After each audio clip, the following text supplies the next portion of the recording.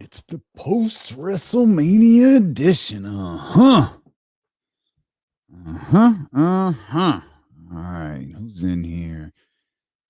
Christopher, what's up, man? Yo, what's good, Warren? Be up in here, looking clean and good, man. Just a little something, man. Like you should have a tie on, dog. Like, what you doing? I like to go. I like to go with my buttons to the top. You know what I'm saying? It's just my style. That's what I do. That's what I do. It works. Did you watch The Chi? I'm behind, but I've definitely watched it. I didn't watch the last season. I mean, ever since old boy from Straight Outta Compton and all that. Once he left, it's just not the same show. Even though he probably should have left. Like, I'm not defending him. That's a wild boy right there. But I say all that to say, the older guy who killed the little brother, he always wears a shirt like this, and it bothers me because he's the worst character on the show. Yeah, for sure. The worst. Come on. We're just getting the last couple of things together.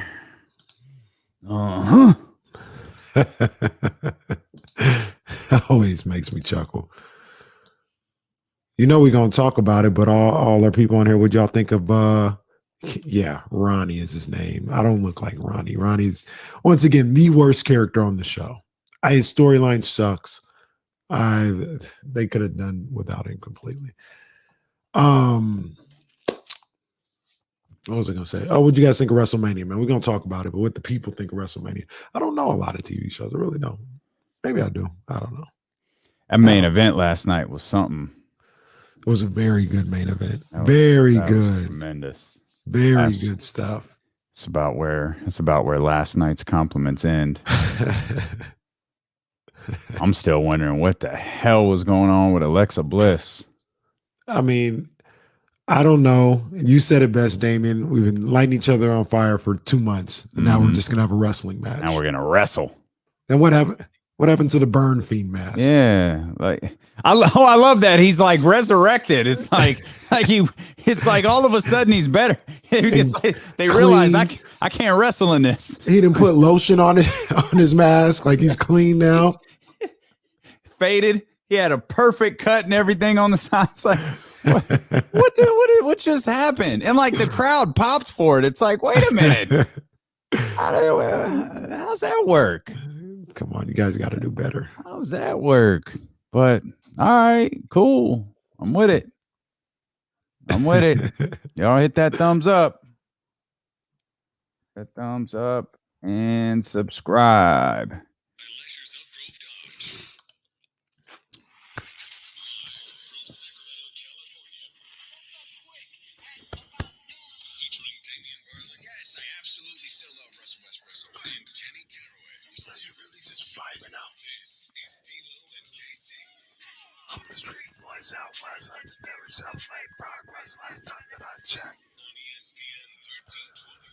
We hope you had a fantastic weekend, and we welcome you in here to the Monday, April 12th edition of Dealing with KC. I'm Damian Borling. He is Kenny Caraway. Yeah. And we are thrilled that you are here with us. Plenty to talk about here on this Monday as we wrap things up from a very busy weekend. Sacramento Kings gearing up, getting ready to let you, the fans, back into the Golden One Center. We'll give you all of the updates on that. De'Aaron Fox a little bit lighter in the pocketbook. And the losing streak continues in quite predictable fashion. Of course, we'll dive into all of that. The draft is a little over 2 weeks away. The NFL draft is a little over 2 weeks away.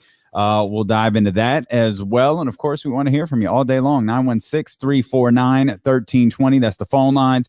And, of course, you could connect with the show. You could watch the show on twitch.tv/ESPN1320 or watch along over on our YouTube channel. It's youtube.com/ESPN1320. If you're watching along with the show, make sure you hit the thumbs up, hit the subscribe button as well, and hang out with us every Monday through Friday, 12 to 4 here on Sacramento's #1 sports station. KC. Yeah, man. The number is now at 6. Oh, by the way, I did that whole big rundown and didn't even mention there is a game tonight. A week ago, it felt like a huge game. Today, not so much. No, it's just another game.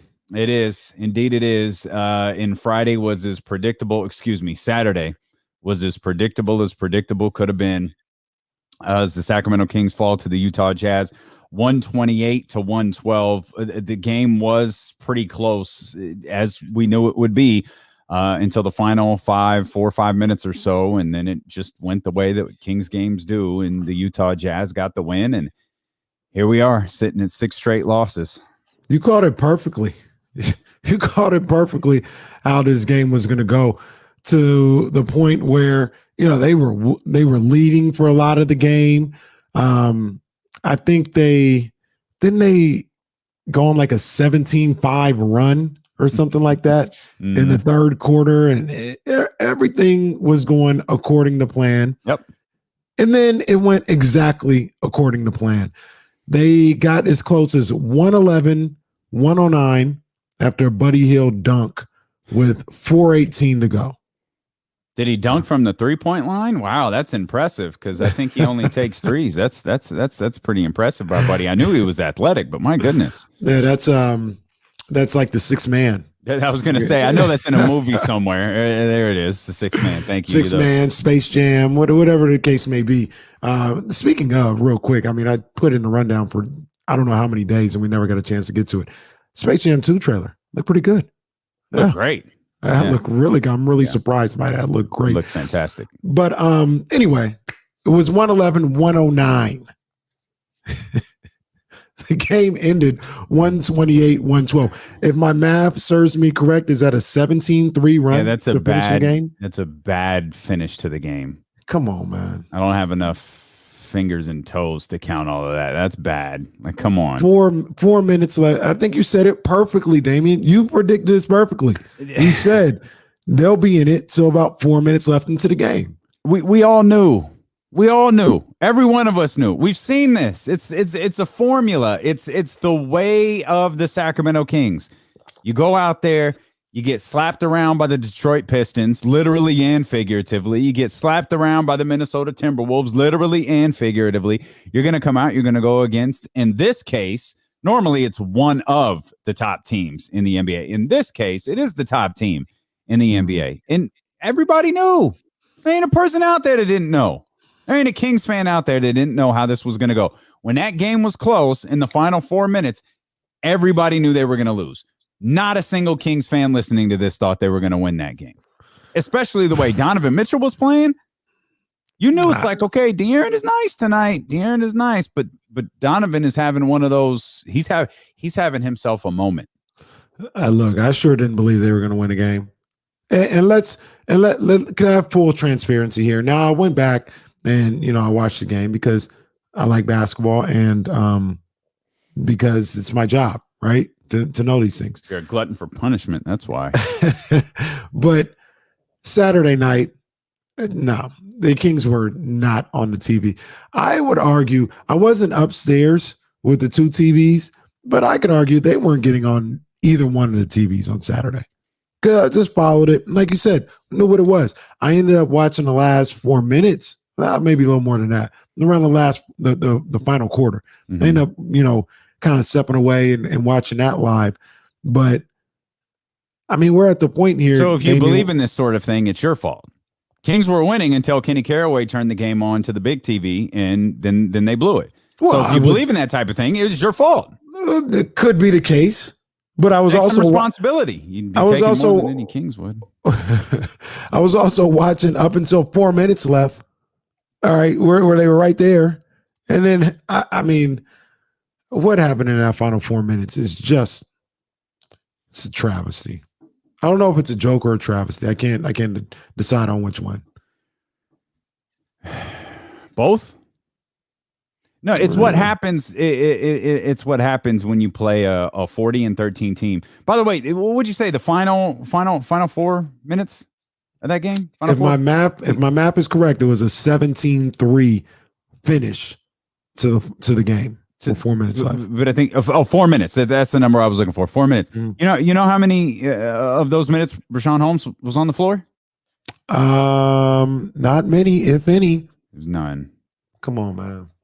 Rashawn Holmes, by the way, yeah, Rashawn Holmes was really struggling against the Utah Jazz. He was 10 of 13 from the field, 25 points, 10 rebounds. He was plus 18. He was the only starter in the positive of the plus minus category. He was plus 18. For context purposes, De'Aaron was negative 26. For even better context, Buddy Hield, who only played 20 more seconds than Rashawn Holmes did, was negative 2.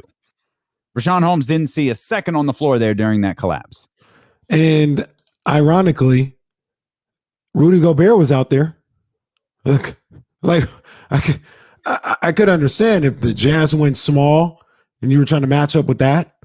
But no, Rudy Gobert was out there. So why wasn't Rashawn Holmes out there? Who stunk? Rudy Gobert was like, maybe Rudy Gobert. I think Rudy Gobert came in. I don't even think he cared. He was like, I'm just going to be out there. I'm going to get a quick workout in.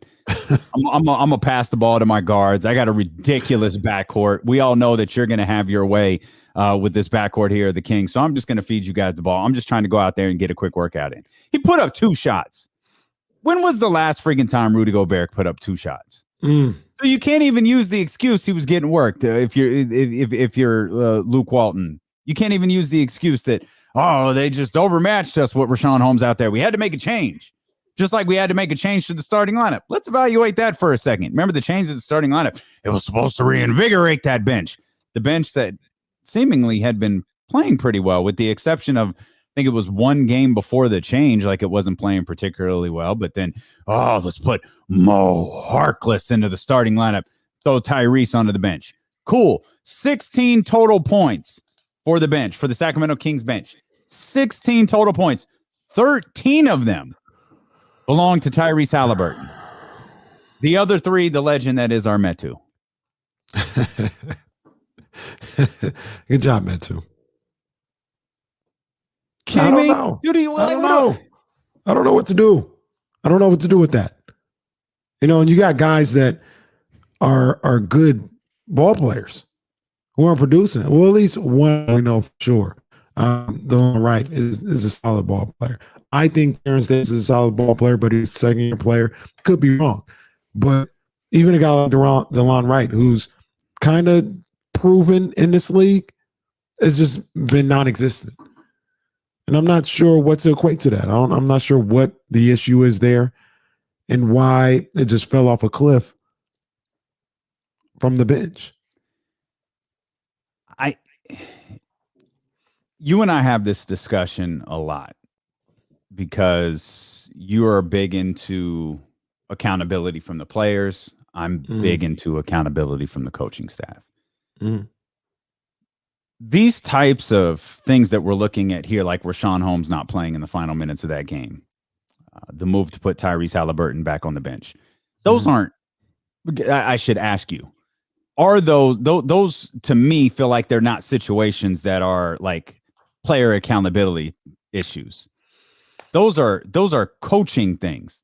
Not putting Rashawn Holmes back in the game. That's a coaching decision. Putting Tyrese Halliburton on the bench, like that's a coaching decision.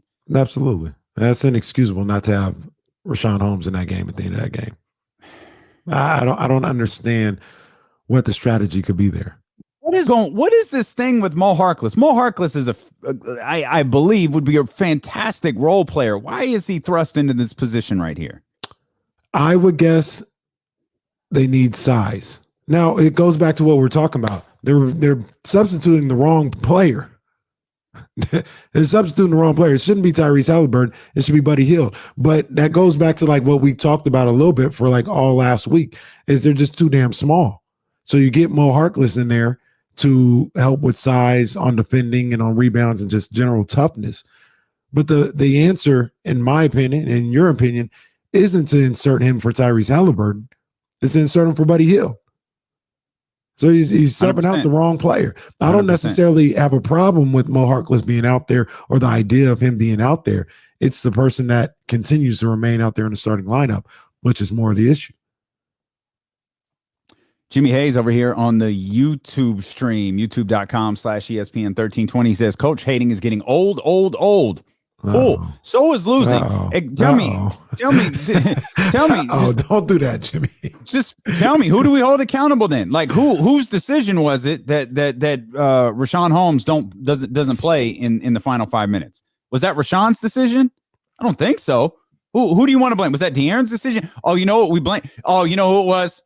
We blame him for everything. It was Marvin Bagley's decision, right? Marvin Bagley was the one who made the call to start Mo Harkless instead of Tyrese Halliburton. He was the one. It was Marvin Bagley who made the call to not play Rashawn Holmes in the final 5 minutes, right? Because if we can't put the blame on the coach, who do we put the blame on? Well, we blame Marvin for everything, so let's put the blame on him. Hell, maybe it was Vlade's fault. Is Vlade coaching from afar? Is it? Yes, coach hating is getting old. So is the coach doing silly things. That's getting old also. Well, I agree.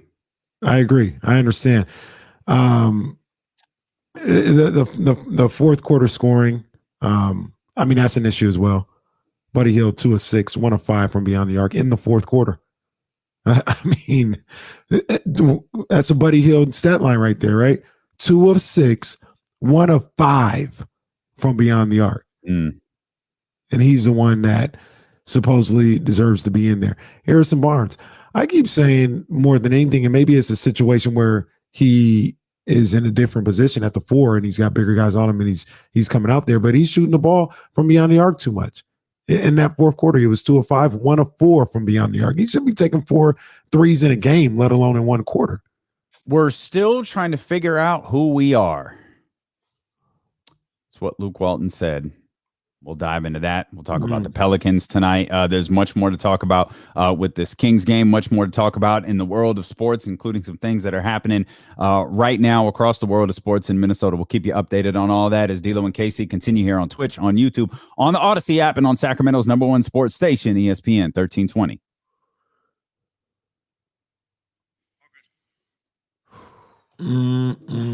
Any word from Chris? Nah, I hadn't heard back from him. Let me double check. There we go. That's all right. We could use it as a talking point and maybe get him later. I didn't get a notification. He's good. He's good. Okay. So I had him at 147. Okay. Perfect. Yeah, my bad. I didn't even. I don't know. He must have responded immediately. So did you? Chris Peterman will be joining us at 1. It's called booking on the fly. This is what Vince McMahon was doing with WrestleMania finishes last night. He was just booking it as the show goes along. So you got that, Jesse. Chris Peterman at 147.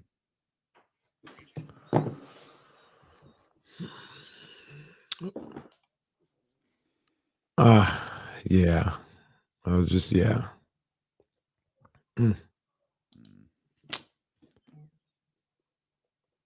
Let's see. Ramsey said something in here that we gonna talk about. Where was it at? Let me scroll up because we gonna talk about it. Oh yeah, there it is. Someone should pay that fine for De'Aaron Fox. That fine was well deserved for that travesty of officiating. Save it for the show. Save it for when the radio come back on. I just want to lay the bases. Put it up right there. there. Yep. Yeah. Okay. Yeah.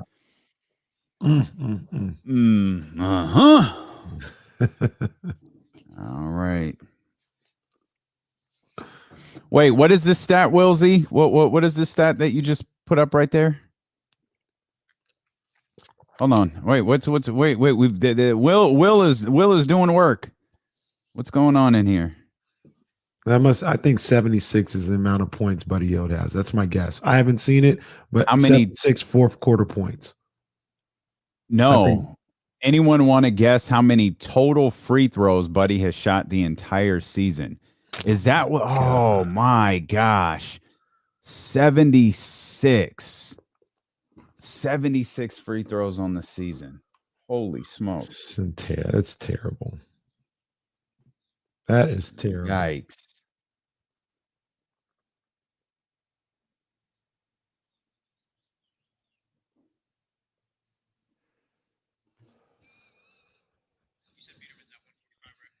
Yeah.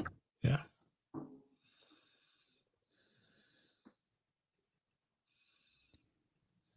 Chris Biederman. I know Kyle was listening. Down. This is a good question, Melvin. It's a good question. Yep, we should have. We collectively, we all should have. I mean, Melvin, once again, he just shouldn't be in the game in general, but he should be able to dribble the basketball. Like if that is the concern, I think we all agree.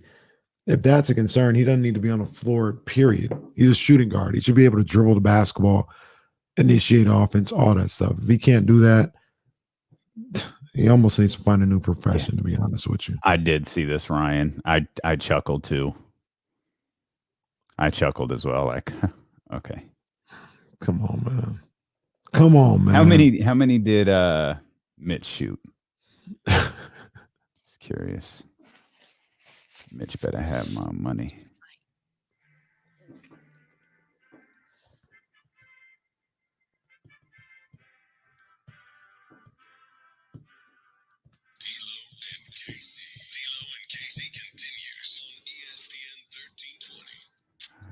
Quick update to the schedule here.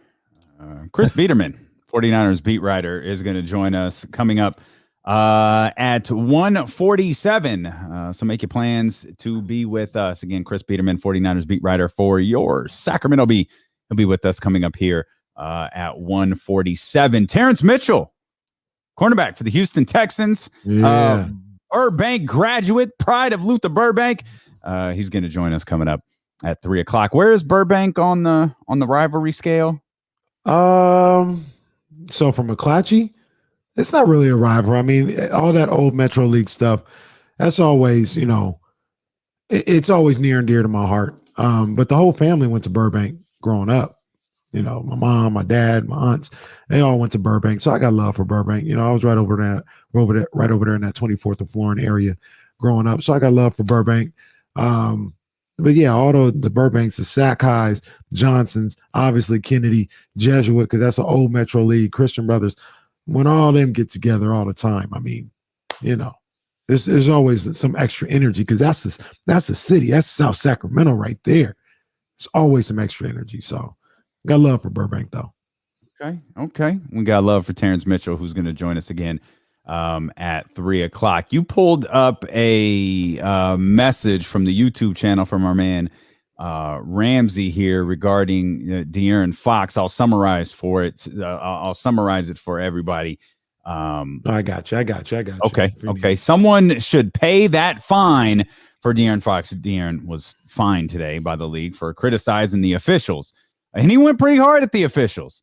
Ramsey says that fine was well-deserved for that travesty of officiating. Kenny Caraway, you say what?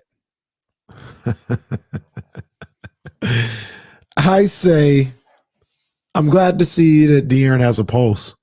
I'm glad to see that something infuriates him. I'm glad to see that he used that energy to go at the referees. I mean, so let me play not play it. I got the quote right here in front of me. It says, blank was god awful. Mine wasn't even about me getting there and things like that. It was about the calls they were getting on the other end. If you're going to call something on one end, call it on the other end. And if somebody's trying to talk to you, you can't get in your feelings so quick to where it's not even a hostile conversation. And then you're saying, don't talk to you. I mean, you're coming down guessing on plays where the ball goes out of bounds, and then you ask, you don't know what the blank is going on. You're just calling something. At least go look at the monitor or something. Thinking terrible. It was terrible. And then when you tried to talk to him, he acted like he didn't want to hear anything that was too good. How? Not really sure why I just didn't clip the audio for you there, but I did enjoy your dramatic read of it. That was and your editing. The blanking was good. Yeah. I got to do my radio edit. Yeah, there you go. Do my radio edit. But when the Kings were losing, and especially like when they lost after the Pistons, me personally, the kind of guy I was looking for Luke Walton I was looking for De'Aaron Fox. I'm, maybe it's bad of me to want this, but I was looking for some 4-letter words. Mm-hmm. I was looking for some anger and somebody to be bleeped out when we try to play that audio. I was looking for that, but they didn't give it to us. And I said, you know what? Maybe I'm out of pocket. Maybe I'm completely out of pocket. I shouldn't be asking for these people to curse and do all this other stuff. Maybe I'm out of pocket. So I let it go. But lo and behold, on Saturday, we don't have no problem cursing now. We don't have no problem using 4-letter words now when we're blaming somebody else. When we're doing a press conference where we're deflecting attention from our six consecutive loss, when we're deflecting from the fact that we're still not getting the job done. De'Aaron Fox had a really good game, 30 points, 11 to 20 from the field, 8 assists. He had a good game. He had a real good game. Nice little dunk on Rudy Gobert and everything. That's some good things. 30th point game of the season, by the way. Yeah, he had a good game. But they lost. And when you come out and you talk, instead of trying to find a way to take accountability, not specifically De'Aaron Fox, but I mean, if you wanted to do that, that would be great too. But just the Sacramento Kings as a whole, being the leader, take accountability for ending the game on a 17-3 run when you were down 2 with 4 minutes to go. You want to come out and you want to curse out the referees. Damian, you know me long enough at this point. You know, 2 things that bother me is blaming coaching and blaming referees. Don't do it. Don't do it, De'Aaron Fox. Look, I love De'Aaron. I love De'Aaron, the player. I stand by what I said the other day. I can't trust him to lead this franchise to the promised land by himself or without somebody that's maybe a greater presence. But yeah, man, I'm not feeling that. And he should pay every dime of that fine because that ain't even the issue. That doesn't even matter. It really doesn't even matter. All that officiating stuff, it don't matter. What's matter is you lost 6 in a row. And where were you at with all this energy when you were losing to the 2 worst teams in the game? You couldn't say 2 words when that was going on. Now you want to curse out the ref? I'm not trying to hear that, De'Aaron. I'm really not. I agree with everything you said, but I'll add to it. I don't think De'Aaron's wrong. Now, you're more in line of keep that same energy that you had with the officials when you're getting your ass kicked by the Detroit Pistons, when you're getting beat up by the Minnesota Timberwolves, when your team is playing like garbage. Keep that same energy as you have with these officials. But he's not wrong about what he's saying with the officials. I don't know why De'Aaron, it really is, it's almost become fascinating to watch because there was a stretch in De'Aaron's career where you just felt like he wasn't aggressive enough. Like he wasn't aggressive. He wouldn't explode to the basket. He wouldn't do those things that you felt like he could potentially do better than everybody else.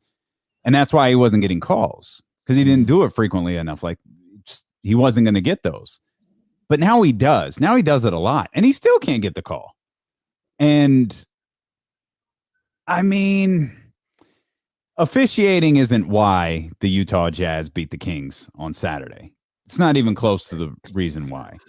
And what I'm saying doesn't take away from your point at all. Keep that same energy when your team is out there, looking lousy. Keep that same four-letter word energy when you're calling, your teammates out, your coaching staff out, your organization out, your play out, the overall team's play out. We talk about Luke Walton and the type of coach that he is, and how you've got to, there's a line that you tiptoe about being a player's coach or in being able to motivate. There's a fine line between being able to motivate and kind of stepping over that line and pissing your teammates off, or pissing, in Luke Walton's case, off your team off. And for De'Aaron, I think he could be a guy who could say, yeah, we played like bleep. Mm-hmm. We bleep and stunk. Mm-hmm. Everything stunk. He can say that as the guy, because God bless it, how much time did we spend on Friday talking about De'Aaron as the leader of this team and what De'Aaron could do as the leader of this team if he really just grabbed, we talk about him throwing his teammates on his back and carrying them to a win, or at least carrying them to a competitive game, which we saw for 44 minutes on Saturday. He needs to take this entire team and put it on his back and be the leader of it. Because you and I are both of the belief right now that De'Aaron's not that. Mm-hmm. He's not that. He's not a leader. Best player? Absolutely no conversation. Leader? Two different things. Yeah. Look, Donovan Mitchell, Justin comes in here and he brings out the point. He says Donovan Mitchell had 17 free throw attempts and Fox had 6. I get it. I get the frustration. I understand that. When I was coaching, my team was really physical, right? We were really physical on the defensive end. And, I would teach them, put your hands on them, put your forearm on their hip, all this other stuff. Mm-hmm. And we would go into games and we would make sure the game was physical, and it ended up being physical on both sides. And I would look at we would be in the penalty, like on a defensive side, we'd have 8 fouls on us. And I look at the scoreboard and it was like 8-2 for the fouls. And I would tell the refs, I'd be like, look, man, I'm not telling you that we're not fouling, but this game is a physical game. There's no way it's 8-2. Like it should be like 8-6, 8-7, 8-8. Like this is a physical game. I'm not complaining about any call you made on me, but it just can't be 8-2. And that's kind of what De'Aaron is talking about, really. Like if Donovan's taking 17, there's no way I should be taking 6. You know what I mean? This is a physical game. They're getting after it on their end too. It should be somewhere around 17-11, 17-12. I get the premise of what he's saying in a vacuum. But let's just be real. When we talk about Sacramento Kings basketball and we talk about what we can do to hold people accountable and just being a different, there's nothing, no more from this day forward. Nothing in this city is in a vacuum anymore. It is all lumped in to the fact that they haven't won in 15 years. They haven't got to the playoffs in 15 years. And De'Aaron coming out so hot and so upset 2 days before when you couldn't get 2 words out of De'Aaron Fox. Mm-hmm. Couple of days before that when you couldn't get 2 words out of De'Aaron Fox, when the season was dying and it's continuing to die. And you want to talk to me about officials? Me personally, Kenny Caraway, I'm not hearing it. I ain't hearing nothing about the officials. Because you let these guys go on a 17-3 run? They was playing, they flipped the switch on you. They was playing around. Oh, it's cute. They're hanging in there. It's cute. All right, let's turn up on these boys. And you had no answer. There was nothing you could do. You let it happen.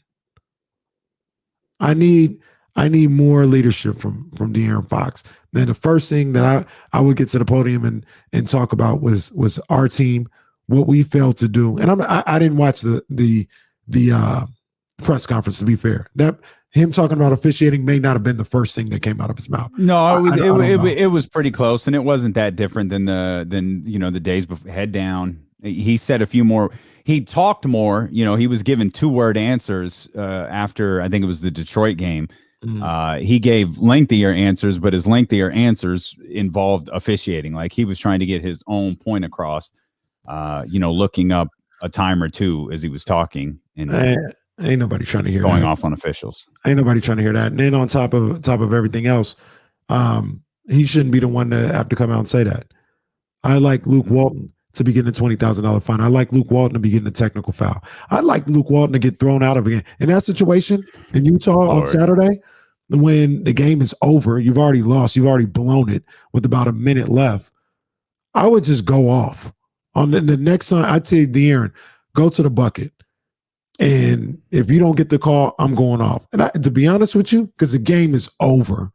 So to be honest with you, I'd be like, just go to the bucket until you don't get a call. So I can go off. So I can let off and get thrown out of this game, make a big deal about it after the game in the press conference. Yeah. Luke could have made a big deal about it after. So it's funny. You want the show. I absolutely want the show. You want the show. You want Mike Singletary. You want to pull his pants down and say, hey, Yeah, I well, don't if even you're know gonna, what Mike Singletary said after he pulled his pants down. but yeah, if you're gonna talk about it, yeah, I want the show. Don't come and softly address it afterwards. Well, Luke, would Luke even get a response? Like, would officials, would NBA, would anybody even respond to Luke doing that? If, I know, I completely get what you're saying. We see coaches do it all of the time. Yeah, but I don't know that would work with Luke. Yeah, he gets technical fouls. He's gotten thrown. Didn't he get thrown out of a game last year? Did he? Yeah, hey, I think he did. I don't know. Last year feels like an eternity ago. I think have no did. idea. I think it was in the same situation. De'Aaron wasn't getting calls. He got thrown out. For some reason I remember. I think Igor Kokoskov coached the game. Yeah. For some reason that I'm remembering. So that. he can turn up. He can turn up, but like I said, it's either in that situation, De'Aaron Fox shouldn't be doing his own campaigning, and maybe he doesn't know that. Maybe if I was Luke, I would have talked to him afterwards. I'll be like, I'll do that. You don't do that. That's my job. I'll go do that. I'll take the fine or whatever the case may be. I'll complain on your behalf, but you don't need to go and do that. I don't think Luke.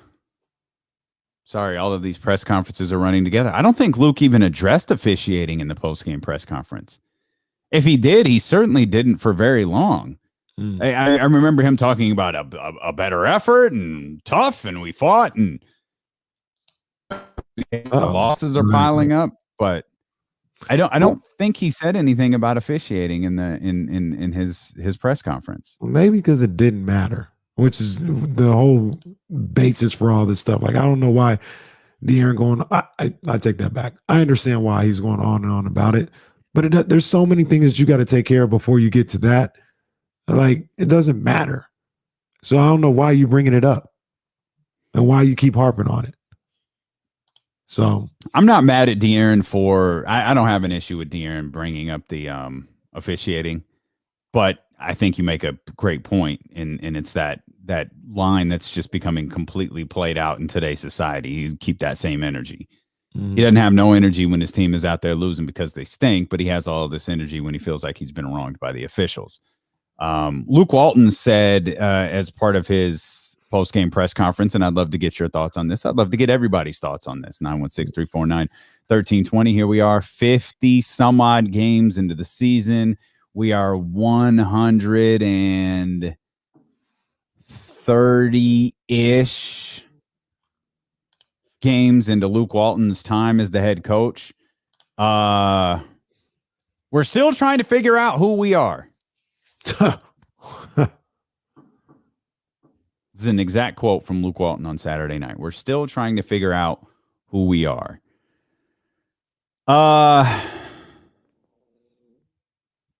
50 games into the season. Y'all don't know who you are yet. That's I feel like Luke Walton is like Luke and people say, Luke is just like his dad. I have no idea. I feel like Luke is a lot like Phil Jackson, though, and Luke really tried to exemplify the head coaches that he has played for in his career in one of his recent press conferences, and one of the guys was Phil. And I feel like he is that he tries to be a Zen master, but he can't quite figure it out. Like, he wants his players to know the meaning of life rather than go out there and win a basketball game. We're still trying to figure out who we are. How isn't that on you? Like, you're talking about we're trying to figure. You're the coach. You're the one who's supposed to establish the identity of this team. You haven't done that in 130-something games. Talk about we're still trying to figure out who we are. Well, of course you can't figure out who you are. You've got Rashawn Holmes, your best player in a particular game, sitting the last 5 minutes. You've got Tyrese Halliburton moving into the starting lineup, playing at a high level. You got your bench playing well. You decide they're not playing well enough. You make the switch there. You put Tyrese Halliburton back on the bench. Then your bench goes to hell with the exception of Tyrese Halliburton. You're forcing Mo Harkless into the starting lineup because you believe that you need size. Why do you need size? Well, perhaps because you were being given up, 30-plus points per game in the first quarter since you changed to this starting lineup? Guess how many points they gave up on Saturday night. You don't have to guess because I'm going to tell you. 34. It's not, no, nothing you're doing is working. That's why you can't figure out who you are. Well, so I want to put words in his mouth. But I do think that Luke Walton understands the game of basketball. Can he coach it? Can he teach it? That's a whole nother topic. I don't know.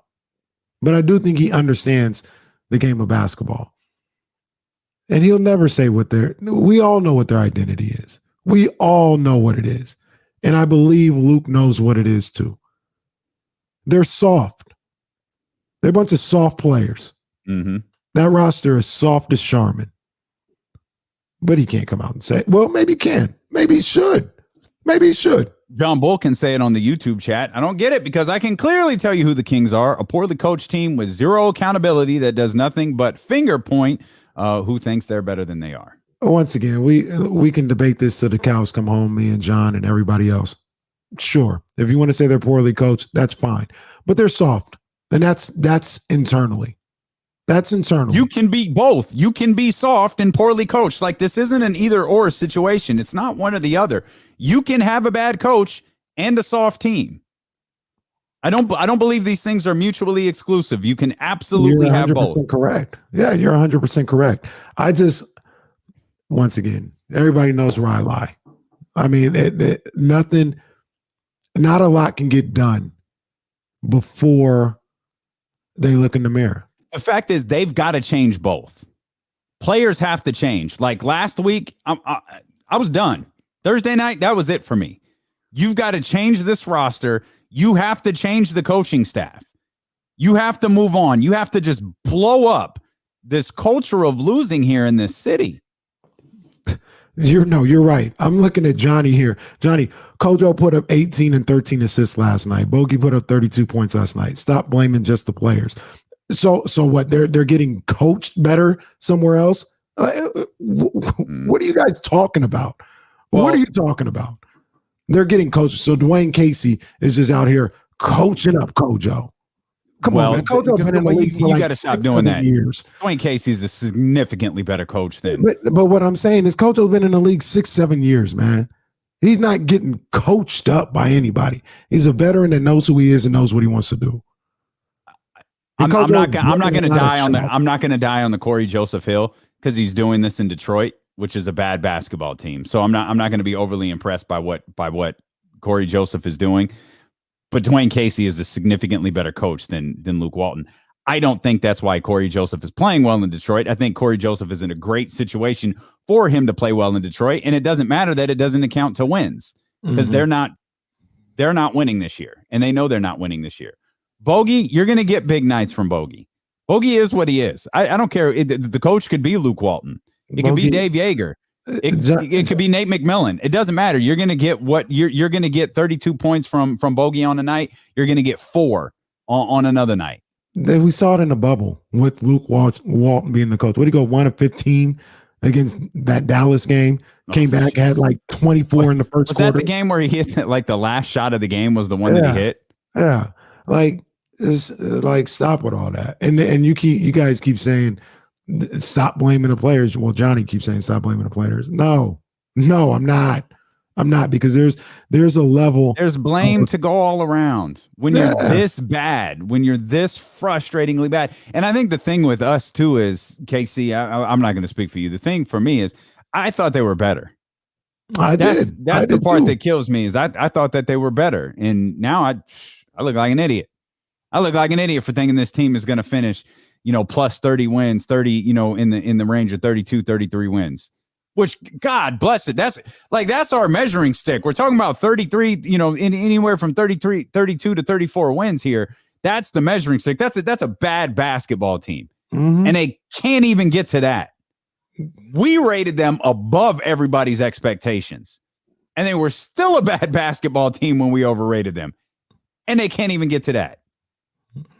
It's a joke, man. It really is a joke. And John, I love John. John is my guy. Ooh, the chat's getting us fired up today. John is my guy. John is my guy. Like I feel like I can say this and we can have a conversation. But John in the chat says Julius Randle left Luke and got better. Facts. Ingram got better. Zoe got better. Hilo got better. Facts. Even Kojo gets better leaving Luke. Is it a coincidence that everyone is getting better, Kenny? John, that's the dumbest argument I've ever heard in my life. It is so Well, stupid.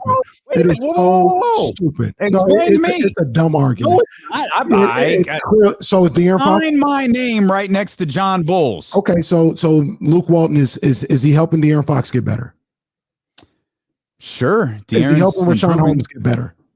Sure. Is he helping Tyrese Halliburton get better? So how is it he? We can't judge Tyrese. He's a top 3 rookie in his class. Okay. Is that because of Luke Walton? I'd argue no. Is De'Aaron Fox getting better because of Luke Walton? I'd argue no. So how is it when everybody is getting better away from him, the people who are doing better with him is not with him? Second of all, Julius Randle, Zoe, Ingram, D'Lo, all these kids were like 19 years old. This is 5 years ago. They should be better than what they were when Luke Walton was coaching them in 19. It's a dumb argument.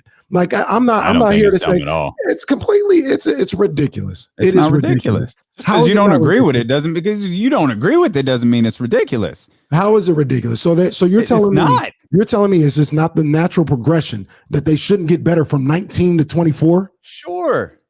But all those guys who leave Luke have gotten better. That doesn't strike you as weird like a little bit? Like how many all-stars did John just name in that? Julius Randle's an all-star? Ingram's an all-star? Damien, how old were they when they were being coached by Luke? 19, 20. I don't know. You want me to look it up? You want to pause the show so I can look up the ages of these players? Can everybody just hold on and sit tight while I go to Google? Is Luke Walton a better coach than Dave Yeager? Because at 19, De'Aaron Fox wasn't doing what he's doing now. At 20, whatever he is, 22. Like it's ridiculous. Like when you think about it that way, when you put it that way, but that's ridiculous. Okay, okay, fine. Because wait a second. Is Julius Randle still on the same team that Luke Walton was coaching? No. Brandon Ingram? No. Lonzo Ball? No. D'Angelo Russell? No. Any of those players? Of those still? De'Aaron Fox still on the same team though? Yeah, he's on De'Aaron the same Fox team. He's still in Sacramento. So no one thought we need to move on from De'Aaron Fox because he's not good enough. No. But we had to move on from Julius Randle. We had to move on from Brandon Ingram. We had to move on from Lonzo Ball. We had to move on from D'Angelo Russell. It's just a coincidence. He's been on 3 teams. So Steve Kerr's no good? Oh, come on, man. Don't do that. You know daggone well. This is what you know. Daggone well. He was brought in to Minnesota, or excuse me, he was brought into Golden State knowing they were going to trade him. It was reported the day they acquired him that they were going to trade him.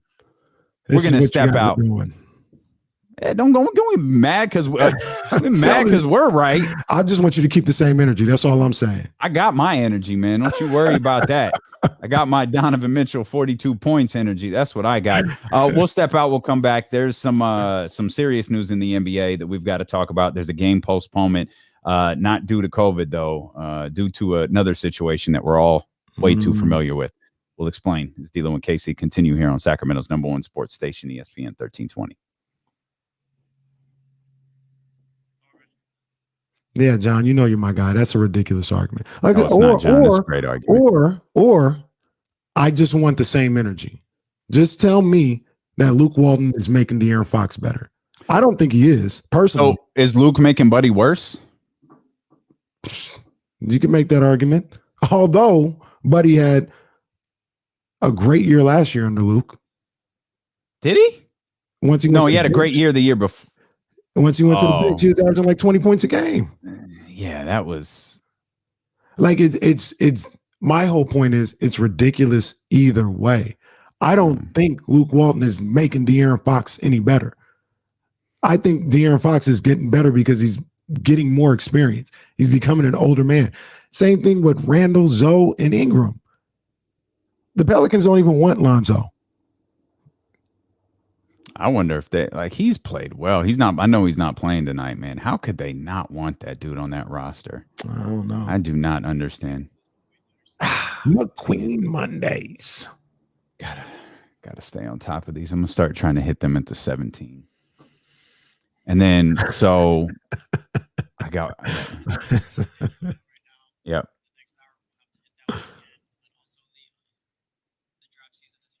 Yep.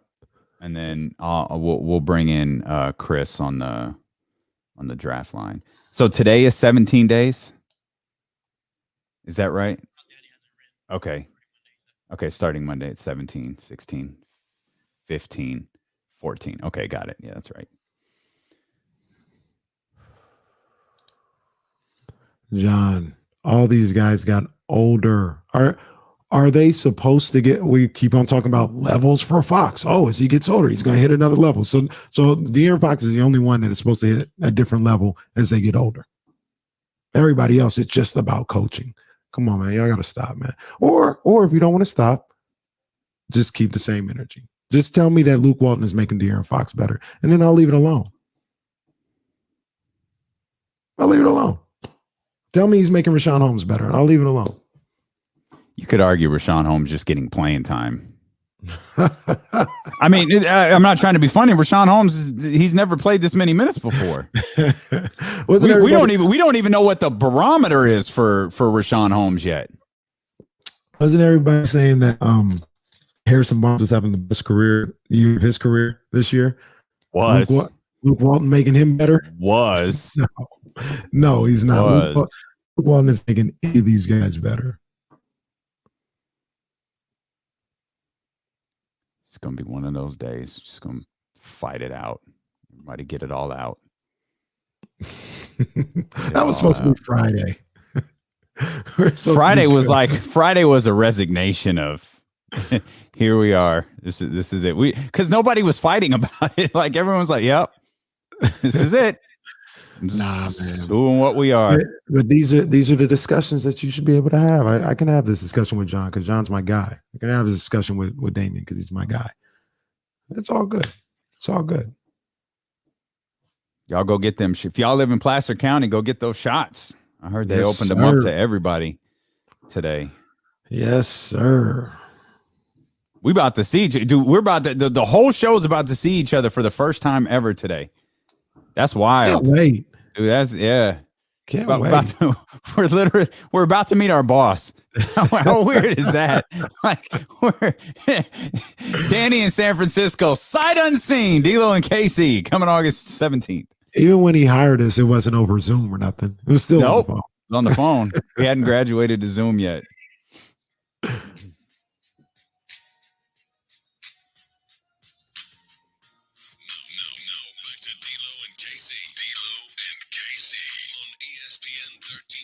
The draft is just 17 days away, and the 49ers are picking third. ESPN 1320's draft coverage is brought to you by McQueen and the Violet Fog. We don't make much, but what we do make is damn good. It's one of those days where we thought Friday we would be arguing a little bit, fighting, venting. No. It was more like resignation, just settling into the fact that this season has gone straight to hell. Today's a little chippy. It's a little chippy. I'd argue the first hour of this show has been chippier than any Kings practice this season. Of course, I wouldn't. That's not a good look. I wouldn't know that because I've never been. It's true. That's not a good look. I've never been to a Kings practice. Let's update you on a couple of things here. The Minnesota Timberwolves Brooklyn Nets game that was scheduled for tonight has been postponed in the aftermath. Stop me if you've heard this before. Of another police shooting, the police shooting of Dante Wright that has caused protest in Minneapolis. No announcement on when this game will be rescheduled. It is a story we are all too familiar with. Looks like the Minnesota Twins game has been postponed as well. So real life events. Nothing says settling into normal like another police shooting. Jesus, man. So prayers up to his family, man, and man, what more can you say about that? A lot. Say a whole hell of a lot. I won't, because we're gonna move along, and that was news to bring to you. And I've gotten better at taking that raw emotion from situations like that and just putting it away for later. You got to say it to somebody. You don't want to keep it bottled away too long, because if you do, it comes out at the worst moment. Yeah, it comes out at the worst moment. So I'd rather be angry over Sacramento Kings losses than angry over police officers continuing to kill unarmed black men, which, don't get it twisted, we are very, very angry about. And we'll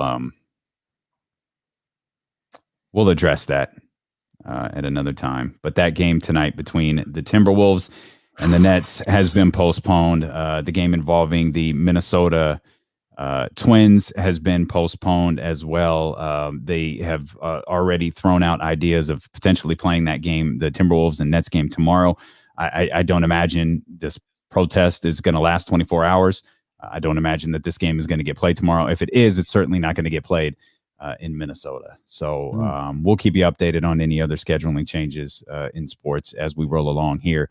Today, Chris Peterman's going to join us coming up at 1:47 to talk about the San Francisco 49ers, that draft pick. Chris Peterman is talking Trey Lance. He's leaning hard into the Trey Lance camp. He is not about Michael McCorkle. We'll talk to him about that. And Terrance Mitchell, the cornerback, T. Mitch, for the Houston Texans. He's going to be with us coming up at 3 o'clock. Of course, Terrance Mitchell went to Burbank, trained at Game Fit here in Sacramento, getting ready for the upcoming season. Helped the Cleveland Browns break their playoff streak. Maybe, hell, I know the Kings should maybe sign him. 10-day. Like, what are we doing? Still got that roster spot? I'm sure like, can Chris knock Silva, somebody around. Is Damon Jones here? Like, has he cleared COVID protocol? Like, what?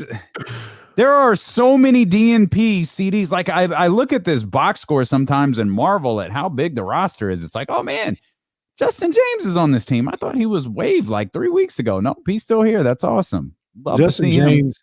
On his Instagram, like, tweeted these pictures, or excuse me, posted these pictures of like in-game photos of him shooting, and it was like 3 or 4 pictures, and it was so random. I was like, did he just get traded? Did he get released? Like, what happened? Like, because it was just random. And typically when somebody does that, it's like, man, thank you for your time in Sacramento. I was like, rolling, I was looking, I missed something, because I actually don't want Justin James to be cut, but I was like, man, did I miss something? No, he's just letting people know he still plays for the Kings. He can shoot a jump shot. Okay. All right.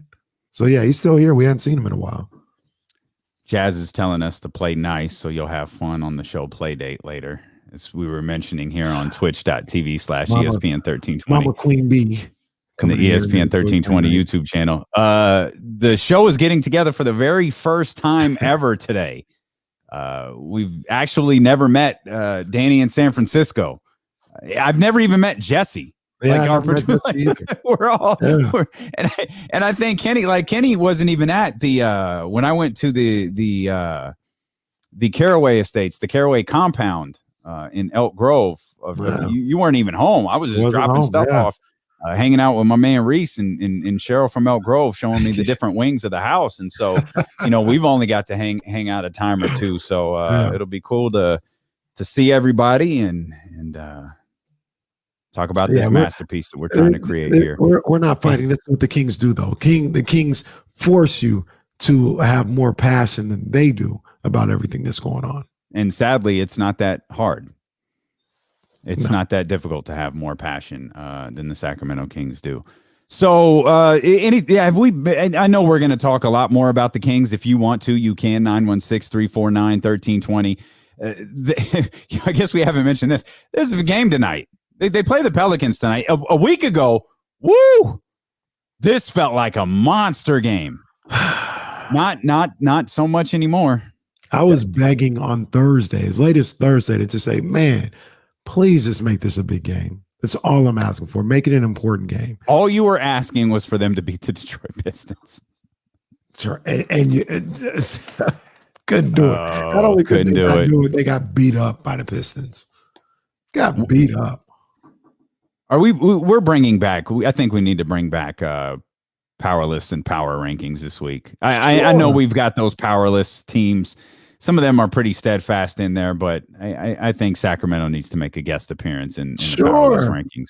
Absolutely. Them and the Oklahoma City Thunder have lost 6 straight games. Longest win streak in the NBA came to a conclusion when the Boston Celtics beat the Denver Nuggets. We'll talk about that because I got a sneaky suspicion that's going to be one of the best things Jesse saw this weekend. If you want to share the best things that you saw this weekend, throw them in here into the chat. on YouTube or Twitch. Shoot them our way on social media at D'Lo and KC or at ESPN 1320 on Twitter. You could call in with them 916-349-1320. Certainly not one of the best things we saw. KC was James Wiseman. Looks like he's out for the season. MCL? Torn MCL? Meniscus. Okay, yeah. He's tore his meniscus in his right knee, and it looks like he's going to miss the rest of the season. You know, I don't wish this on either one of these young men. I'm really just talking about how eerily similar they are. But coming into the draft, I was looking at James Wiseman and I said, you know who he reminds me of? He reminds me of Marvin Bagley, the way he plays the game. He's a little taller than Marvin. I think Marvin is a little more agile than him. But some of the things I was reading about their strengths and weaknesses, things they needed to work on, and how I would look at them and look at their skill set, it really reminded me of Bagley. And Wiseman has had an up and down rookie season. He's had a couple injuries, and now he's had an injury that landed him out for the entire season, just like Bagley.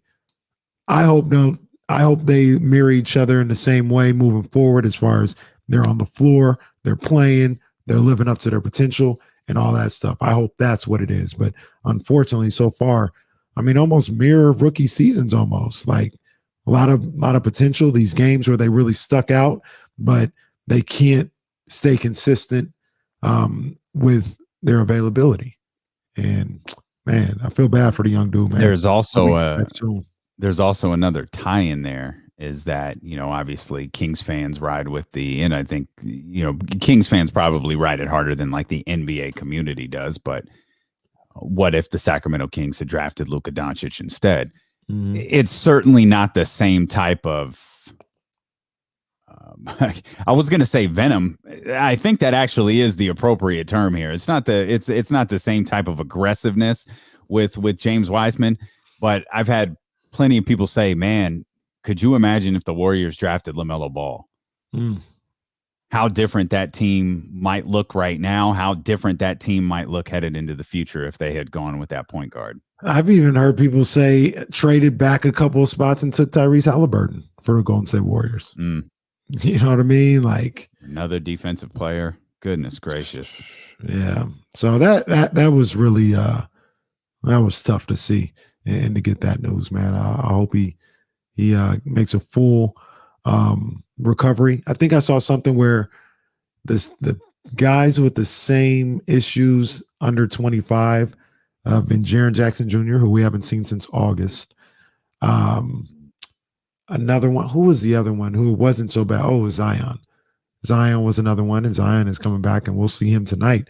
He's been a monster. You know, it really depends on the individual.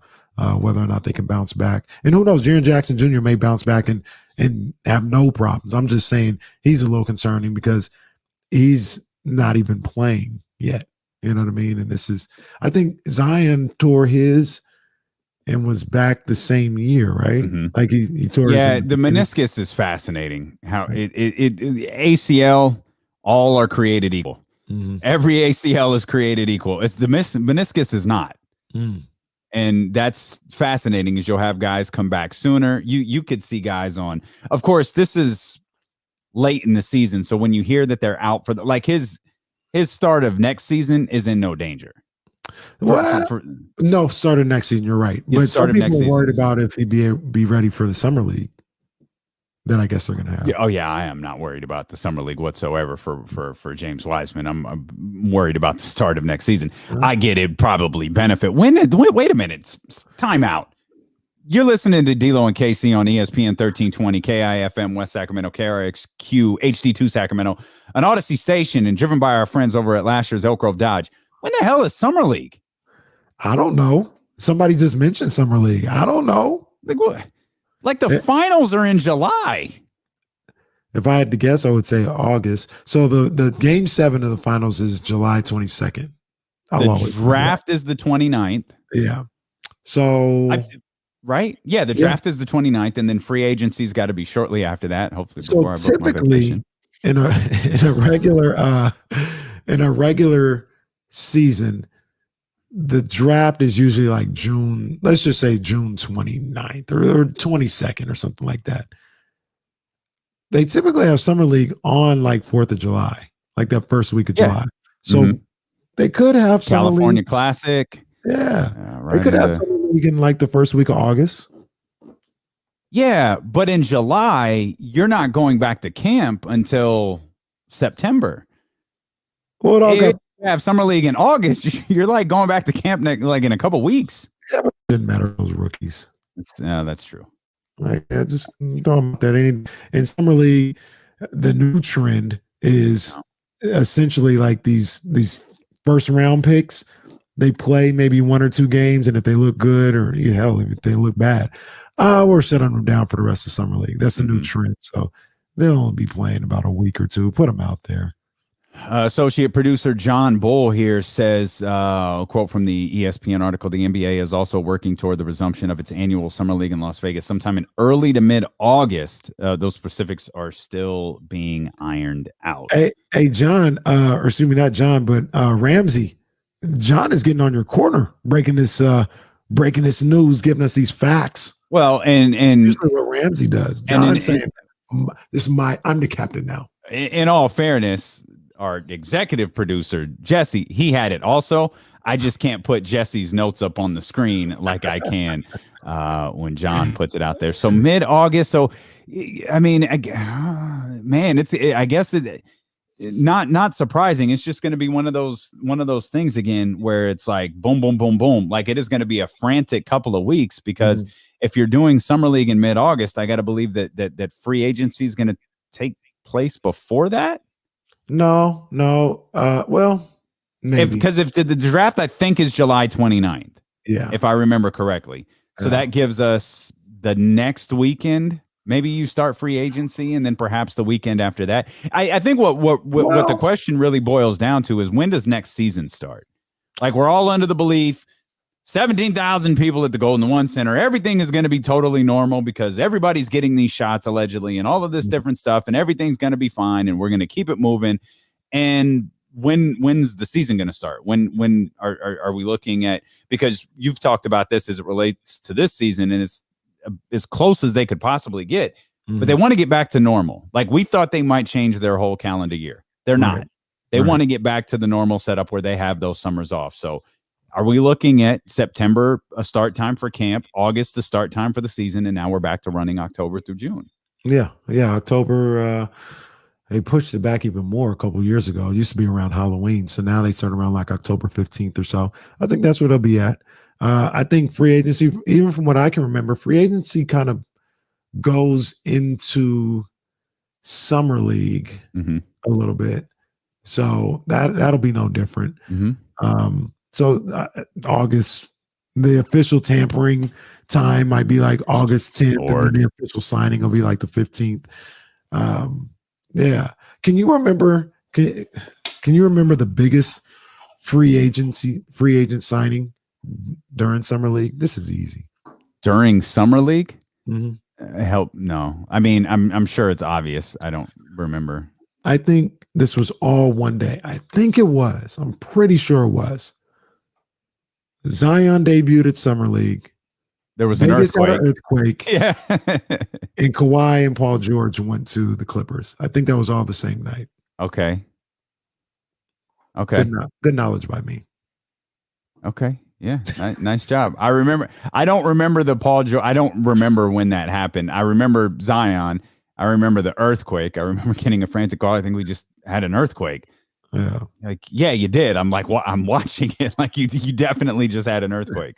I think Bryce says LeBron signed during summer league. I think he did too. I think summer league, because the next day I think he came, or a couple of days later, he came out with the Lakers shorts and all that stuff to a summer league game. So, yeah. He signed with the Lakers in free agency. Okay. Yeah. So I remember watching that time. I remember because it was like 4 days. I remember I just happened to have the TV on when the breaking news, the "I'm coming home" article dropped, and LeBron was going back to Cleveland. You know, it's still the biggest NBA story I remember being on the air for, and it was huge. was Kyrie. When Kyrie said he wanted out of Cleveland.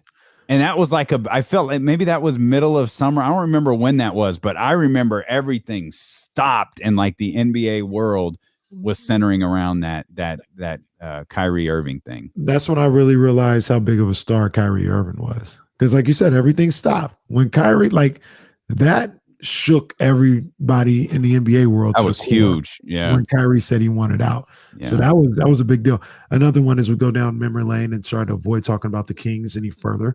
And this is a preview of the NBA Power Hour. NBA Power Hour in its final stages of planning. All we need is one more screw up tonight. The one that I always remember was Kevin Durant, 4th of July. I remember for whatever reason I fell asleep on the couch that night, and I woke up and everybody knew that KD was choosing that day. I think he had set that deadline. He knew. Mm-hmm. And I had a dream that he had gone to the Warriors. I really had a dream, and I was like, I'd be crazy. Then I went back to sleep or whatever, and all I know is I wake up and it was on ESPN, and this has to be maybe the weakest move in the history of the NBA. I can't believe Kevin Durant would sign with the Golden State Warriors. There is no telling who your favorite sports guy is. That was good. That cadence was flawless. Yeah. I mean, that dude's. I think he, Leezy was blowing up my DMs this morning with news story after news story, as if I'm not prepping for the show. The same thing with me. We're talking about the Heat and the Lakers and the Nets. The Nets are going to the finals. Stop with that Heat nonsense. But he's also like Stephen A. was like Stephen A. has like something against Kyrie. It's like fascinating. He trashes Kyrie at like every time Kyrie slips up, doesn't perform to Stephen A. standards, like he just buries him. Mm-hmm. And it's because remember, you don't want to play basketball, you just retire. You don't want to play it and put it enough, you just retire. You know, he gets excited. He starts talking like his cadence like picks up and it speeds up. Yeah. He's telling Kyrie Irving to retire just because he didn't he didn't report or whatever it was. He goes, I'm going to say this with all due respect. Kyrie Irving, if you don't want to play basketball, then just get the hell out of here. Don't nobody want to see that. I'm telling you right now, Kyrie Irving, if you want to take personal days and do every other thing that you want to do, then leave the Brooklyn Nets. Go on. Bryce says Stephen A. has something. Yeah, indeed. Power Hour here on that's not true. Stephen A. on the show. That's true. Yeah, dude. How come we can't get this Stephen A? We need to get Stephen A. listening to his favorite show in Northern California. I don't want it to be Sacramento's not strong. I need Northern California so we can let the guys know at the game that Stephen A. is rocking. Yeah, man. Stephen A. listened to his favorite show in the Bay Area, as people in LA would like to say when they were like, "Oh, you from Sac? Oh, you from the Bay?" No, fool. No, I'm not. There is no water near me. And just note to those people who live in like Fairfield, you don't live in the Bay either. No. So stop telling people that you do. Yeah, live in the Bay. Where? Travis Air Force Base. Like, no. Excuse me, no. I live by the outlets. Like, no, dude, you don't live in the Bay Area. And then if we have anybody in the Bay listening, let's set the record straight like we always do. We ain't trying to be the Bay. No. We're Sacramento. Never have been. So stop trying to make yourself feel bigger than what you probably actually are by saying people in Sacramento want to be from the Bay. No, we don't. No, we're good. We're good over here. Y'all can stay there. 916-349-1320. Let's bring in our man Big Al here. Big Al, what's going on, baby? Yeah, that's good for those people. Now, Vallejo's okay because you can take the ferry over to see the Giants game on the dock. So I guess they kind of qualify. That works. Yeah. That's bad. Anyway, I'm sad. I'm kind of sad. Thanks for asking, D-Lo. I'm sad. You know, I'm not sad Lakers. We'll get to that. But, you know, I'm sad once again that my man, Mr. San Diego State, Xander Schauffele, right there, pretty close. Saw him shot out, and then he shot back in, and Hideki, little struggle. And then he bonks it on the famous 16th at Augusta. And I was sad once again. You know, the guy had come in top 5 and 3 in 4 major tournaments. Oh man. He's got Sacramento Kings-itis, buddy. I'm telling you. Okay. Jeez. Okay. I mean, well, okay. And then after the Laker net stuff, I was watching all that stuff. I thought it was, I mean, I didn't get to watch the whole game, so that was kind of weird between Schroeder and Kyrie. Kyrie, he gets pretty agitated and just kind of gnarly for, I don't understand some of his reasons sometimes.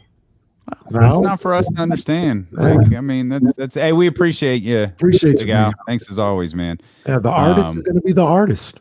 I mean, it's not our job to. Well, I mean, I guess I don't know. I saw the video with the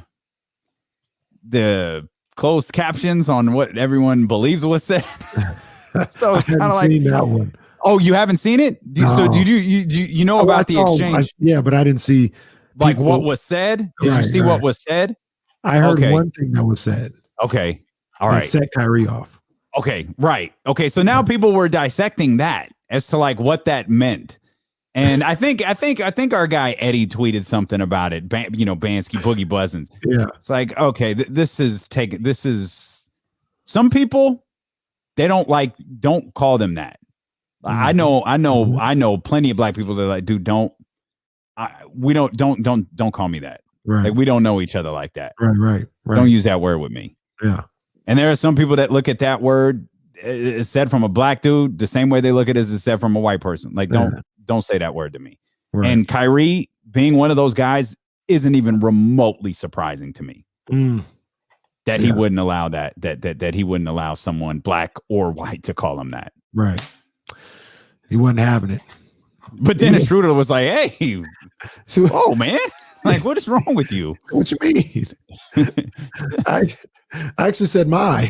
I actually said my. Why you tripping?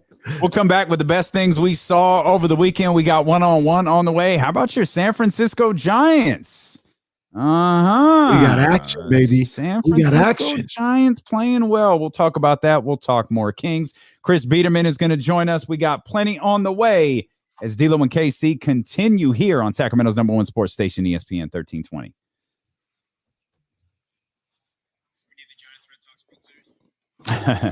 Hell yeah. I'll come back and hit draft season is here out of the break. Okay. And then we'll hit the guest call in when Biederman's with us. Will that have us all cut up where we're supposed to be?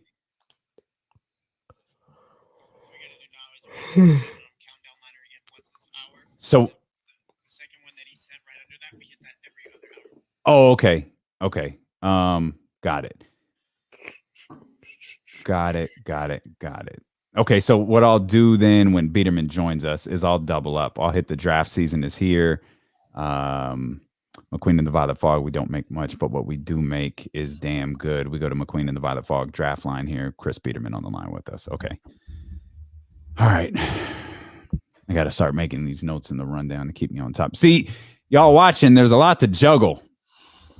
There's a lot to juggle when you got sponsors. When you got sponsors.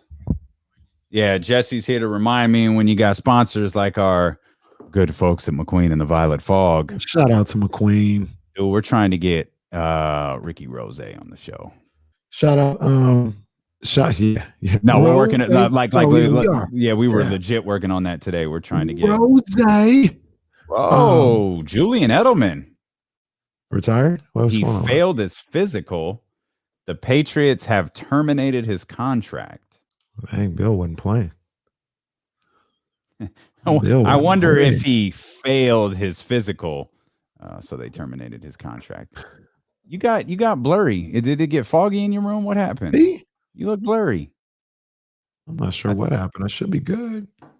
This is definitely there. You go. I think that straightened it up. Yeah, I think that happens with mine too. When I move around, yeah, it gets a little weird. Strange.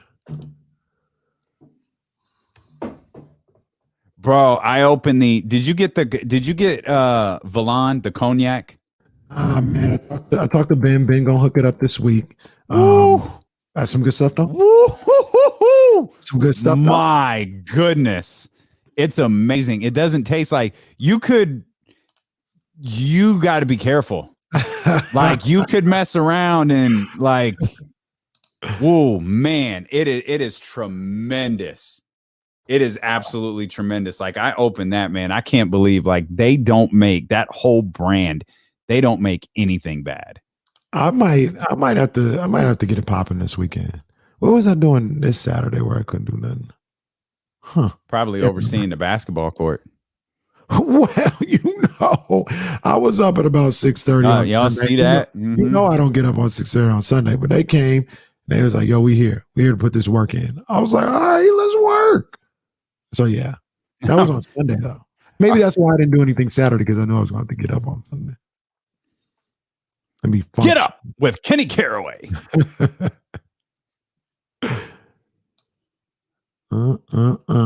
So when's the so the concrete is done? Concrete is done. I got my guy. Shout out to McCall, Hoop Link. You know what I'm saying? All my guys over there. It should be coming hopefully at the end of the week. Okay. To make everything happen. When's the first game? Well, the first game, we gonna have maybe a soft opening here and there, but first game is probably gonna be for everybody. Mark your calendars, D-Lo. It's probably gonna be for my birthday, somewhere around there. Can I get on the guest list? Do I gotta call security? Yeah, people in high places, so it's good. It's good. Yeah.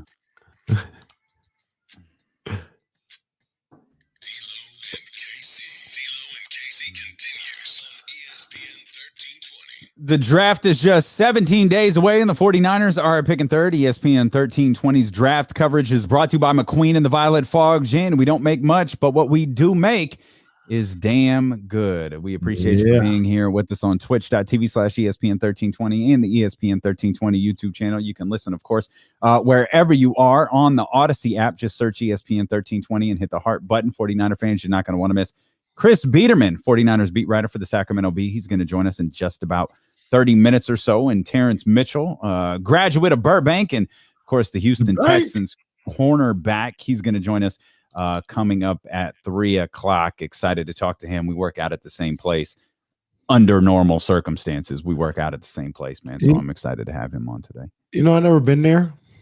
I got to get over there, man. Game fit. Yeah, that's a must. I talked to Lim, Lim, he was on my podcast one time. Good dude, man. But I gotta get up in there, man. I've been slipping. Yeah, most definitely. Let's talk about the Giants here for a minute before we actually. Man, there's a lot happening. There's a lot happening, and I want to talk about it all. Okay. We've got Julian Edelman out with the Patriots. He failed his physical, so his contract has been terminated, according to Ian Rappaport. I want to get to that because it did he fail his physical, or was it like a really hard physical that they were really hoping that he'd fail? They were putting that boy through the ringer. Okay, we're gonna need you to run a marathon today. It's just it's new physical protocols. You got to run a 4-minute mile out here. They put that boy through him. The ringer.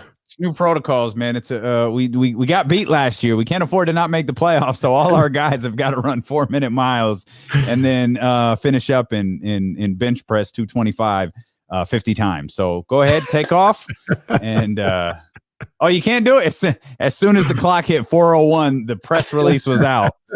Julian Edelman has failed his physical. Can't wait till he signs with the Bucks. Dang. Yeah. Right. We all know what time it is. Or maybe his former backup quarterback. Oh, never mind. I don't want to. We'll do that later. We'll deal with 49ers quarterbacks later. Let's talk about something that'll make you happy, because we had to talk about the Kings. We're gonna have to talk about Michael McCorkle. Let's talk about your San Francisco Giants. Oh, we'll do that later. Yeah, let's talk about the San Francisco Giants.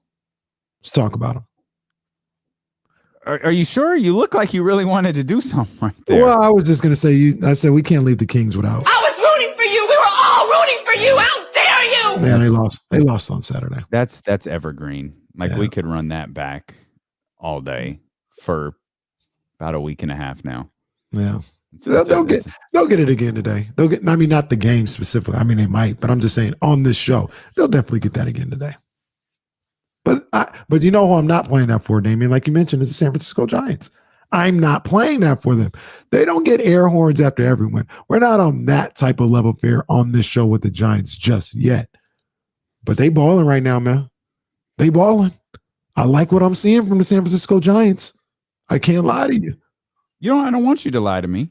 I want you to be honest. So 4 in a row's got you pretty excited. 4 in a row's got me pretty excited. They swept the Rockies. They beat the Padres on the on the last game of their series. So they won that series too. They won that series. Took 2 out of 3 from the Padres. I mean, what are they now? 6-3? 6-3. Is that right? 6-3. And here's the problem. They're 6-3, and I'm not saying they should be leading the league, but they're 3rd in the division. See, this is the problem right here. This division is just so stacked with the Padres and the Dodgers that you could be like, I'm not saying they're going to play. What's the percentage here? Let me get the official 667 ball. I'm not saying they're going to play 667 ball all year, but you could be playing like 600 ball and not be in that wild card game. Mm-hmm. The Padres and the Dodgers are so talented that could be the issue. But I love what I'm seeing right now. I love the pitching. Johnny Cueto on, what was that? That was Friday? Yeah, it was Friday, the home opener. Almost getting that complete game. That was a joy to watch. Brandon Crawford, big time hits all weekend long. That was a joy to watch. That was a throwback. And then Brandon Belt with a little insurance solo shot yesterday. Alex Dickerson with the 2-run shot earlier in the game. Giants are playing. They got the Reds coming in. The Reds, I think off the top of my head, have like one of the best records in baseball. Well, they're 6-3 too right now. They started off like 6-1, I think. And they're scoring. They lost 2 to Arizona over the weekend. But I'm happy you're so excited about the Giants. Some of us were really concerned after the first game. The way that first night, the way opening night went for the San Francisco Giants with the worst loss of the season. We were all pretty good. Not all of us, some of us. Once again, we were pretty concerned about you. Once again, I contest, and I don't think we'll see a worse loss all year than what we saw on opening night with the Giants. That was horrible. All right. Won't see a worse loss. But I mean, they surprised me. I thought they'd be around a 500 team, and they still may be for the whole season. But they surprised me. They pitch a lot better than I realized so far. Gosman has been really good. Cueto looks like he's having a resurgence. They can pitch the baseball at the starting side of the pitching rotation. The bullpen is still a little iffy, although they've held up for the most part over this past week. And they have timely hitters. I love what I'm seeing from this offense right now. So I'm enjoying it right now, man. I'm enjoying it. I'm not worried about later on. Sure. What's the magic number? Anybody know? Like 245. Oh, okay. That's it. All right. Hey, better than 246. We're getting there. Only it was 6-3 right now. That's 9 games. By the way, that was the first time the Giants have swept the Rockies since 2017. Oof. The Rockies, they got a guy on the squad. Let me double check this real quick. Only 153 games left, so it's going to be a tight race from here on out for. That asks the question. That begs the question: do you believe, Damian? Do you believe? It's 153 games left, Kenny. No, I don't believe in anything. I don't believe in anything from the Giants. I don't believe in anything from the Reds. I don't believe in anything from the Red Sox or the Yankees or whoever else is playing well. There's 153 games left. That doesn't mean I'm not going to watch and enjoy it. That doesn't mean I'm not going to follow the twists and turns and enjoy all this. But I'm not going to make any proclamations with 153 games left. Get out of here. I'm just trying to find out because this team is 6-3 right now. They're making moves, and you probably want to get ahead of things here. You probably want to get ahead of it. You don't want to be late to the bandwagon, man. I'm just saying, you're my partner. I'm trying to make sure you get a front seat. I don't need it. I don't need a front row seat. I'm happy sitting in the bleachers for baseball. I don't need a front row seat for this. I'm here. I'm riding your coattails when it comes to the San Francisco Giants. I'm riding around in the Kenny Caraway Escalade, man. That's it. I'm with you. I'm passenger side of my best friend's ride. That's it. Ain't nothing to see here. You lead the way here with the San Francisco Giants, and I could just tack my way along with you and say, yep, I knew it all along. Because weren't you concerned this offseason? I don't know what they're doing. I don't know what this plan is. I don't know what the Giants' plan is. I don't know what they're doing. They didn't do anything else offseason. No, but here we are, 9 games into the season. You're feeling good. As long as you're happy, man, I'm happy. That's all that matters to me. Hey, like I said, I'm trying to enjoy this while I can. There you go. May drop with these guys. So much like the Kings about a week ago, I'm just going to enjoy this. There you go. Just going to enjoy it. Because as we learned, they can snatch it away quickly. In a heartbeat. They can snatch it away quickly. In a heartbeat. I was trying to figure this out. I was trying to find this, but I'm having a hard time here. The Rockies, and I didn't know this. I was like watching one of the games. I was like, oh, word. They got a guy from Elk Grove High School. Okay. I think it's Ryan McMahon, but the bio says Ryan McMahon went to Mater Dei. So it's either him or Garrett Hampson, because Garrett Hampson is from Reno. Maybe he went to Elk Grove at some point. But yeah, and whoever it was, I'm sure Ramsey would know. Whoever it was is like having a really good start to the season. I think he like leads the team in home runs. I think it's McMahon. I think it's Ryan McMahon. That's what they were talking about, because he was a lefty. I know Ryan McMahon is a lefty. But yeah, shout out to him, man. Okay. You know what I'm saying? Out here for Sacramento doing work. Yeah. More on the Julian Edelman story. Mike Reese reports that while Julian Edelman showed up on today's transaction wire as having his contract terminated by the Patriots, Edelman has been mulling retirement, and this could be a precursor to that announcement, or it could be a precursor to him signing with the Tampa Bay Buccaneers with the rest of the former Patriots. What would you put your money on? What would you put $5 on? BetQL. Him retiring or him going to the Bucs? The Bucs. Really? Because even if he's not healthy, you sign him for nothing. I mean, I'm assuming they're close. I've always got the impression that Tom Brady and Julian Edelman are pretty close. Hey, you can come down here. You don't have to do much. Be available. Like look what I did with Antonio Brown. Look what I did with Rob Gronkowski in the biggest moment of the season. Look who I went to. Antonio Brown and Rob Gronkowski. They didn't have to do much leading into that moment. No. Come down here, get your knee better. The weather's nice when it's not. Whenever Vince McMahon isn't in town and there are no tornadoes and hurricanes and rain and thunderstorms and all of that stuff hitting, we got pretty nice weather down here. So come hang out down here. We'll get your knee all better. And you could play, I don't know, weeks 14, 15, 16. Play with us into the postseason. We'll try to win another Super Bowl. It really feels like we didn't see Gronk until like we played the first Packers game, and then we saw him in the playoffs. Those were the only times we saw him all year. So he could be on the same thing. Shout out to Ace Solo 916. Okay. Dom Nunez is the guy from Elk Grove. He doesn't lead the team anymore, but he had 3 home runs start the season. Man, 200 catcher. So shout out to Dom, Elk Grove in the house. Elk Grove Fighting Herd. Since we're giving shout outs, we'll shout out Jesse also, who had that for us in our notes as well. Hey, you know what? Before we get to one-on-one, what's the best thing you saw this weekend? Actually, let's start with Jesse. I feel like Jesse has gotten no love. We're acknowledging all of these associate producers here on the show. Let's start with Jesse. Jesse, best thing you saw over the weekend was what? I'm quitting again for the 6th time. Best thing I saw was yesterday with the Celtics and Nuggets. Celtics were down about 15. I think in the third quarter, I was done with them. Ended up going on a 31-3 run. Won that game. And today, Jason Tatum got announced as the Player of the Week in the East.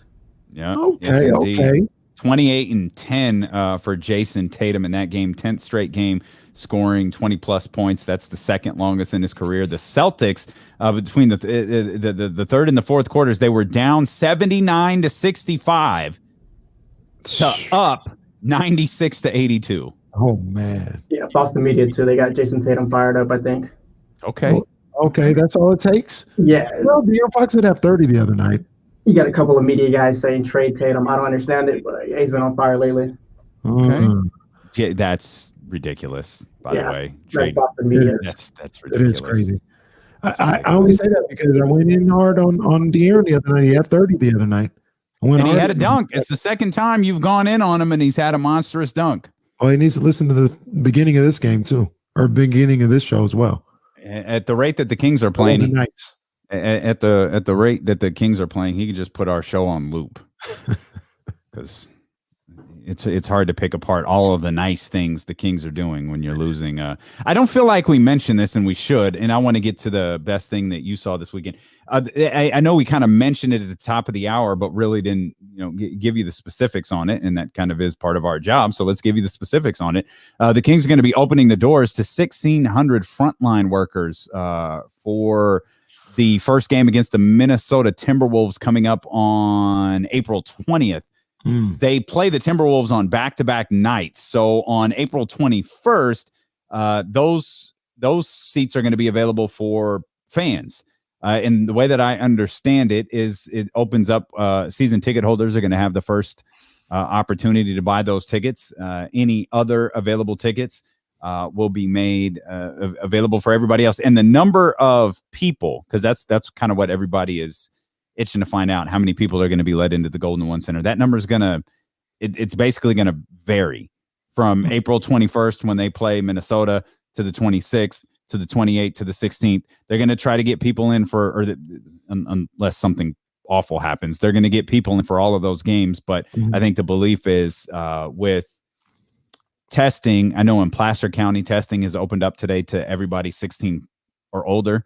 That's supposed to happen around the rest of the state, and I think it's supposed to happen around the rest of the country beginning on Thursday. So I'm assuming the belief is as we get closer to like May, the number of fans will be larger than it is April 21st. The number of fans getting in on, say, May 7th, May 9th, May 11th, that number is going to be higher. Yeah. So let me have this correct. So I know they got the frontliners and then the season ticket holders. Did you read anywhere where just general? So season ticket holders will have the first opportunity to buy the tickets for, I think the way I understand it is the first 3 games are going on sale Wednesday. Gotcha. So that's Minnesota on the 21st, Dallas on the 26th, and then Utah on the 28th. Those 3 games will go on sale. And the way that I understand it, and anybody's welcome to correct me if I'm wrong, but what I understand is season ticket holders will have the first opportunity to buy those tickets. Once they're gone, they're gone. If they're not gone, then they'll open up to everybody else. Gotcha. So season ticket holders have, and they're not even guaranteed like a ticket. It basically opens up for them. They have an opportunity to buy it, and then that's kind of that. It's like the sneakers app. Woo! I hope it's not like that, because if that's the case, ain't nobody going to the game. If it's like the sneakers app, it's going to be exposed as a fraud when you go to the Golden One Center and ain't nobody there. Sneakers app, the phoniest God blessing thing that's ever existed. Have you ever gotten anything off the sneakers app? Like, I have. One of the I have. A raffle? I've never gotten a raffle. No. So like, well, not necessarily a raffle. I've gotten a high ticket. I've gotten a high ticket item, like one that sold out within seconds. I've gotten one of those. Yeah. Yeah. I've tried probably 10 times. I think I've got something and been able to purchase something twice, maybe. I had it open maybe 2 weeks. So the trick that used to work is you have to, you got to make sure everything's updated. You have your phone open and it updates itself, like it refreshes itself. The second it refreshes, boom, you hit it, you do the face thing, boom, and then you sometimes you get lucky and you get the confirmation right away, or sometimes it's like, okay, you've been entered into the draw. Yeah. Bro, the last time it was for, I think it was some pair of Air Force Ones. I don't remember which one.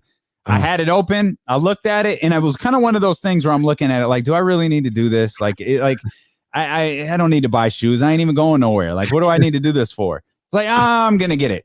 I swear to you, it refreshed and it said sold out.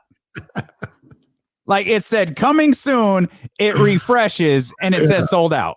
Yeah. Like, like, what is this? Like, what is this? They did that to me with the Grinches, with the Kobe Grinches. Okay. And it had never done that before. And I was like, come on, man. Mm-hmm. That's what we're doing now. Mm-hmm. Coming soon. Sold out. Damn. I'm sitting there like, halfway. I didn't even get a chance to pretend that I had a chance to win this. Goodness gracious. So hopefully. Hopefully it's not like that. Yeah, hopefully it's not like that. Real quick, because I want to hear what the best thing you saw this weekend and give mine in as well. But I got to ask the question, Damien, and we can maybe we can bring this up later. Okay. How should and I know what you said, there's two different type of Kings fans, but how should they act once they're in there? We know how they should act. If everything is going like it went down on Thursday or even on Monday, we know how they should behave and nothing unruly. But there should feel like 17,000 boos in there from that 1,600 people, right? No. But that's not what's going to happen. It's not. No. Like you haven't had a chance to greet Tyrese Halliburton yet. You haven't had a chance to. Don't do that to them. Not on the first night. On the second night, if you want to do it, because if they lose to the Minnesota Timberwolves for the second time, bruh. And you walk in there in the third game, you could boo the hell out of them on that second game where it's not the frontline workers, it's the season ticket holders. You could boo the hell out of them that night if you want to. But no, I don't think that's going to happen. I think they'll be welcomed with open arms. I don't care if we haven't seen them in 20 years. If they lose to the Timberwolves on Tuesday, April 20th, they need to be raining down from the rafters, raining down from the retired jersey of number 37, whoever that is. All right. Rain those boos down if they lose to the Timberwolves on the 20th. You know what they should do? Right on me. Mary J, rainy days. Oh. It's a good call. Drop rain records all day. Like, I ain't scared of it. I mean, obviously Purple Rain, but. Well, Purple Rain, or Can You Stand the Rain? Oh, that boy got bars. Or I Saw You and Him. There you go.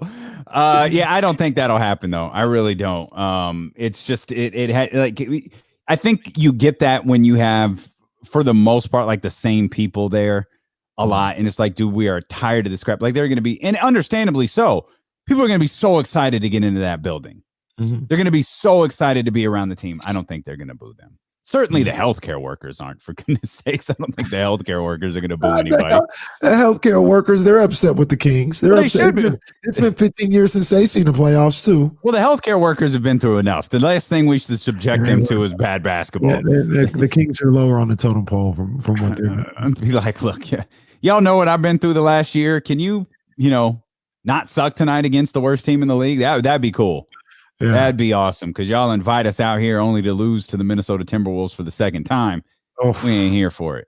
Then this is gonna be probably daily. Got to check the pulse of my partner here. They got what we got: 1, 2, 3, 4, 5, 6, 7. I don't know what you're counting. It's riveting, but 8 games. Are you making it one of those 8 games? 8 home games. If I was gonna, no.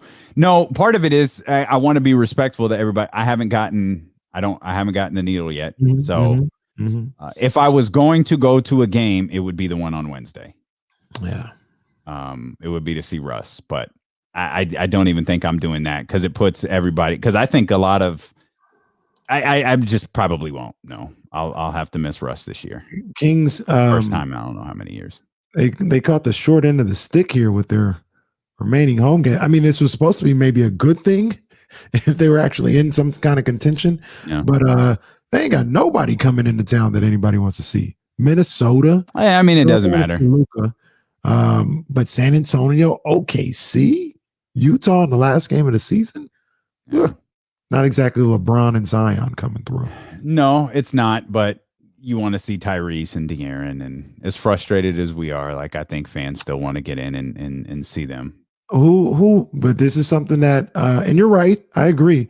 But I forgot who called us on Friday, and I was thinking about it some more when he said it. He's right. Sacramento is turning into an NBA town, not a Kings town. Right. And it was Marshall. Marshall said that. Yeah, Marshall said that. Marshall says he ain't echoed that as well. Yeah, too, I mean, maybe, but I remember Marshall specifically talking about how he feels like he runs into people who are Warriors fans or Laker fans or LeBron fans or Zion fans or something like that, as opposed to, not really a Kings fan. So you say that and I don't disagree with you, on its surface, and I don't think there'll be 17,000 NBA fans in there as opposed to Kings when it's all said and done. But they're in danger if they keep all this nonsense up year in and year out of people aren't going to want to go and see Tyrese and De'Aaron. Mm-hmm. Like they could care less. They want to know who's coming to town. Yeah. And they gotta be careful of that, man. Yeah, they definitely couldn't care less. What's the best thing that you saw over the weekend? Wow. Quarter in the jar. Best thing you saw over the weekend, Kenny Caraway, was what? Well, I saw some great things, and we'll get into WrestleMania, some of the great things I saw there. Mm-hmm. I saw some good basketball. I saw some good dunks. Miles Bridges. Oh my goodness. Paul George. Oh my goodness. Zach LaVine had a nasty little one too. But the best thing I saw, De'Aaron Fox did too. De'Aaron Fox had a nasty. Yeah, that was bad. Absolutely. That was nasty. Best thing I saw over the weekend though is a guy that I'm going to say in about 5 years we're going to be talking about. I'll be like, Damien, got to pull up to the house, fight party going on. Oh no. Pound for pound king. Oh no. Jerron Boots Ennis is fighting tonight because right now I look at him. I look at what he did to Sergey Lipinets. It was just such easy work. This guy has all the tools in the world. One day soon, he's going to be a top 5 pound for pound fighter in the world. And that's where all the fight parties are going to be when Boots is fighting. So I saw him over the weekend take another step towards that. The boy was flawless on Saturday night. What was his opponent's name? Sergey Lipinets. I love how easily you pronounce that because you have notoriously I've been working. Struggled with names. Like we even got theme music for when you would pronounce a certain name. But go on and bring up a boxer. No problem. Sergey Lipinets. Look at that. Look at that. Chris Biederman, the 49ers beat writer for the Sacramento Bee. He's got his eyes on Trey Lance. He thinks that's who the San Francisco 49ers are taking. We'll talk to him just 17 days away from the draft. Next is D'Lo and KC continue here on Sacramento's #1 sports station, ESPN 1320. And we're clear. We'll go WrestleMania after Biederman. I think that is open. Yeah. He's going to call you like Rashawn did. I gotta have a Biederman nameplate in here, don't I? Yeah, Manny, that was really cool. I saw that clip, man, of Sasha being very happy for. Yeah, that was great. Sasha 0-6 in WrestleManias. I didn't know that. They need to change. They need to change that next year. She's put in enough work for this company. They need to change that. Yeah, she definitely has. Oh, there's Biederman. Okay. Yeah, that's it. Chris Biederman in the house.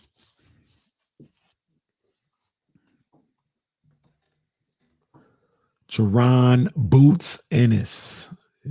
Bucks and Giovanni Bernard agreed to a deal. Oh, good for them. Just adding. Yes. Ramsey, yeah, he beat the hell out of Lipinets. I've never seen Ramsey and Kenny in the same place at the same time. I mean, between boxing and... Well, we're not the same people because he watches golf very intently. True. I didn't see not one shot of the Masters. Now, I wasn't trying not to see it, but, Yeah. This is a good question, John. I don't think they get trashed, but you do ask some questions.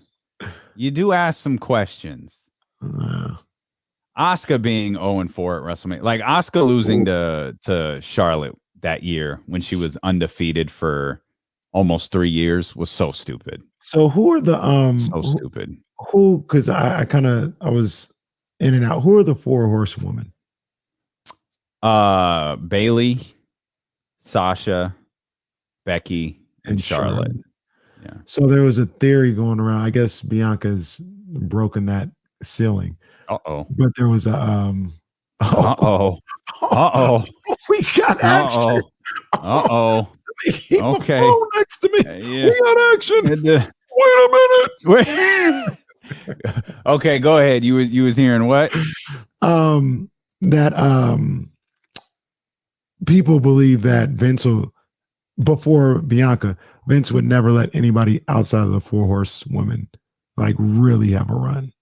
Now Asuka won the championship, so maybe this was before that when I heard that, but that's like him and Triple H. Like, those are his babies. Like, you'd have to really break through to. Well, he wasn't even riding with Becky. He wasn't even riding with Becky at first. It wasn't until Nia broke Becky's nose. She goes into the arena. She's got blood like streaming down her face. And it's like a top 5 badass pick of all time. Yeah. And that kind of, it like fans were like behind her, but they really, really, really, really got behind her after that. Unpopular opinion alert. I think Becky's a little overrated. That moment from Nia put her over and like made her special. I like Charlotte better. You like Charlotte? I like Charlotte. See, the thing with Charlotte is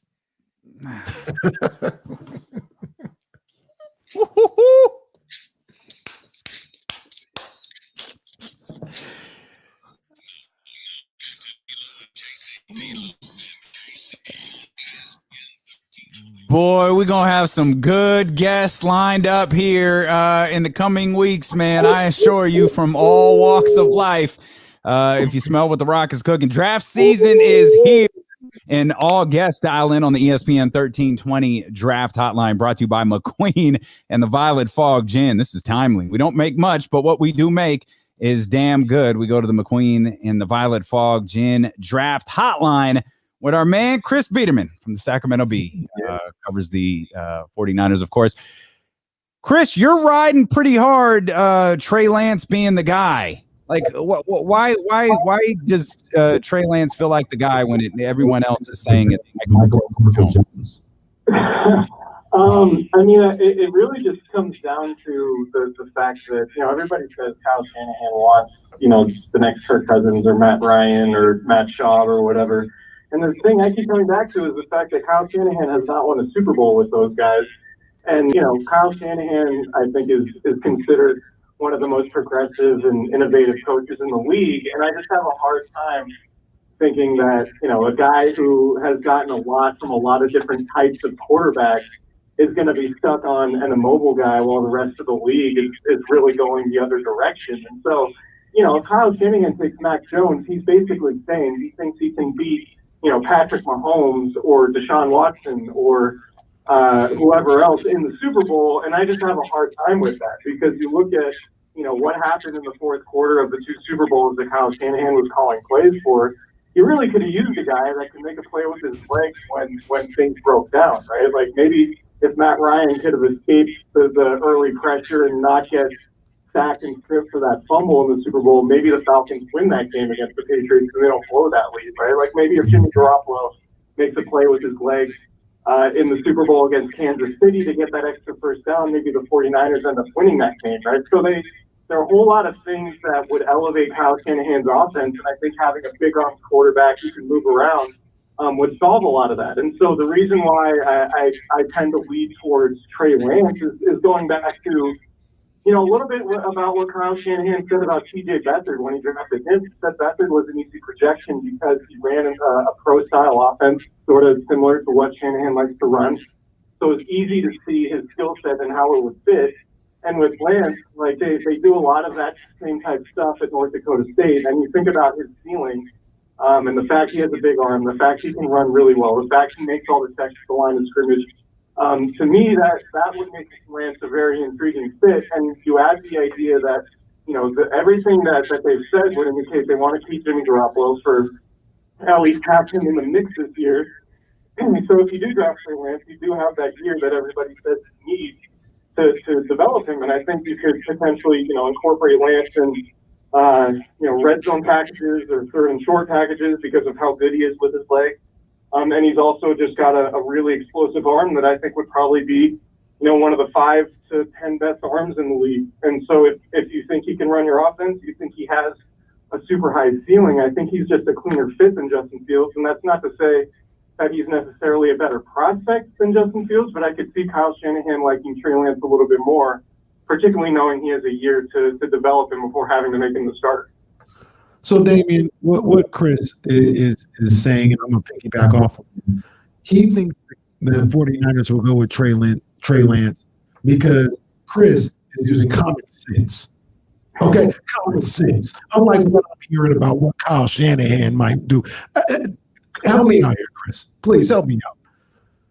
No disrespect to the young man, Michael Jones. Michael McCorkle? Michael McCorkle. Yep, Michael McCorkle.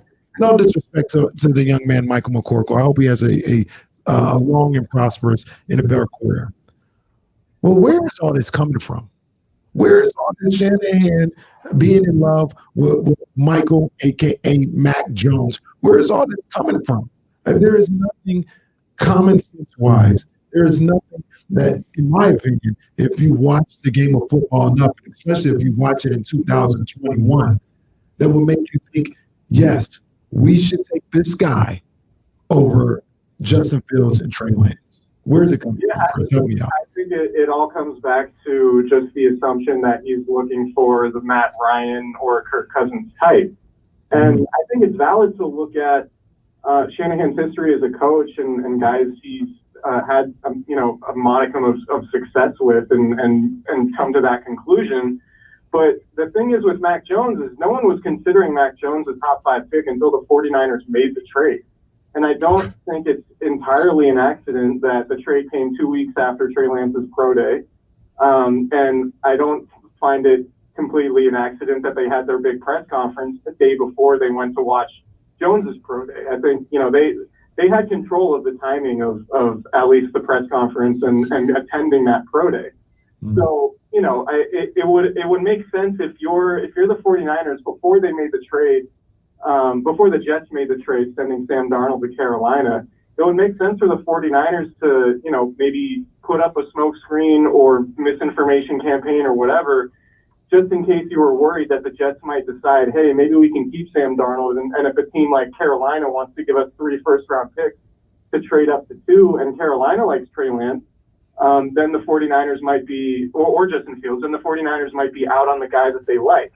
So it didn't make any sense for the 49ers to really let the truth get out there. And I think it made a lot of sense if they're not going to take Mac Jones at that point, that they would let the NFL world know that that's where they're leaning. And then, it's interesting since that Carolina trade acquiring Sam Darnold, and I think a lot of what you're hearing from national reporters who are plugged into the decision-making process, they're sort of backpedaling a little bit. They're saying, well, if I were to guess, I would say it's Mac Jones, but now they're going to the Trey Lance and Justin Fields pro day, so they're still considering all 3. It's far less cut and dry now than it was. And so I think that this narrative backpedal on Mac Jones is going to come in part because I think the 49ers I think their interest was probably overstated. I think he's certainly being considered. And it wouldn't necessarily surprise me if they went Mac Jones, but I would think that you would give up 3 first-round picks for a guy that's potentially a transformative talent. And I don't think Mac Jones is that, because you look at pocket quarterbacks in the league right now who are having success and winning Super Bowls, which is the 49ers' stated goal, obviously. It's Tom Brady. So if you draft Mac Jones, who's not a mobile guy, who doesn't throw well on the run, who doesn't have the big arm or really, any physical skills that sets him apart from the other guys, you're essentially saying that you think Mac Jones is going to be as good as Tom Brady with the ability to, beat Patrick Mahomes in the Super Bowl. Which is, to me, I agree with your sentiment that it seems a little off base because, maybe you could win a Super Bowl with Mac Jones, but it's probably going to take an elite defense and running game. And it's probably going to be much harder to compete year in and year out if you don't have optimal surroundings for him. So if you have a guy who can make plays on his own, I look at Russell Wilson up in Seattle, like they haven't had a good roster around him, but they win double-digit games and go to the playoffs basically every year just because they have Russell Wilson.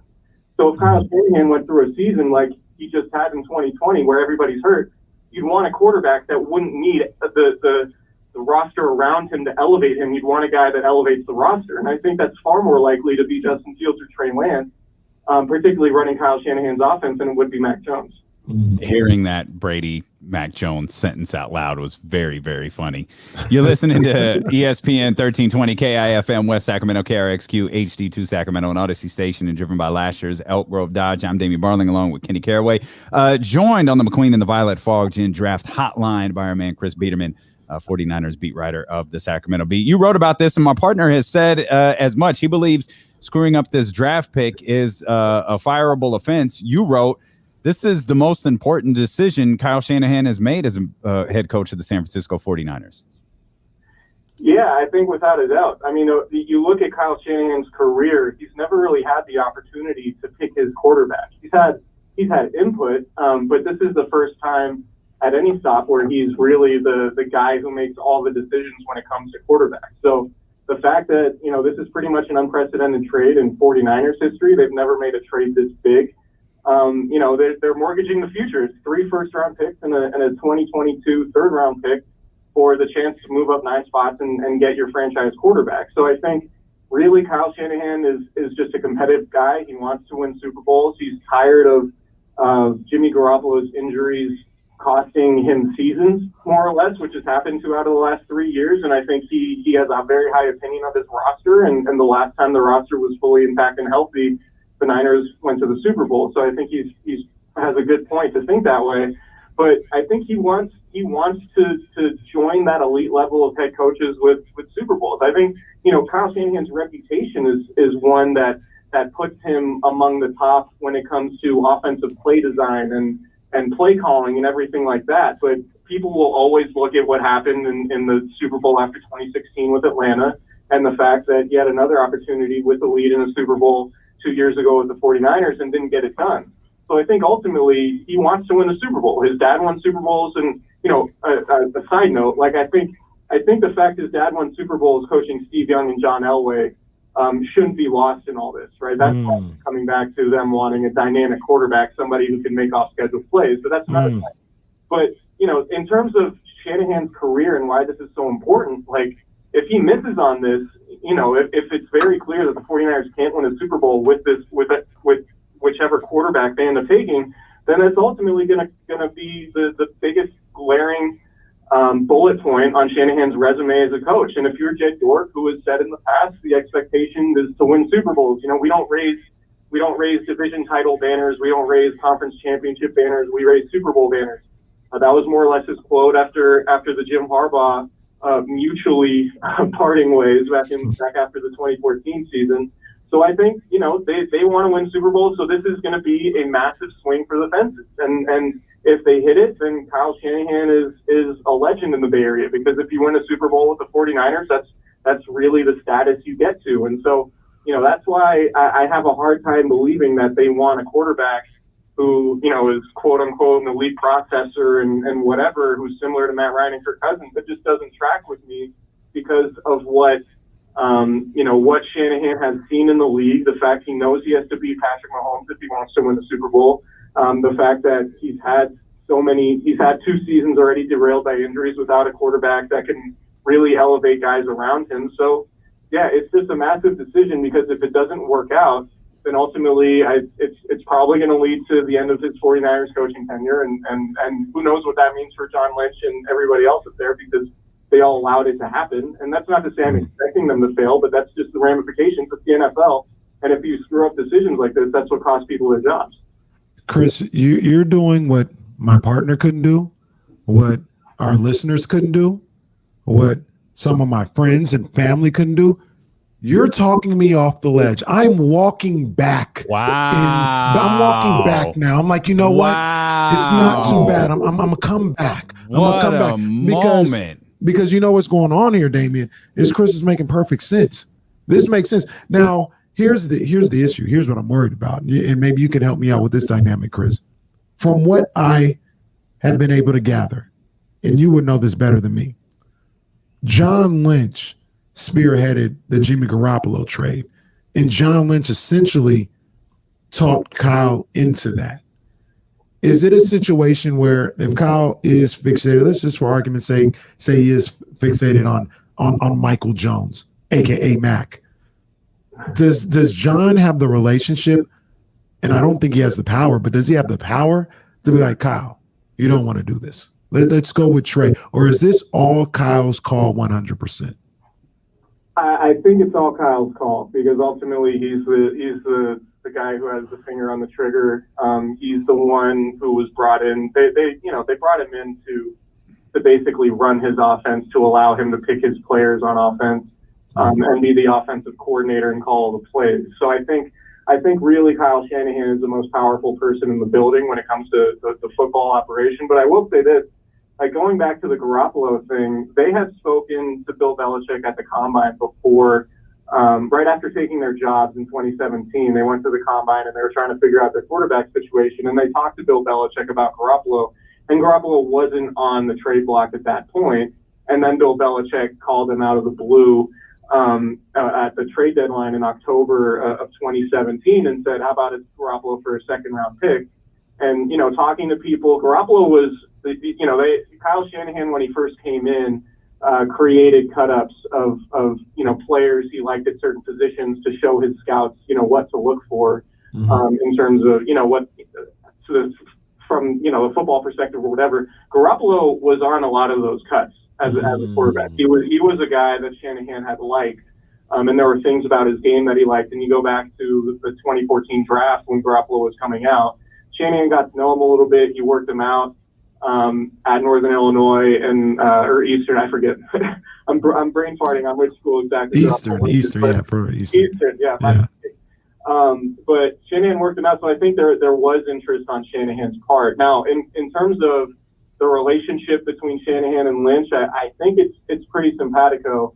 And if Kyle Shanahan really didn't want Mac Jones, I think John Lynch would sort of be forced to allow it. But like I said, the 49ers being the team that they are, the team that's really prioritized traits in the last few drafts, maybe more so than just pure production, and the team that did draft somebody like C.J. Beathard, who didn't really have a whole lot of physical skills that stood out aside from being a quote-unquote good fit in Shanahan's offense.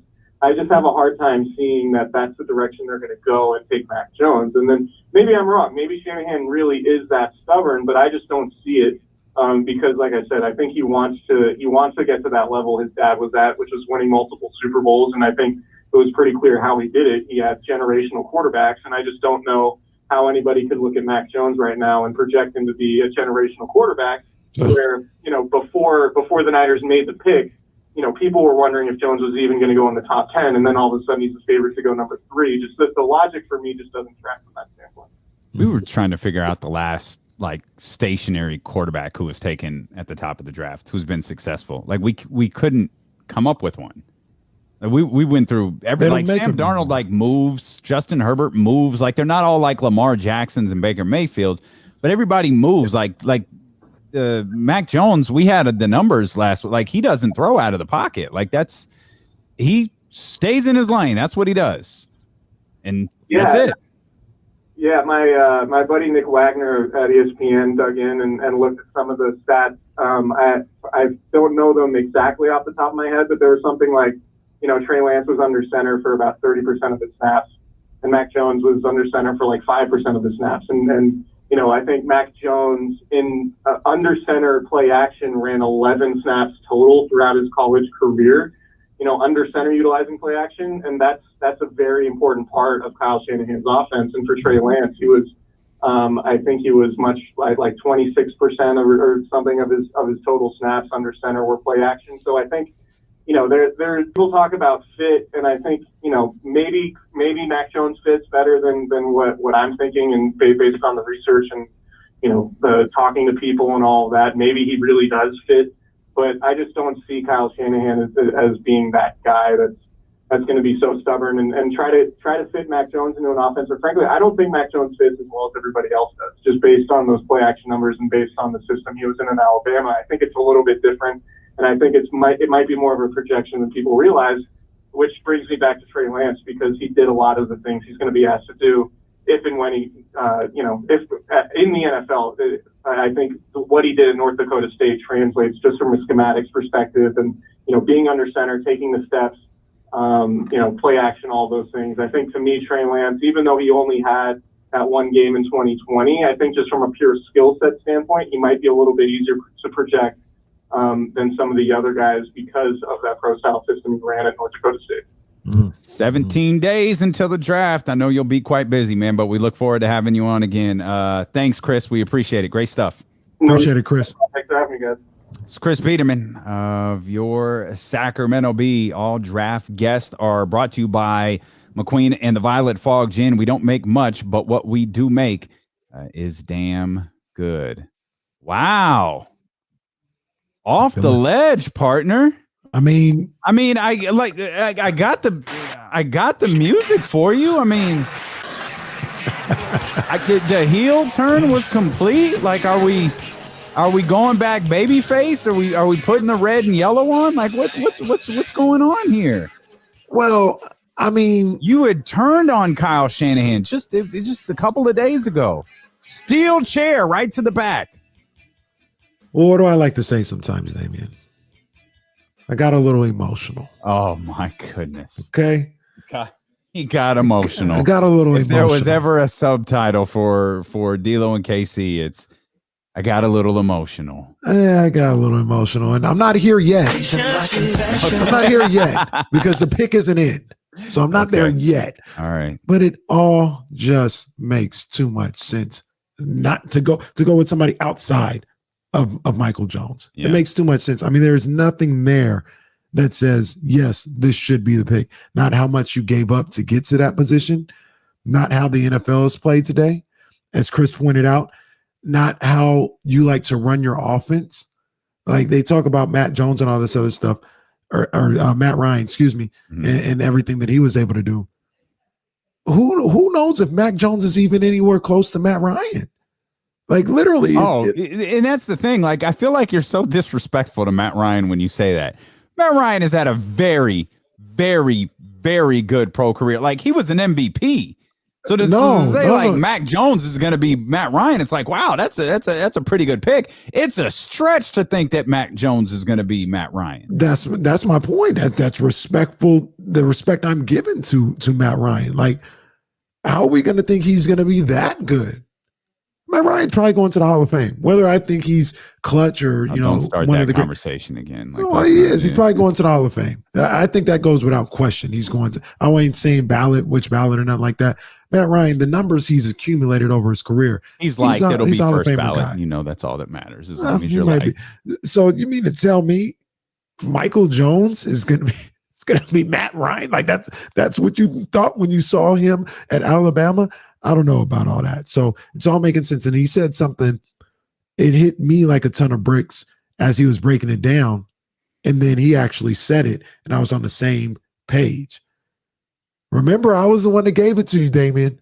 I said they may be protecting that pick and trying to make sure that nobody trades up with the Jets, because the Jets can say, hey, I know who I'm taking, whoever I want. If somebody says, I got 4 first-round picks for you, they would be foolish not to sit up there and say, oh, man, I got 4 first-round picks. All you got to do is move back 3 spots.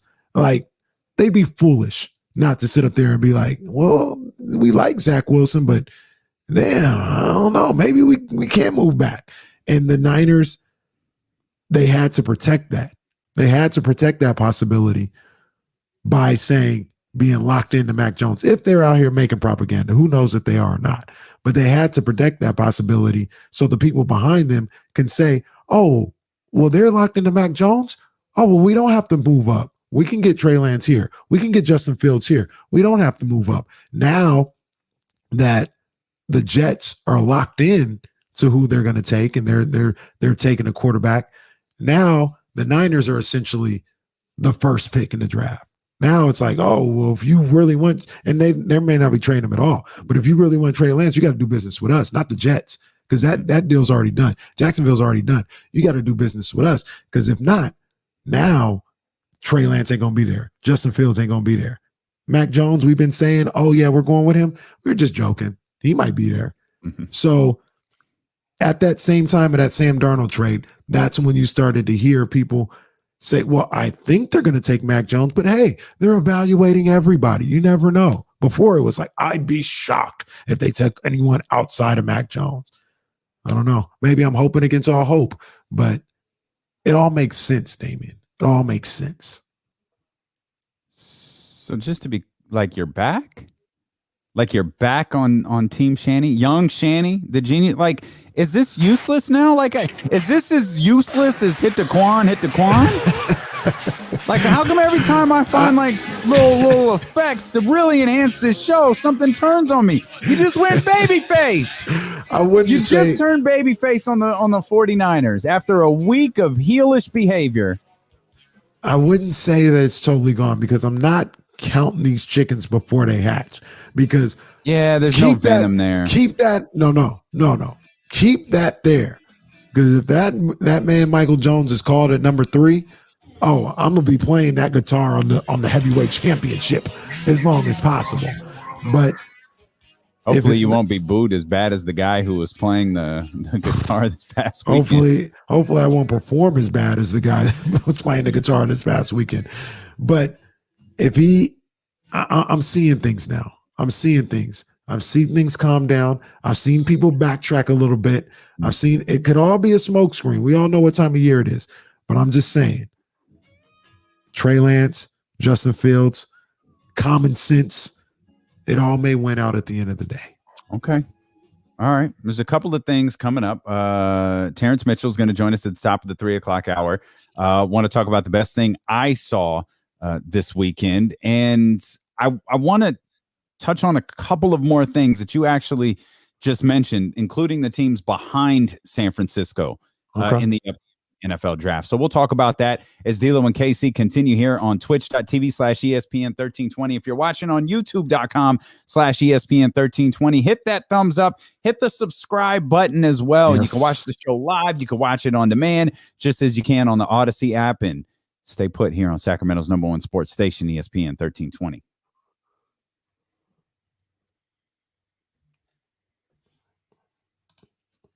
We're clear. I'm just calling him. We're clear. Do you need a minute? I'm good. Okay, I'm going to take mine then. All right.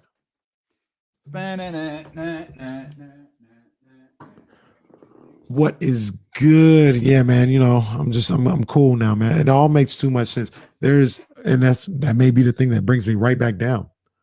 But it all makes sense. Not to take Mac Jones, Michael Jones. It makes sense to take Trey Lance. It makes sense to take Justin Fields. That's why it's like, come on, man. You can't, Kyle. You can't be this stubborn. You can't be this bad at making decisions. You can't be this bad at evaluating quarterbacks. You're a smart guy. You're a smart guy. You got to be better than this. It's like, come on, man.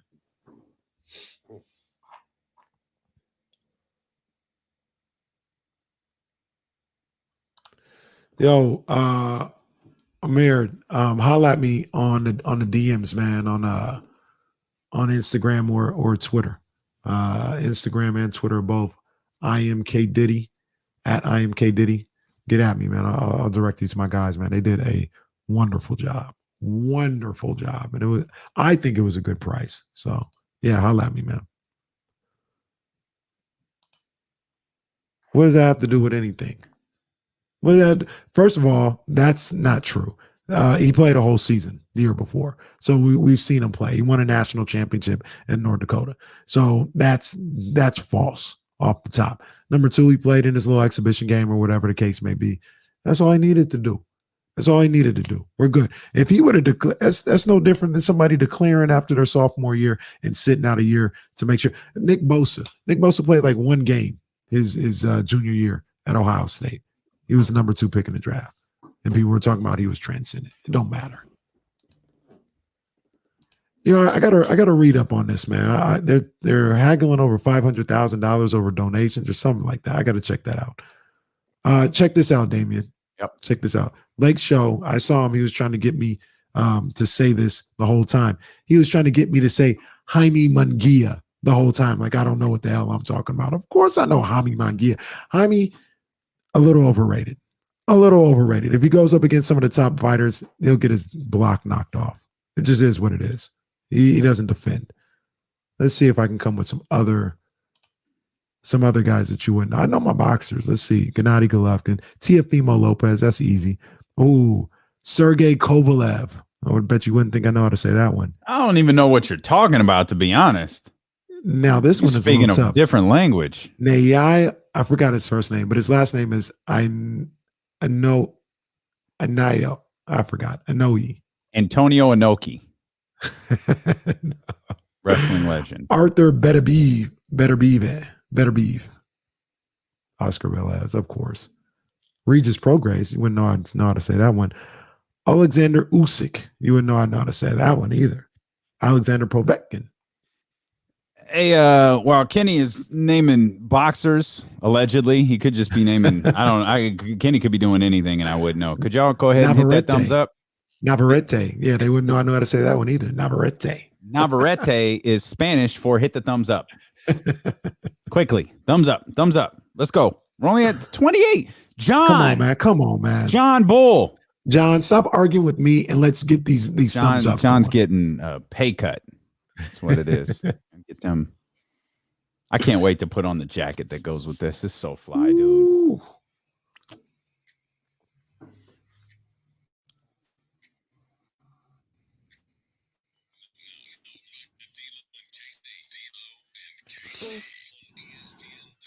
Yes, indeed. The draft is just 17 days away, and the 49ers are picking at 30. ESPN 1320's draft coverage is brought to you by McQueen and the Violet Fog Gym. We don't make much, but what we do make is damn good. Now, normally, we iron out all of the details, and we get this stuff lined up, but bruh, we're about to get Ricky Rose on the show, man.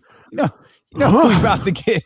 we're about to get Rick Ross on the show here with us. That's how we making moves? That's how we making moves out here, boy. Hey, Black Bottles 916. Man, Ben is, woo, man. McQueen has been so down with D'Lo and KC. Stop playing out here. Boy, that boy Rose. We've already talked about having the CEO on here with us and Rick Ross. I love that. They've got a couple of other ambassadors too. If you just look around and peep out some of their... Keep out some of those social media accounts, man. We do it all here on D-Lo KC. Come on, so man. we'll be the only show in America. From Rick Ross to Chris Biederman during draft season. That's how we roll. That's how we roll, man. It'll be good stuff. We're in the very, very early stages of that, man, but we can't keep a secret sometimes. And you saw Black Bottles. If you ever see Black Bottles 916 here in the chat, know that is our guy on Twitch.tv ESPN 1320 and the ESPN 1320 YouTube channel. I know it's I don't know, it might be against policy. I'm not trying to mess nothing up, but what's the joint that you said you had over the weekend that was dangerous? It's called Villan. It's the same brand that makes McQueen and Bel Air. It's a cognac. Yeah. Oh my God. Ridiculous, bro. Oh my gosh, it's so good. We've already been in contact. We're gonna make something happen. I text like weekend is about to turn up. As soon as I opened the bottle, like as soon as I poured that first glass on I think it was Friday. Like I text Ben right away. I was like, bruh, this is wild. It's so good. Now, and he told me the story behind it. Like it's dope. Now, Damien, you drink these things straight. Mm-hmm. No mixes, nothing like that. Yeah, you don't need anything with that cognac, bro. Okay. It's that cognac is dangerous. Like the only thing you need with that Villan cognac is a straw. You just go like that, bro. Like it's that good. Well, it is absolutely that good. It looks like this weekend I'll be giving my review. It's about to be popping off. There you go. That'd be good stuff right there. And save some because you might need it for draft night in case you're wrong. In case Chris Biederman says it's Trey Lance. That was the guy I said first day. Trey Lance. That's the guy. He's the aura of mystery, and we're keeping around Jimmy Garoppolo and all of these different things. It's like, it's all good. Okay, I like Justin. I like Justin Fields, but I could go along with this. Mhm. And then the Michael McCorkle rumor started, Oh. and now you've got to deal with smoke screens and lying season and all those different things. But you brought up, and I'm happy to hear that you're coming around, and we've talked you off the ledge a little bit. Actually, it wouldn't be Chris Peterman talked you off the ledge a bit. Chris, he got it done. Hey, as long as you were trying, step back from the ledge, my friend. No, I was gone. You couldn't bring me back. It's all right. We just hey. If Chris got to do it, Chris got to do it, man. That's what we have Chris on the show for, is to talk you off the ledge and bring you back. But there was a couple of things that were brought up in that conversation, both with Chris and then in the immediate aftermath, about what the teams after them are going to do. And there's been a lot of talk about the Carolina trade, Sam Darnold, all of those different things. We've heard rumors about the 49ers inquiring for Sam Darnold, or at least inquiring about Sam Darnold, I should say. And, we've heard all of those conversations before, but I keep getting fixated on the Falcons and the Bengals. I keep getting fixated on that 4 and the 5 because let's push you back on the ledge a little bit. If the San Francisco 49ers do select Michael McCorkle, that could throw the next next 3, 4, 5, 6 picks into like a complete tailspin, because teams could be thinking, oh my God, they actually did it. They actually took it. Like, Trey Lance is still available. Justin Fields is still available. What's Atlanta doing? They're on the phone with, the Falcons, and what's going on here? Everybody knows Cincinnati's not taking a quarterback. And now you've got Justin Fields and Trey Lance both available at 4 and 5, in which I present the situation again. I only think this happens if the 49ers take Mac Jones. I don't think it happens in any other circumstance. But if the 49ers take Mac Jones, I think we see the top 5 picks being quarterbacks. Yeah. So because Justin Fields and Trey Lance are still available, and I think temes are going to fly to their phones to get Atlanta on the phone. And I think they'll have deals like Atlanta. If Kyle's really doing this, we'll offer you 2 firsts, whatever it may be. We want to move up. And I think the Falcons are a bit of a question mark as to, like, would the Falcons take Trey Lance or Justin Fields? It's been a lot of talk about Matt Ryan. I think a lot of us thought Matt Ryan, Julio Jones. I think a lot of us thought they were all gone. It doesn't appear Matt Ryan's going anywhere. So, at least not this year. So do they do the Jimmy Garoppolo succession plan here, and do they draft a quarterback, or what winds up happening there? And if the 49ers don't take Mac Jones, I don't think anything happens, because Mac just, I don't know what I'm sure he still goes top 10 or something like that, but I don't think he goes far. I don't think people move up Mac. to take. I don't even know if he goes top 10. Like you said, I don't think nobody's moving up to take. Maybe not. I ain't gonna fight you over it. Well, that's for sure. Ain't nobody moving up. But it's like, I draw back to a line in Above the Rim, and for those of you who are familiar with the classic, shocker. Yeah. The classic Above the Rim. The premise was Birdie, who was playing Tupac's character, and Leon, who was Tommy Shepard. They were brothers. They went down different paths in life. And then one time they met up with each other. Tupac is saying a bunch of stuff, and he goes, I'm sitting here thinking to myself, and I'm like, my brother can't be this weak. He can't be this weak. And I think about that when I say, I'm looking up here and I'm looking at Kyle Shanahan. And I'm like, my coach can't be this clueless. He just can't be this clueless. He can't be. There's no way that he's this clueless to go with Michael McCorkle Jones with the number 3 pick. My coach can't be this clueless. He just can't be. Tell me I'm wrong. I don't think that he is. I don't think Michael McCorkle Jones is going 3rd. I don't.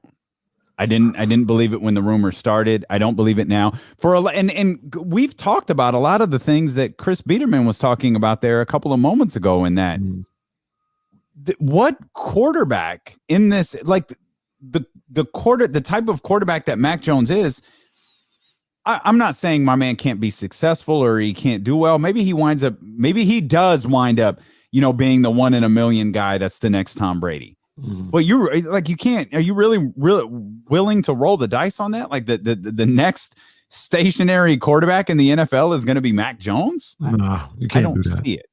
You cannot roll the dice on that. And I just look at it. I go back to the premise that I had from day one when I first heard about this. I said, there's no guarantees in the NFL draft. There's no guarantees with quarterbacks. You had some excellent numbers last week talking about the quarterbacks drafted in the top 5 and how low of a percentage they have of being successful in this league. I get it. You take Justin Fields, you take Trey Lance, I can live with that. You might still lose your job, but as a fan or as somebody that follows this team, hey man, you swung for the fences, you came up with air, you didn't make anything. I can live with that. You can still come back to Northern California. You can still come back to San Francisco. Hell, you can come to Sacramento. And hey, let me buy you a beer, coach. I know it didn't work out, but let me buy you a beer. It's all good. I cannot live with the failure if you draft with Michael McCorkle-Jones. I can't do it. You can't come back to Sacramento. You can't come back to San Francisco. You will not get a drink when I see you at the bar. Can't come back. Can't deal with it. Can't. Fail. If you're going to fail big. That's what I say. Well, this would be a big failure. I don't know if fail big and big failure are the same thing, but drafting Mac Jones would be a big fail. Absolutely. Absolutely. Now, look, let me just I'm not hiding. I'm not hiding at all. I'm right here. I'm not acting like I'm holier than thou. I'm gonna tell you this right now. I like it. Well, I don't know if we're there yet. Because I'm gonna tell you right now. Okay. If the 49ers take somebody other than Mac Jones, I'm going to say Young Shanny so much that night. I'm going to call that man Young Shanny so much that night. I'm going to say he's a genius so much that night. I'm going to say it was him all along, Austin. I'm going to say he's a genius for dragging this whole thing up. I will be firmly back. Got no shame in my game. I will be firmly back in the Kyle Shanahan is a genius camp. If he takes somebody other than Michael McCorkle-Jones. Bonus question. Would you take Sam Darnold over Michael McCorkle-Jones? At 3? Because it does matter where he's taken. No, I mean like just in general? Like in general. Like, yeah, like if you had the choice, one of these two players, you could have your picks back from, you could have number 12 and the picks back from next year. The number 1 picks back for the next 2 years, but you get Sam Darnold. The trade-off is that you get that, or you lose all of that other stuff and you get Mac Jones. Yeah, you take Sam Darnold all day. Mac Jones is not worth what you would be giving up. Nah. Okay. Nah, that's a no-brainer for me. I'm just asking because I know you're not the biggest Sam Darnold guy, so I just thought I'd ask. No. And once again, I feel like I have to say this. Bless his heart. Bless his heart. Michael McCorkle, no disrespect to you. I hope you have a great NFL career. I hope you do wonderful things. Hope you make a lot of money. I'm not even saying this to say that you're a bum. I'm just saying you're not better than Justin Fields and Trey Lance, in my opinion. And if somebody were to take you, Michael McCorkle, over those two, it would be a disastrous decision. But I wish them all the best in the NFL. I know you do. Ian Rappaport, I think there was conversation last week, which we had fun with, that Kyle Shanahan isn't telling anyone on his staff who they're taking. Here's the report from Ian and what he said. What I also know is that Kyle Shanahan and John Lynch have not told people in their organization. So there's only a couple people who actually really know, and they are not saying. So, like, we could talk about the Mac Jones buzz, and we have, and, you know, I think a lot of people originally thought it was for Trey Lance because he would probably sit a year. I could make arguments on all sides, but I believe that very few people actually knew the answer to this. All right. Just putting that out there for some context to a story that we were talking about last week. It is. So it's not Justin Fields. Yeah, that's the other thing. Am I Yeah, I thought maybe I'm misreading this. It just doesn't appear to be Justin Fields. That's so I came out on that day of the trade, and a couple of times after I said, look, if I have to choose between the two, I feel like Trey Lance I would go with him, right? Because I think if they both reach a ceiling, I feel like Trey Lance's ceiling is a little higher than Justin Fields. And I was talking to my homeboy about this, and I was like, let me be clear, though. Justin Fields can ball. That boy's bad. He can play. So this isn't a knock on him. And if the Niners were to take Justin Fields, I would be elated. He's good. We said it last week. He's done nothing since he's been the number 2 quarterback in his class for the past, 8-9 years, going back to 11, 12 years old. He's done nothing but live up to those expectations. He's done nothing to be knocked down off that pedestal. So if the Niners were to take him, I'd feel great. But to your point, partner, it really feels like it's Mac Jones or Trey Lance at this point. It's fascinating that Justin Fields' draft status dropped. Just dropped. Just he played in the biggest games of the season. Just dropped for no apparent reason. Cracked ribs and all that, and just dropped. No apparent reason. I don't think he. I use that. I don't have a problem with Trey Lance. Again, Trey Lance was the guy who I thought that they were doing all of this for, simply because of the succession plan that they laid out with the Jimmy Garoppolo. Whether that actually happens or not, I don't really know. We'll find out. But draft day is always it's always fascinating. And leading into the draft, it's always fascinating because you don't know who to believe.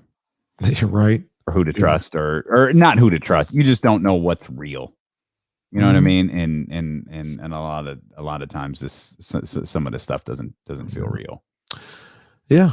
Well, as we kind of sidestep and move on, Jesse, the best thing he saw was the Boston Celtics. Their 90 million to 1 run that they made on the Denver Nuggets. Accurate.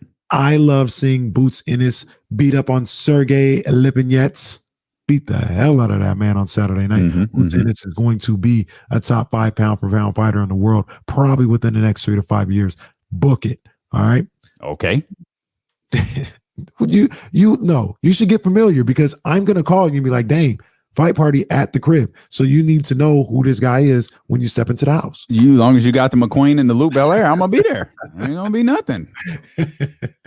So, Damian, what's the best thing you saw this weekend?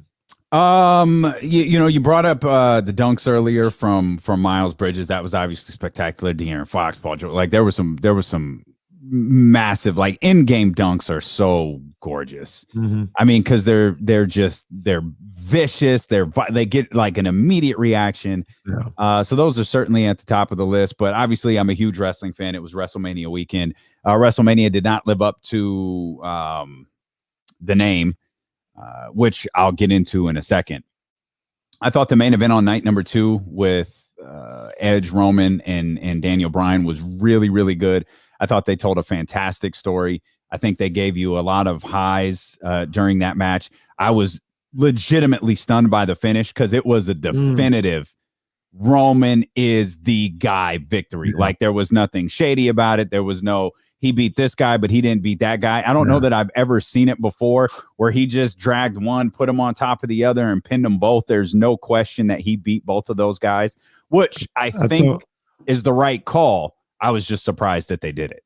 No, I told Ace, we were texting after the WrestleMania. I was like, simple. That was boss status right there. Oh, yeah. That was boss status. Yep. 100%. But it to me, it paled. To me, there was only one real WrestleMania moment, and it was Sasha Banks and Bianca Belair closing night number 1 of WrestleMania. And that hair whip was spectacular. Ooh. Like that, it probably the only time the whole weekend I reacted to something was that whip. And it was, I mean, Sasha's reaction and to see the welt like on her side when it was over, and then to hear the noise that it made. Those two women, I thought, told a fantastic story. They had the crowd behind them the whole match. It was a tremendous way to close night 1. It was a tremendous way to close WrestleMania. I thought Sasha and Bianca I thought they were 10 times better because it wasn't overworked like the Ronda, Becky, Charlotte thing was. It was, they just told a story. They allowed everybody to kind of like lose themselves in it. And it was fantastic. I thought that main event was perfect. I was listening to some wrestling guy, review WrestleMania, and they made the statement that sometimes these matchmakers and the big wigs in WWE, they don't build the match the way they should, or maybe they don't put the energy into it because they know they have it with the match. They know the match is going to be flawless. So they, for whatever reason, they're not putting a whole lot into the story that leads up to the match. Sure. And they feel like, because people were like, oh, the lead up to Sasha Bianca was weak. They felt like maybe that was what was happening here because they knew they had it with the match. They knew it was phenomenal.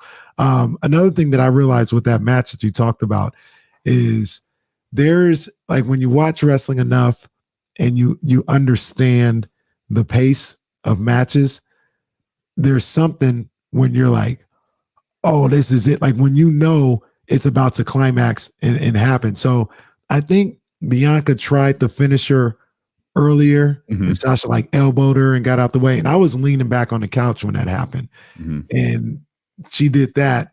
And then I think she did the hair whip and maybe something else. And I saw her pick her up. And then I knew, oh my goodness, it's about to happen. Like she's about to hit the finish, like, because they don't miss the finisher twice. Yeah. So I was like, oh my goodness. So I get up on the edge of my seat and Reese gets up and you know what I'm saying, where there's it's about to happen and you felt the whole energy in the stadium happen.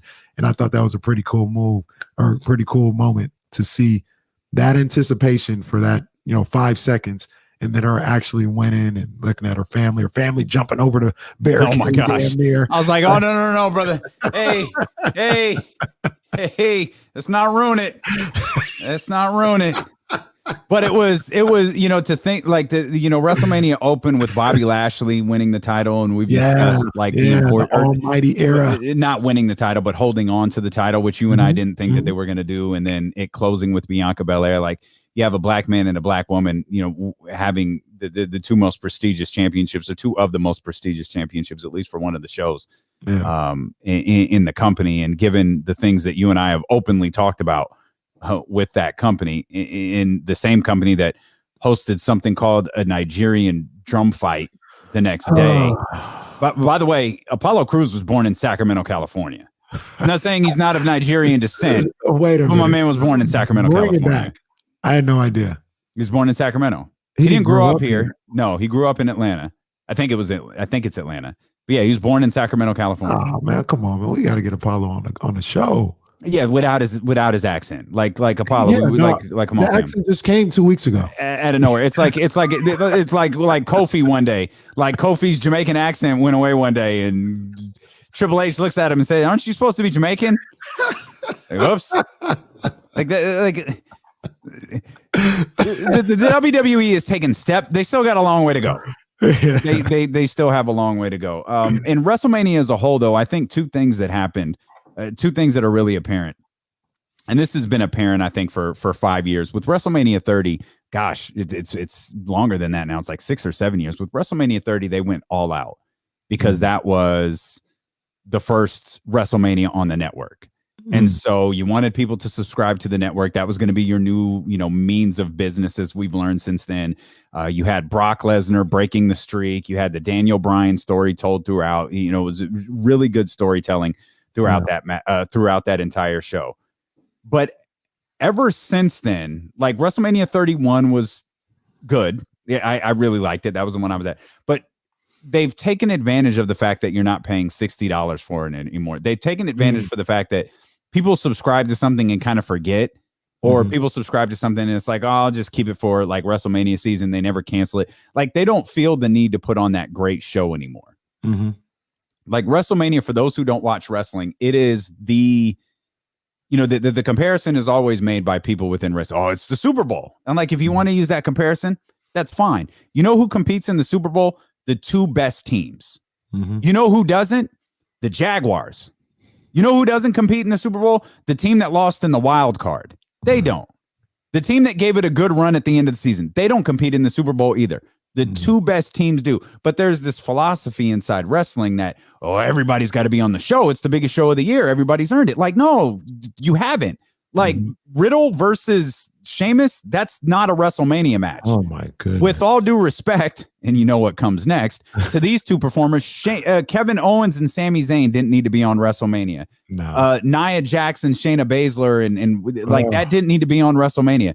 If you had just taken the main matches of the two shows, you could have formed one really good WrestleMania. But there, like I keep thinking, if you hit the right main event, whether it's Brock versus Lashley or it's Brock versus Roman, or the one I was talking about, or the one we were talking about with Ace on the post show on Friday. If in Dallas, if you're trying to pull 100,000+ people and you give The Rock his one last match against Roman Reigns, would I go? I was like, dude, Rock, Roman, I'll go. And then I realized, no, I'm not. I'm not going to go sit through 2 hours of WrestleMania to get to that one match. If WrestleMania was still special, I'd want to do it. But now it's booked out as this 2-day event because they take advantage of the fact that people are out there for like a week at a time. Right. And they take advantage of the fact that it doesn't cost $60 anymore. Like more people subscribe to Peacock for Office reruns than they do for the WWE network. And they know that. But they can run massive promotion leading into WrestleMania and they'll get people to watch. You're 100% which has completely devalued what WrestleMania is. I think the fact that they have pay-per-views every month has devalued what WrestleMania and SummerSlam and all that other stuff is. The Raw being 3 hours. Raw. What's the difference between Raw and a pay-per-view now? Dude, WrestleMania Night 2 was, until the main event, was Raw. Yeah. It was 100%. Like, I kept waiting for something, like somebody to come out, somebody's music to hit. There was nothing special at all about last night's show. No. Nothing at all. We've got an update on Julian Edelman. We'll bring that to you as we continue. Terrance Mitchell, Houston Texans cornerback from right here in Sacramento, California. He's going to join us as D'Lo and Casey continue here on Sacramento's #1 sports station, ESPN 1320. I don't watch all 3 hours of Raw. I'll be fast forwarding through that thing crazy. And Peacock needs to step their game up. I can't pause, rewind, fast forward, nothing. Jump to. Oh, they need to fix that. That whole Peacock presentation sucks. They need to fix that in a major way. Did you watch Austin and Jericho? No, I meant to come back and watch that. It's everything it was supposed to be. Watch Jericho. I wish he wasn't such a red hat white guy. Red hat white letter guy. Yeah. I wish he wasn't that, because he's a genius, dude. Like, listening to him talk, you can take the things that he's talking about in his career and apply them to us, and or apply them to our show, or apply them to the way we approach it. Like, he said something like 10 times. I was like, I got to text that to Kenny. I got to text that to Kenny. And I was thinking, well, let me let Kenny watch it first, and then I'll bring it up. Dude, I'll know it exactly when I see it too. They talk about AEW. It's not like, I feel like one day Vince is going to be pissed that it's on the network, that it's on, like, and he's going to have it taken off. But there's no, like, it's there. Like, they talk about his time in New Japan, how his time with WWE came to an end. He told this great story, and I feel like I'm pretty tuned in. I didn't know this. He said that that year they did the Festival of Friendship with Kevin Owens. Did you ever see that? I don't think I was watching. It's a tremendous bit. It's hilarious. But it was almost a year-long storyline of like Kevin Owens and Jericho. Kevin Owens was the champion. It was the year that Goldberg beat Kevin Owens for the title in like 3 seconds or 10 seconds or whatever. And then he fought Brock Lesnar at WrestleMania. One of the main events at WrestleMania was supposed to be Chris Jericho versus Kevin Owens for the title, but they decided to give the title to Goldberg, give it back to Brock, and do it that way.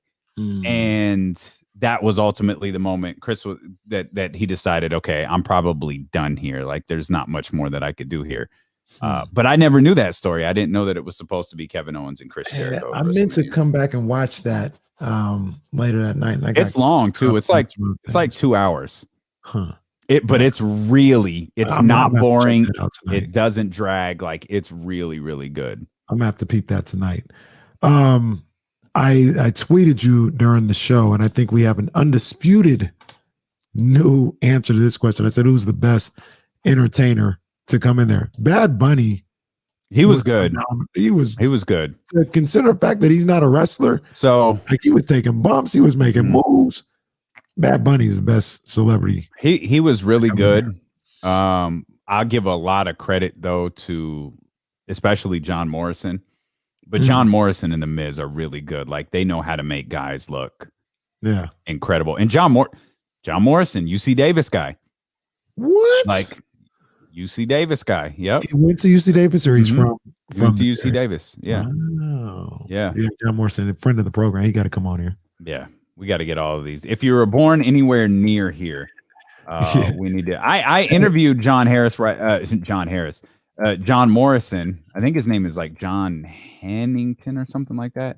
Right after he won Tough Enough. I like Tough Enough. That was a good show. I was entertained. Do we know where Raw is on? I think it's got to be at the Thunderdome. It's the only place it could be. Is at the Thunderdome. What you call it was at home yesterday. The Rays. Maybe it's at the Performance Center. I don't know.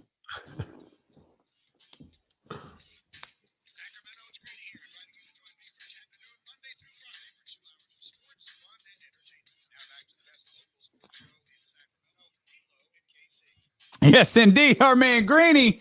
Yeah. What's good, Greeny? It's my guy. Sure, he'll have a tremendous tease for the Julian Edelman story. Julian Edelman, he says, I don't mean to laugh. It's not funny. He says his wheels have finally fallen off. He's announced his retirement. Yeah, he's announced his retirement, and he's done. I'm not going to completely close the door on him signing with the Tampa Bay Buccaneers, like Giovanni Bernard did today. But yeah, Julian Edelman retired today. Yeah, because Gronk was 24/7 champion. And then all of a sudden, he's tight end again. And I think R-Truth had to show up at like the Tampa Bay Bucks practice or something to like pin him and get the title back. R-Truth really does make me laugh. He legit makes me laugh. Did you ever see the clip of Rob Gronkowski practicing the bump that he took at WrestleMania 36 when he jumped off the platform? No. So he's talking with Vince McMahon about, because Rob Gronkowski, remember, this was the big plan for Gronk was he was going to be, before he was the Tampa Bay Buccaneer. Remember, WrestleMania 36 was in Tampa Bay, WrestleMania 37 was. But it was, normal circumstances. So he was going to be the host, and it was going to lead to a big match with him, and I don't remember who, at SummerSlam, which was supposed to be in Boston. So that was the whole story they were trying to tell. The pandemic hits, whatever happens. Yeah. So he does the what was it called? The 24/7 title bit. And he does this thing where he jumps off this, like, I don't know, it's a relatively high platform, like 10, 12 feet. Yeah. And he's jumping on a bunch of wrestlers who catch him, but they fall down. So he's going to practice it. And he's jumping on a crash pad. He's like, I don't know what to do. So Vince McMahon, 75 years old, climbs over the rail and goes, all you do is this. And he climbs over the rail and just falls backwards off the pad onto the crash pad from 12 feet up. That's crazy. And it's so great because you hear someone in the background yell, get the cameraman, Vince is going to jump. Get the cameraman. Vince is gonna jump, and so Gronk sees. I gotta see that. Gronk sees, that. Vince do it, and then he just does the same thing. Jumps off the thing like the 75-year-old man just did. I gotta check that out. That's crazy. Yeah. In the chatty house, I don't know why he was talking about this, but Bryce brings up Tom Hanks, and I don't know why he was talking about it. I don't know what was going on, but that reminded me that this weekend I got introduced to Chet Hanks. Okay. It's a wild boy. Wait a minute. What happened? A wild boy. I think he produced like a tremendous Tower Records documentary. I think he produced that. Chet, the son, Tom's son, right? Yeah. I think he produced, like, it was an incredible documentary. I'm pretty sure that he did it. Chet, like, what did you get it? Like, am I missing? I think I'm missing something. I'll tag you on Instagram, but Chet got he got a song out. He got a rap song and video out. Oh, okay. Yeah, all right. A wild boy. In other news, the Sacramento Kings are back in action tonight. I'm afraid where that's going, but I'll definitely it was Colin Hanks that did the documentary. Okay, thanks for that, Tim. Okay, thanks for that, Tim. Kings are back in action. Terrance Mitchell, Houston Texans cornerback, he helped break the playoff drought for the Cleveland Browns. Maybe he could do something for his hometown Sacramento Kings. Of course, he went to Burbank High School. He's going to join us coming up here in about 9 minutes or so. The Sacramento Kings are back on the floor tonight against the New Orleans Pelicans. A week ago, this felt like a big, massive game. 6 losses later, not so much. De'Aaron was fined by officials. I guess it's been a pretty newsworthy day for the Sacramento Kings. De'Aaron he wasn't fined by officials. He was fined for criticizing officials following the Kings' loss on Saturday night against the Utah Jazz. The Golden One Center and the Sacramento Kings also announced that fans will be able to buy tickets to games beginning on April 21st. There will be fans in attendance on April 20th when the Sacramento Kings play the Minnesota Timberwolves on the first night of a T-Wolves back-to-back at the Golden One Center, but those are reserved for 1,600 frontline and healthcare workers, and then tickets will be available for season ticket holders and so on beginning on that April 21st game, and they're going to release tickets for the first 3 games. And then I assume just as it kind of moves along, they'll start releasing more. I also imagine as we move further along, as we head to, because the season's over in like a little over a month. Yeah, not a lot of time left. Yeah, so there's only a handful of, I think you said 9, handful of home games left. Yeah, 8 games, 8 home games left. So I think as we get closer and closer to the end of the season, as we get closer and closer to the middle of May, the number of people in attendance might increase just a little bit. Like it's starting with 1,600 of frontline workers. I think it'll go to like, maybe it winds up going to 18, 20. It's certainly not going to get into the, 6, 7, 8,000 range or anything along those lines. I don't think it's going to get to 50% capacity, but they are doing stuff that involves vaccinations and, have you gotten your shots? How many of them have you gotten? How far away are you from getting those shots? So, those are going to be available for everybody, regardless of age, beginning on Thursday. So, getting your vaccination will help you get into a Sacramento Kings game. So if you're not motivated yet to go do it, maybe that'll help. And John needs to get out of my head because I was like, do I even bring this up? Nope. Do I even talk about this? Don't do it. Don't do it. Don't do it. Don't do it. I ain't gonna do it. John brought it up. I'm not bringing it up. He said, "Okay, bringing up in the context of someone else is fine." Yeah, he says, if the Kings win tonight, they move to 1 game behind the Pelicans for the 11th seed. The race becomes back on. Nope. That's how this whole thing works, right? That's what he says. I ain't know. I thought about it. I got the standings right here in front of me. I guess they're you can't get fooled again. A remix. Ain't gonna be me. Nah. Talking about no playing game. This brings up a good question because we talked about this a little bit on Friday, not on the show because we got talked about other things, but I'm not sure there's anything the Kings can do in the regular season to get the fans to believe in them. They could be playing the last game of the season win and you get into the play-in. And people are like, they're going to lose. They're going to lose. Yep. Completely agree.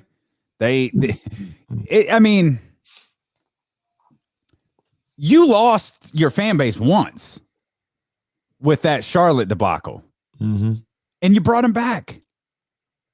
You actually won them back, and then this is how you reward them. You kick them in the face. You kick them in the face, and you throw them down a hill. Like, I gotcha. Great games, man. And that's the thing. Like, again, 3-1 is how the season started.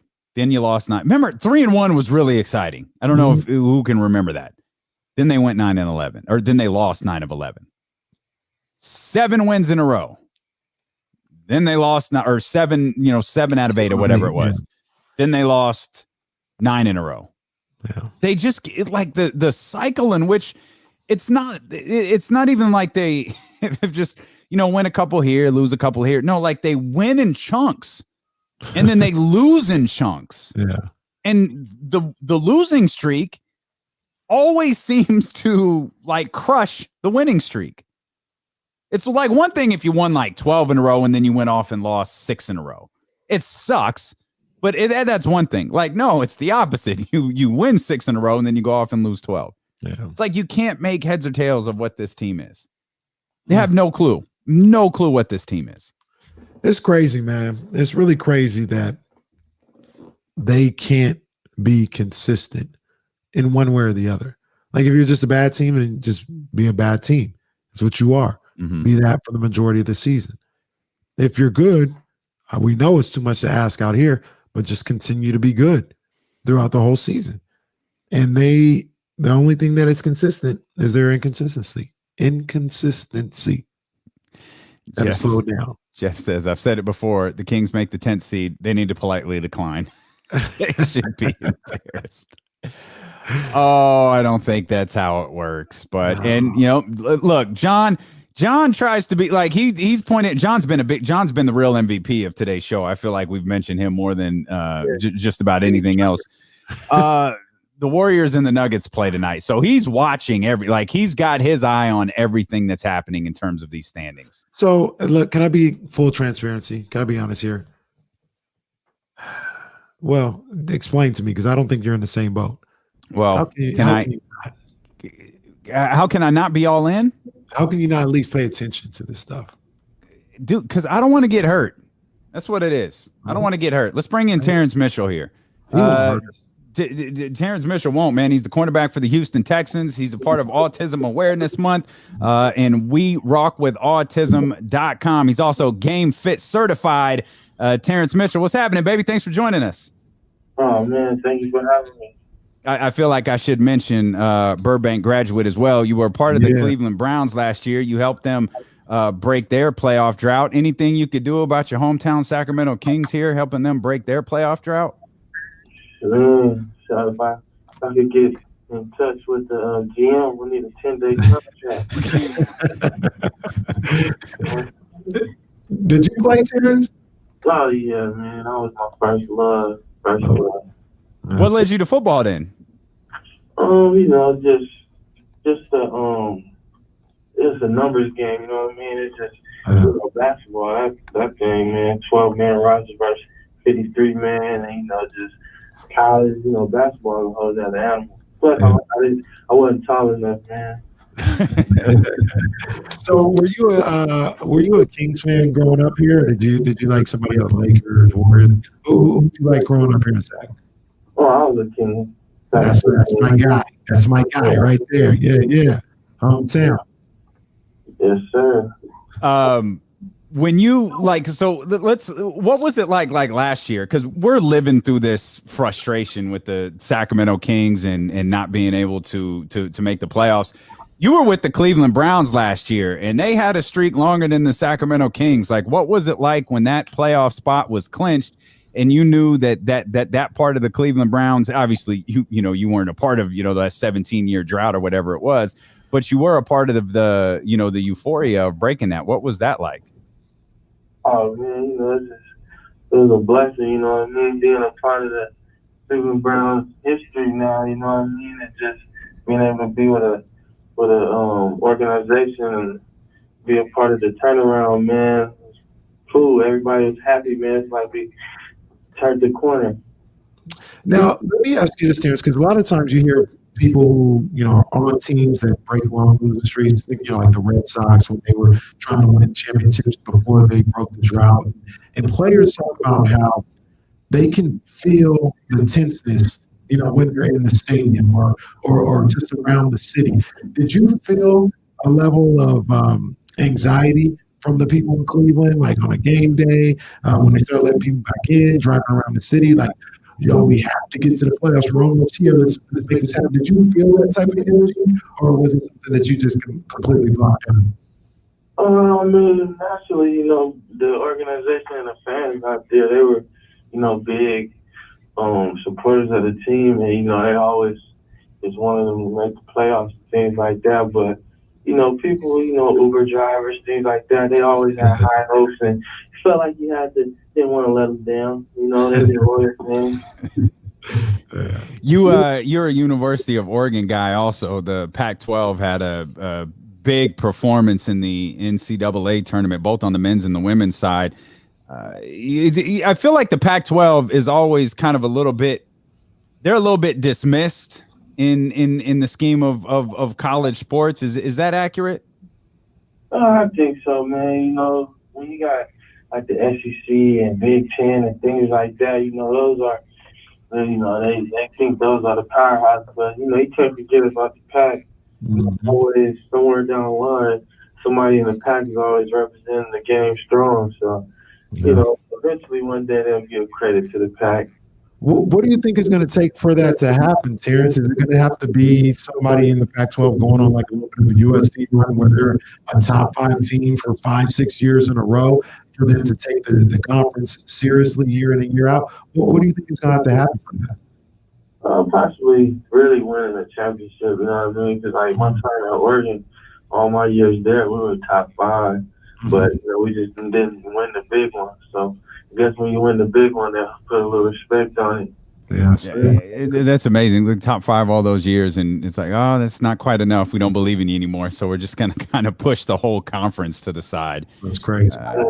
You're with the Houston Texans now, man, but you're doing incredible work, man, with Autism Awareness Month, and we rock with autism.com.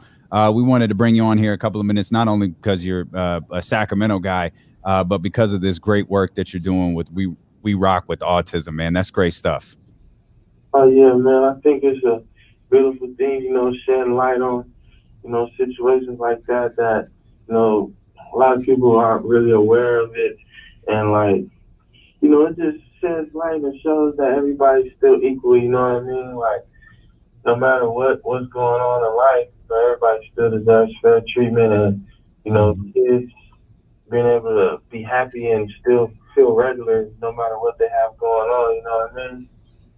Yeah, most definitely. We rock with autism.com. Are you in Sac right now? Yeah, I'm in Sacramento. Okay. Go, and next time you go to Game Fit, tell Lim, man, he got to get you ready for the season. Oh, yeah, man. I always used to be up there training a little bit. Yeah, that's my guy. He got me. He keeps me photo shoot ready, man. That is my dude. Hey, one like that. Yes, absolutely. Terrance, they got people in the chat, man, just showing love for Meadowview, Forum Road area, man, saying you're always back in the neighborhood and being a positive influence, man. So they're just on here. If you can see the replies, man, they're just saying, hey, we love you, Terrance, man. We love what you're doing in the community for sure. Oh man, I appreciate that. So I love Sacramento, man. Just want to continue to try to hold myself at a high standard and just be a good role model citizen for the youth out here. No doubt, man. Best of luck. Yeah, best of luck this season with the Houston Texans, man, and we look forward to having you on again soon. Yes, sir. Thank you guys for having me. Yeah, most definitely. That's our man, Terrance Mitchell right there. Again, we rock with autism.com. 100% of the proceeds will be donated back to the UC Davis Mind Institute. They got a great shirt out there that you could rep. It's a really, really cool shirt. We had him along with, Rashawn Holmes was talking about the same stuff when he joined us last week. So again, it's we rock with autism.com. Great stuff there. from our man Terrance Mitchell. I've been in Game Fit when Terrance has got some workouts in, man. He's got his name on the field. It's got to be difficult to go in there, listen to a trainer telling you to do sprints and to push this sled with 250-pound weights on it when you can look at him and go, hey, fam, that's my name right there on your field. You see that jersey over there? That is my jersey. You got me over here pushing sleds till I'm about to barf. But that's the commitment of these guys, man. He busts his ass when he's in there. That's why he's in the league, because he can take the coaching. He can separate who he is from somebody telling him what needs to be done, and that's why it's helped him get to the top level, man. I was hoping when I saw he was a free agent. I don't know if he's a Niner fan or not. I should have asked him that, but I was like, man, he should have came home.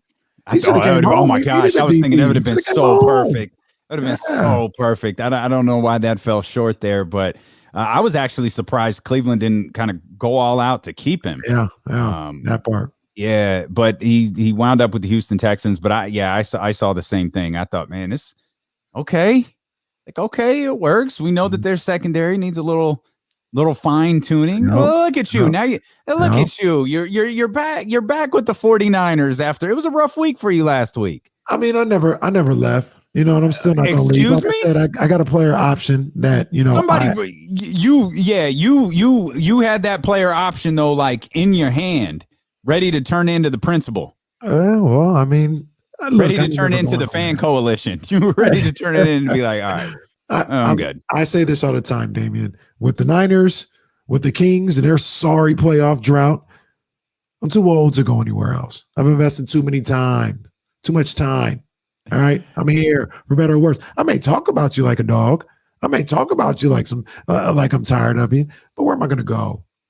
30 plus, 37 years old. Where am I going to go? I'm here. I'm here. I just hope y'all return the favor one day. Give me some joy. For better or well, dude, you just went to the Super Bowl like a year ago. Like, come on. It's not like you're Niners. Although I need a Super Bowl victory. All right. The Niners, they gave me a great year. 2018. I had a lot of fun. But it's different. And with the Niners, it's not get me to the playoffs. It's not the Kings. It's not that. With the WCW, this is where the big boys play. 49ers, Super Bowlville. This is where the big boys play. I need a Super Bowl. I don't know when it's going to be. I want to go to a parade. I want to celebrate in the street. I want to have a bunch of Bel Air and McQueen all just poured up.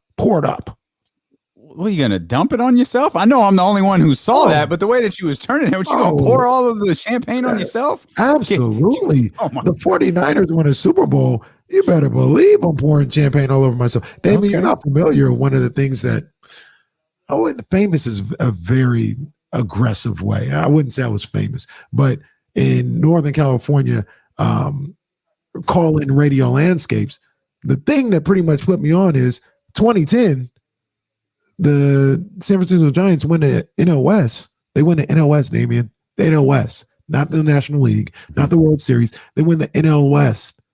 And sure enough, I said, Queen Bee, get the phone. I had 2 bottles of champagne, start sipping, start pouring all over myself.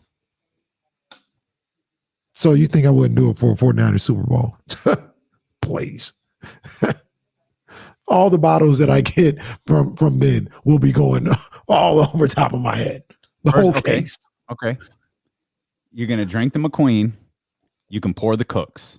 You're not going to pour the McQueen. I'm not going to allow it. I don't care how great our relationship is with the folks over there at McQueen and Bel Air and all that. Like we're not going to pour the Bel Air on ourselves here. I have to follow up that story with the question. The Queen Bee's reaction was what? She just took the video, said, "Here, take this phone. Get out of my face." And she didn't leave you. Like, that's really incredible. Like, she continues to stick it out. She's like, "This is ridiculous. Here, take your phone back."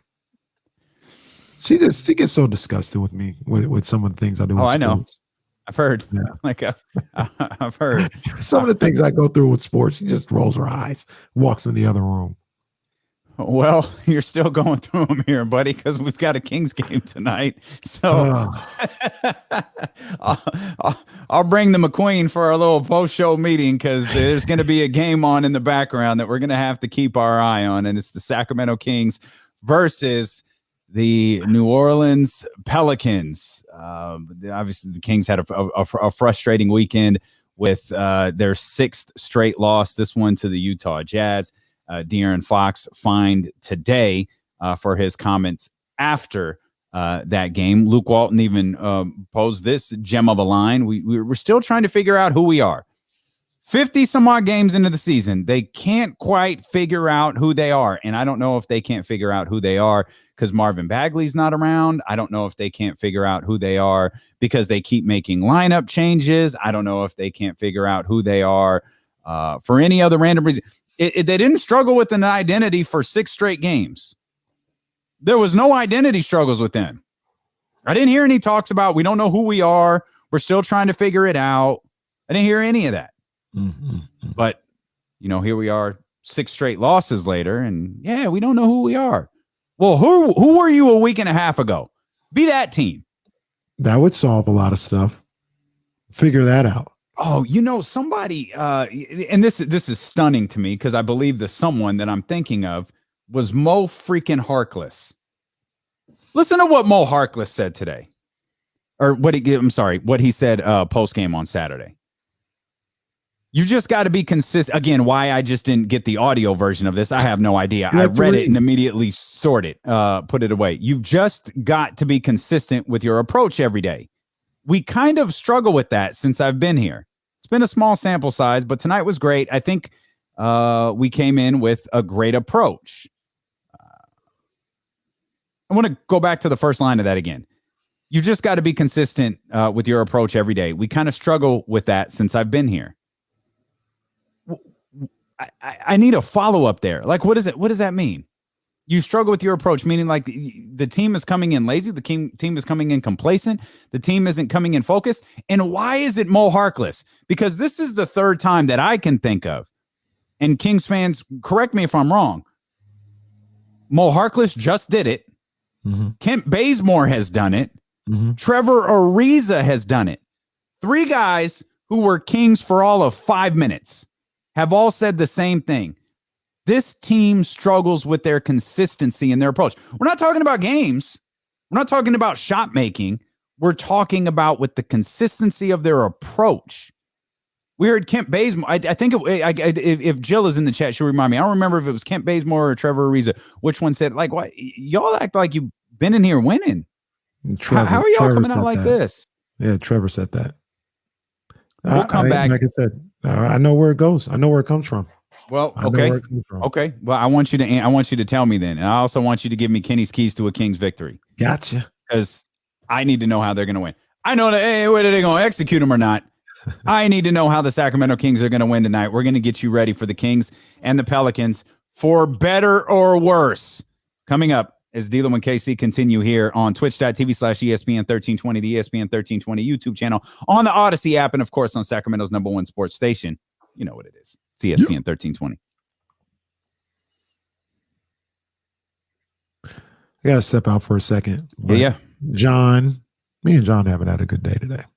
But John and Ramsey, like I said, when you're not up there with where the big boys play, you don't understand. You don't understand. Yeah, we want to get to the playoffs. That's cool. We're not celebrating getting to the playoffs. I take that back. I'd have a good little celebration going. I'm not pouring no champagne for getting to the playoffs. I'm only pouring champagne for winning Super Bowls. What y'all think this is? Wait a minute. Like Didn't you just say you poured champagne for the... That was for the Giants. Oh, okay. Yeah, because the Giants ain't never won nothing in my life at that point. So I was like, oh, we in the playoffs. I ain't pouring no champagne for the 49ers getting into the playoffs. It's only for the Super Bowl. Not even getting to the Super Bowl, I ain't pouring no champagne. I'll take a couple drinks, but that's about it. I'll be back. Okay.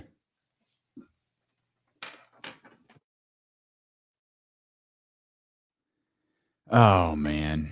Some of the calls. I'm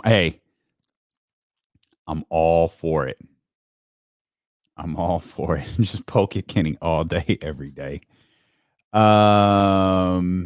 D-Lo, serious question. Why can't we have national basketball talk? Dude, because, I mean, I know we joke about that, but what would we do that for? Like, you could listen to, not that we won't talk about it, but we're a local station, bro. Like fans want to hear us talk about the Kings. Like Kings fans want to hear someone talk about their stupid team. They want to get their frustrations out with everybody. And we will. I mean, don't get it twisted. Like we will when it's time. It's just not time. As frustrated as we might be, it's not time. But we'll get there. But our focus needs to be on the Kings. It needs to be on the 49ers, the Giants, teams that some of y'all have a emotional investment in. No, I get it, but a lot of people. I mean, we always try to make it entertaining, even when it sucks, even when the Kings suck. Like we always try to make it entertaining. But if we're frustrated, we'll be frustrated together. If we're happy, we'll be happy together. I can't. It's hard to invest in. Like what were you messaging us about earlier? Like the Heat and the Lakers. It's not going to move anybody. It's like, all right,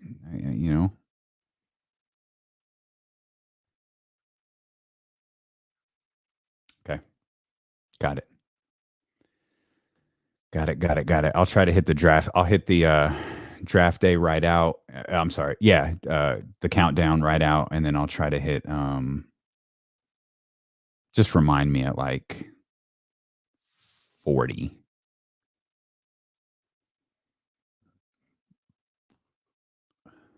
Yeah. Okay. Let's calm down with the Sharks. Yeah.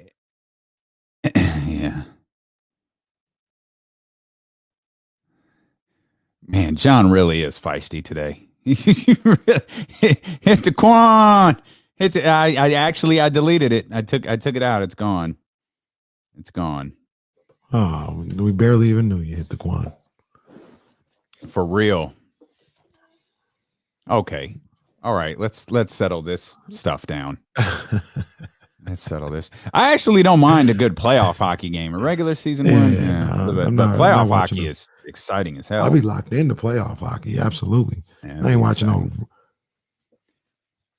Yeah, I do. I did drop I the ain't ball. watching no damn regular season hockey.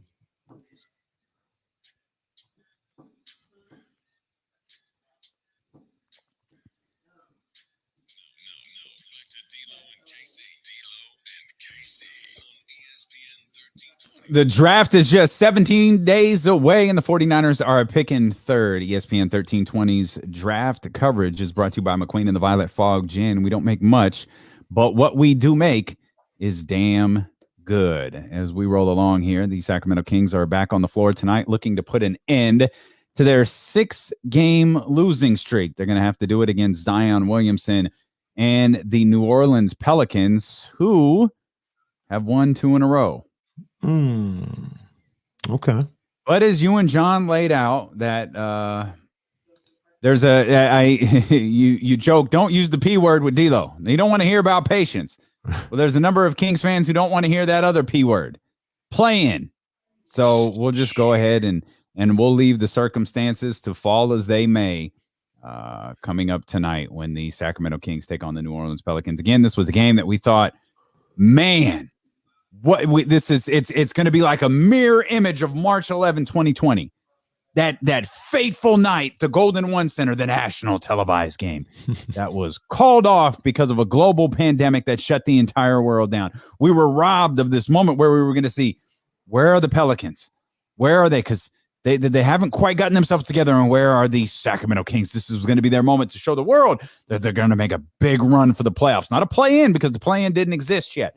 We were talking about the playoffs. We were talking about an 8 seed. We were talking about an 8 versus 1 in a 7-game series, and then it all got shut down. And we said, you know what? That's all right. Here we are in 2021. It's going to be in near identical circumstances. All you got to do is you got to beat the Minnesota Timberwolves and you got to beat the Detroit Pistons. Whatever happens with Utah, it happens. But you got to beat the Pistons and you got to beat the Timberwolves. So here we are in a game that now feels meaningless because they couldn't beat any of those teams to take on the New Orleans Pelicans. And as we noticed, it's not meaningless. It's far from meaningless. It's just it doesn't quite have the like hypothetically. This is a big hypothetical here, Casey. Let's go with the hypotheticals. What if the Kings win? What do you think the reaction is? Yawn. Yeah. Yawn. Yeah. They're in a dangerous spot right now here in the city, man. The danger zone, Yeah. They're in the danger. Like there's not a lot they can do to get people excited, to get people interested. Like they've got to pick it up. Now, I do think there is, when it gets down to it, we can say all these things, but when it gets down to it, if the Kings are in a good game or they're playing a good game, that's something that's going to happen. I know me interested. I'm watching regardless. I want to see what these guys can do. I want to see how they can perform. I want to see how they can improve on some of the poor play and the poor moments that they've had in the last couple of weeks or last week or so. I want to see if they can rebound. Now, I want to see certain guys. Literally and figuratively? Both, yeah, literally, right? Because that is something they can no longer do. Man. Maybe I don't want to. We'll get back to that. I don't want to. Yeah, we may be talking about that. I don't want to take away from your point. You weren't talking about the literal sense of rebounding. You were talking about rebounding from these 6 straight losses. Yeah, man. So 6 straight losses is concerning, KC. But I find these remarks that we just had from Mo Harkless a few minutes ago, where you've got to be consistent with your approach each day. We kind of struggle with that since I've been here. I'm far more concerned about those remarks, and in those remarks in a vacuum, as they say. Okay, Mo Harkless has been a King for 2 minutes. Mm-hmm. Well, there have been a couple of other guys who have been Kings for 2 minutes who have said something very similar, and that's Kent Bazemore and Trevor Ariza. So this whole thing, just like, like, what are y'all doing? If y'all don't care, just say you don't care. Let's find some guys that do. Because again, all Kings are asking for is for you to give a crap. Yeah. Not about the officials. Not about you not getting your foul call when you go to the rack. No, we're asking you to like put forth that effort that you put forth for 44 minutes. And I don't want to, frame this, KC, as if the Kings didn't put forth an effort for that entire 48 minutes against Utah. They're just not good enough. That's, to me, that's acceptable against Utah. Utah has the ability to put their foot on the gas and or in this case, put their foot on your throat. It's not acceptable against Detroit. It's not acceptable against Minnesota. No, I agree with you 100%. I would even say I'd go a step further, because now, to be honest with you, Damian, I'm getting into the mode where, like Marshall said on Friday, like I hypothesized earlier in the week, too soft on these boys here in this city. Getting outscored in the final 4 minutes of a game that you were down 17-3. I don't care if you're playing the 96 Bulls or 2016 Warriors. It's inexcusable. That can't happen. That absolutely cannot happen. And they have to figure out, and they have to grow up immediately to figure out a way where those type of things don't take place. Because that's ridiculous. It really is, man. So I'm looking at this team moving forward. I'm looking at them tonight, and I want to see a team that got some dog in them. And you talked about the quotes that Mo Harkless talked about. Inconsistent with effort. See, there ain't no dog here, man. There's no dog in this team. There's not. And I got to ask a question. In your opinion, who's the most inconsistent Sacramento King? You gonna make me say it? I'm gonna make you say it. I think it's Harrison. I thought you would go there. This is not a hill turn, and this is not about production. It's about what Mo Harkless was talking about as far as consistency. What do you say with starting games or how we come out or something like that? You just got to be. No, he didn't even say that. He just said you got to be consistent with your approach every day. Approach. That's what I was looking for. Your approach. And that's De'Aaron Fox. And that goes back to what I was talking about with the whole high school high analogy, where this team, they turn back and they look at De'Aaron Fox, and what is De'Aaron doing today? I mean, is he ready to go? Is he aggressive? Is he attacking? Okay, then we come into play. Aaron was aggressive and attacking on Saturday night. Boy was balling at 30 points on 11 of 20 from the field. 8 assists. Dunking all over Rudy Gobert. He was attacking. And guess what? The Kings were right there playing with the best team record-wise in the league. Because when he goes, they go. Mm-hmm. But if he's just sitting back and he's letting Corey Joseph go to work on him, and he takes a quarter and a half to get started against Minnesota, they're going to take a quarter and a half to get started. They're going to let Corey Joseph walk all over him. Heavy is the head that wears the crown, Damian. Yeah. Whether he wants it or not, this is his franchise. And if he don't want that responsibility, they need to find somebody else who can come in here. And once again, not saying find it and get rid of Fox. You want to keep him in here, but he's not the guy that can wear that crown. You'll need somebody else. Ramsey says it's Trevano. Trevano's not inconsistent at all. He's the same every single night. He's just consistently not. He's consistently not good. He's the most consistent King out there. He's consistently not what he should be, I guess. Well, or maybe he is. This is what he's always been. It's this what we see. 17 shots, 19 points, 13 3-pointers.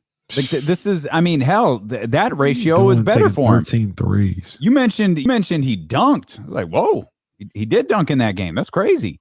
And he didn't take off from the 3-point line to try to make it count for 3 points. Like his ratio is normally closer to 17 field goal attempts, and 15 or 16 of them were threes versus just 13 of them. Like he's been consistent in that fashion all year. And you talk about, I want to see some dog in this team. I want to see some fight in this team. De'Aaron Fox said, and it's funny, again, we're going hard at De'Aaron today, and heavy is the head, I guess, as you say there. He said on Thursday night, sorry, I don't have this. Not everybody's fiery. Not everybody has that fiery personality. Mm-hmm. Okay. De'Aaron's right. Not everybody's built like that. It's fine. People communicate differently. Except when you feel like you've been wronged by the officials, then your personality seems to shift a little bit. Right. And I'm not saying that De'Aaron shouldn't be angry about the officiating. I'm not even saying De'Aaron was wrong about what he said about the officiating. But you said it beautifully earlier. If you're not going to have that same energy when you're losing, if you're not going to have that same energy when your team stinks, if you're not going to have that same energy when your entire roster is performing poorly, don't all of a sudden decide you're going to puff out your chest and go at the officials. Yeah, I'm not trying to hear that. I'm not trying to hear that, man. And all it sounds like is another excuse for Kings fans. Like, how many more excuses do you need? Mm-hmm. We don't need any more. The answer is 0. We don't need more excuses. And like you said, that's when you want to puff out your chest, not when your team lose back-to-back games to the worst teams in basketball, record-wise. Mm-hmm. I was praying, I was hoping Luke Walton, De'Aaron Fox, I know it's not his nature, Harrison Barnes, somebody would drop some 4-letter words after that Pistons game. Nobody really said much of anything. But De'Aaron not getting a couple calls, now he want to start cursing at the ref. He want to talk about how terrible the ref is. He got so much to say when it comes to the officiating. Mm-hmm.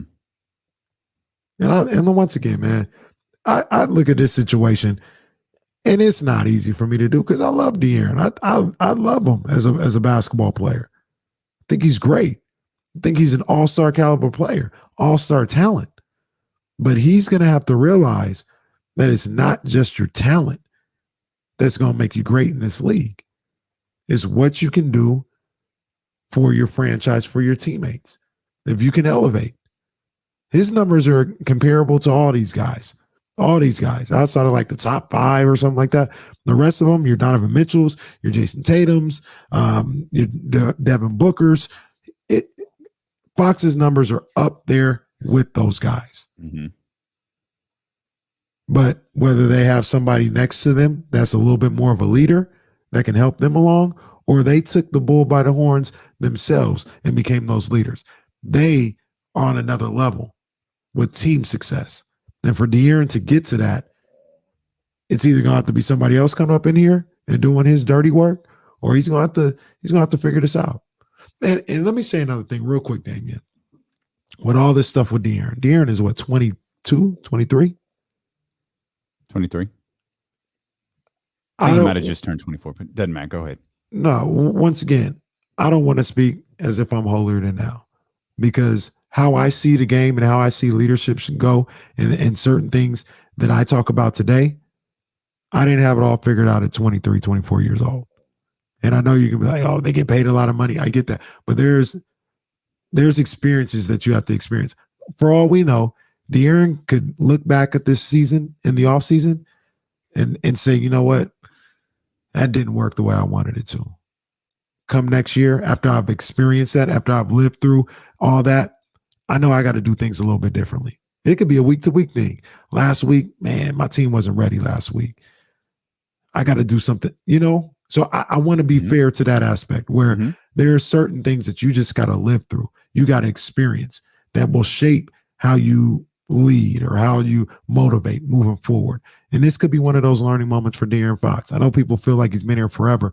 He's still a young man. And I didn't know everything at 23 years old that I know right now. Find that hard to believe. Find that hard to believe.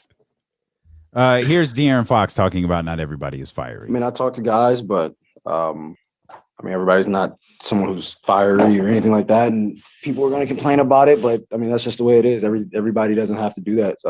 But for us, you know, when we do talk about it as a team, all five guys on the court just have to be able to ready. Everybody on the court has to be able to step up, play harder, and be ready to get, you know, either the next stop, the next rebound, loose ball, whatever it is.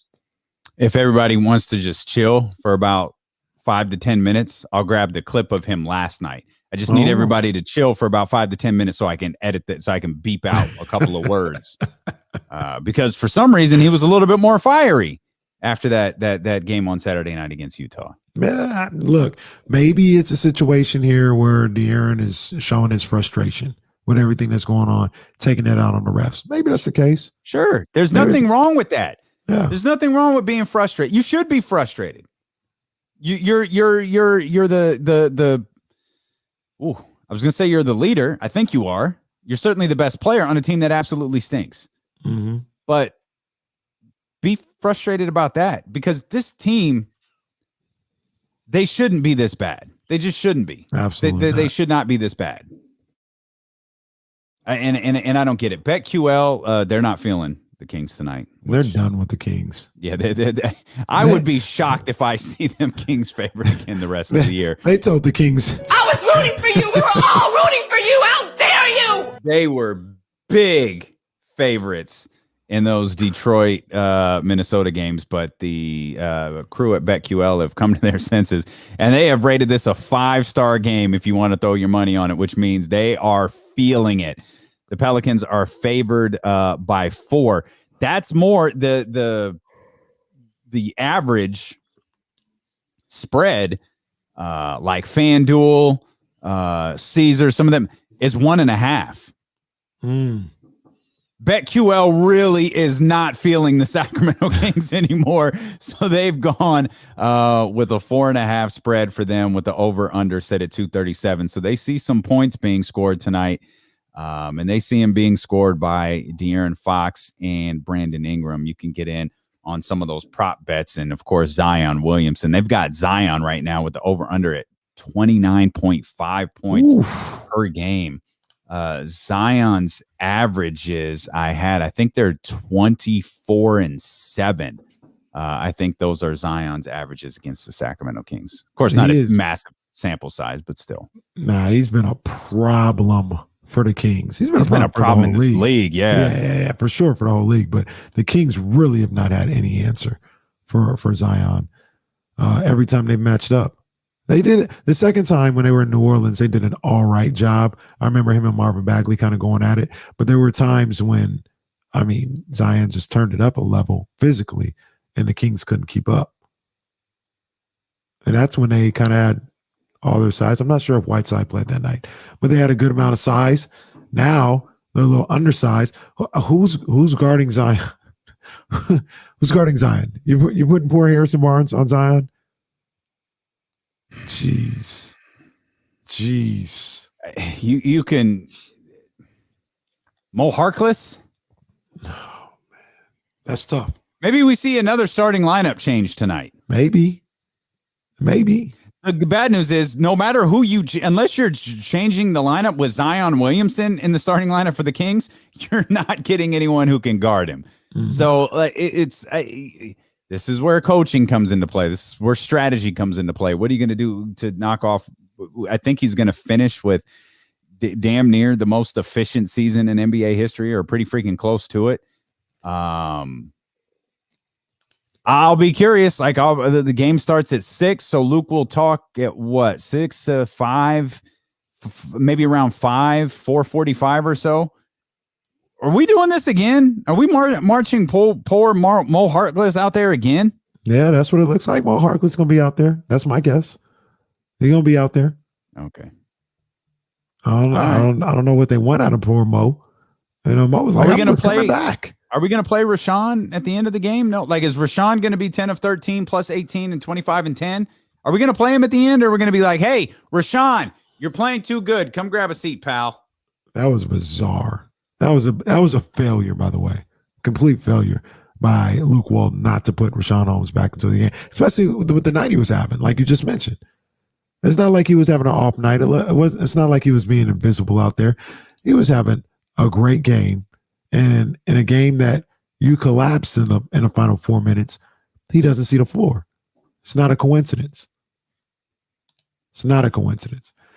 Devin Wang, yeah, maybe this is a Chris Silva game. Maybe we do see him. Maybe we find out if Damian Jones is on the Kings or not. Is he with the team? I don't know.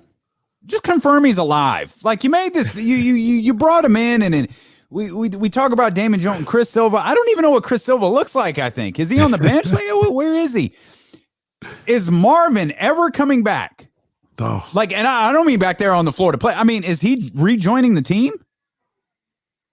Anybody know? Is just Marvin sure staying don't away? Seem like it.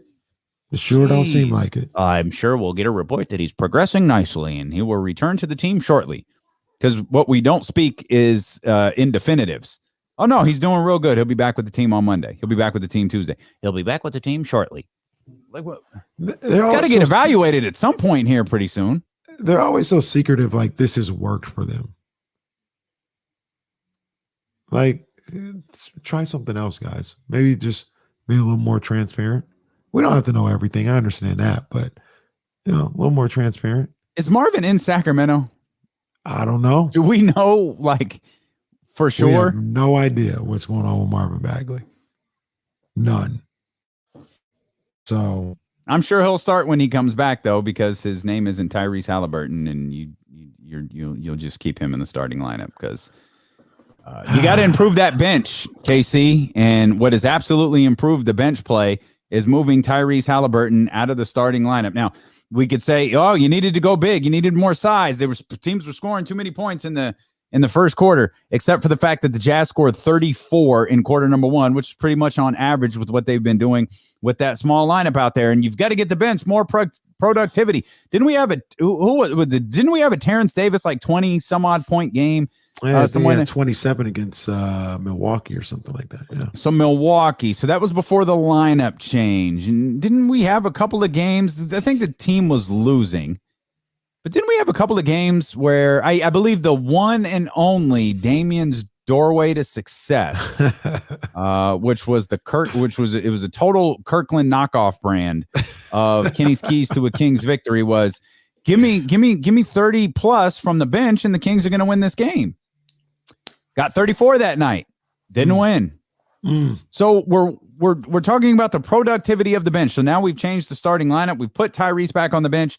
16 total points for the bench. 13 of them came from Tyrese Halliburton. The other 3 from D'Lo and KC legend, Shemezi Metu. Shout out to my man Metu. Hashtag free Metu. Hashtag Freeport Metu. Draft season is here, and all guests dial in on the ESPN 1320 Draft Hotline, brought to you by McQueen and the Violet Fog Gin. We don't make much, but what we do make is damn good. I feel like we could take that McQueen and the Violet Fog logo and tie it to the Sacramento Kings somehow. We don't make much, but we just end it there. No, we just end it there. We don't make much. Or that's not true. Sometimes they have good offensive nights. We don't make much, but what we do make won't matter. I think that's the one. Because you've pointed this out many times. This is a team that can score. This is a team that they could get going offensively. Mm-hmm. I think that's an appropriate tagline. McQueen and the Violet Fog, we don't make much, but what we do make is damn good. Sacramento Kings, we don't make much, but what we do make won't matter. Mm. Now, the ironic thing about that is, as of late, they have not been scoring well. And I think that has a lot to do with why they struggle winning games, because the defense is still doing what the defense does. They gave up 120 to San Antonio the second time. They gave up 115 to the Lakers, 129 to Milwaukee, 116 to Minnesota, 113 to Detroit, 128 to Utah. The defense is still doing what they do, which isn't very good. But the offense in those games has not been up to what the Kings are normally doing. 106 against the Spurs, 94 against the Lakers, 128 against the Bucks. That was the most competitive game out of the bunch. Then only 106, 101, and then 112 against Utah. The offense has started to hit a nosedive. So if they don't score, they don't have a chance, is what it's telling me. McQueen and the Violet Fog Gin. We don't make much, but what we do make makes it easier to watch the Kings. I can confirm that. Get a couple of glasses into McQueen. Suddenly it's like, dude, whatever. Oh man, I'm definitely gonna have to pop over to McQueen tonight. Yeah, you're gonna have to. I think I'm gonna have to pop it. We've got a show field trip after once we wrap up here at 4 o'clock. We might have to order. I don't know. In the work calendar, it says happy hour. Happy hour to me, that screams McQueen, so it's McQueen on the company. Happy hour to me would have been somewhere off I-5. Yeah, happy. Yeah. I don't know how we got where we're at. I know how we got to Placer County. Yeah, I know how we got all the way out there. It's like this suits literally nobody. But yeah, no, cool. No. We'll do the show and then, hop on 80 and fly on down to Placer County. Yeah, Midtown literally would have been right in the middle of me and Kenny. Yeah. Like right in the center. Nope. Yeah, otherwise, no, there's other stuff going on during the day that's above our pay grade. So we're going to Placer County. I-5 is a distant memory from where we're going. a major distant memory. So far away. I'm gonna have to leave after the show, dude. I had to have the day is bad when I have to talk with my girls. Like, hey, it's gonna be a short walk today, baby. It's like, Daddy gotta get on the road. Yeah, we gotta. Don't want to get on the road. Don't want to turn down the wrong street in Placer County either, and end up in a sea of staying on all the main streets. Yeah, a sea of red, white, and blue flags everywhere, and I'm not talking about the American one. So yeah, that's our day today, and we'll be this would be great. This is our first time we're going to be watching the Kings game together. Oh, in public. Joy. In public. Oh joy! I'm gonna be sounding like De'Aaron Fox after the game talking about officials. Oh my gosh, we're gonna get thrown out of that establishment. Like, okay, there's already something off here. I don't like what's going on. What was the last game I said they were gonna win a Detroit game? That was a fail. Jeez. Yeah. No, but you did say you were nervous about that one though. You weren't nervous about Minnesota. You were the Detroit game. You were like, I don't feel right. This is, and 90% of sports radio is just going off of your gut feeling. Yeah, it was like, I don't feel right about this game. Should have listened to it. Kenny, this is the Detroit Pistons. Like, fine. Minnesota, like, you learned your lesson. Come on, like, get yourself together, get moving, and get this win against Detroit. See what you could do against Utah. King said, nah, we good. So we're going to get it handed to us by Corey Joseph. Corey Joseph is literally going to punk us for 48 straight minutes. So I'm trying to figure this out here. Let me dip back in time a little bit here. What made them change against Washington? That was the first win of their second 7-8. 7 of 8 wins. Washington kind of gave that game away. Kings didn't really play well. But it was after another disastrous loss against the Hornets. So was it that? I'm trying to figure out what will make them feel embarrassed enough to change the way they go about these games. I don't think they get embarrassed. I didn't even think they got mad. I'm not 100% positive they get mad. You know what I mean? Like, I don't want to insinuate they don't care, because I believe Harrison Barnes does care. Mm-hmm.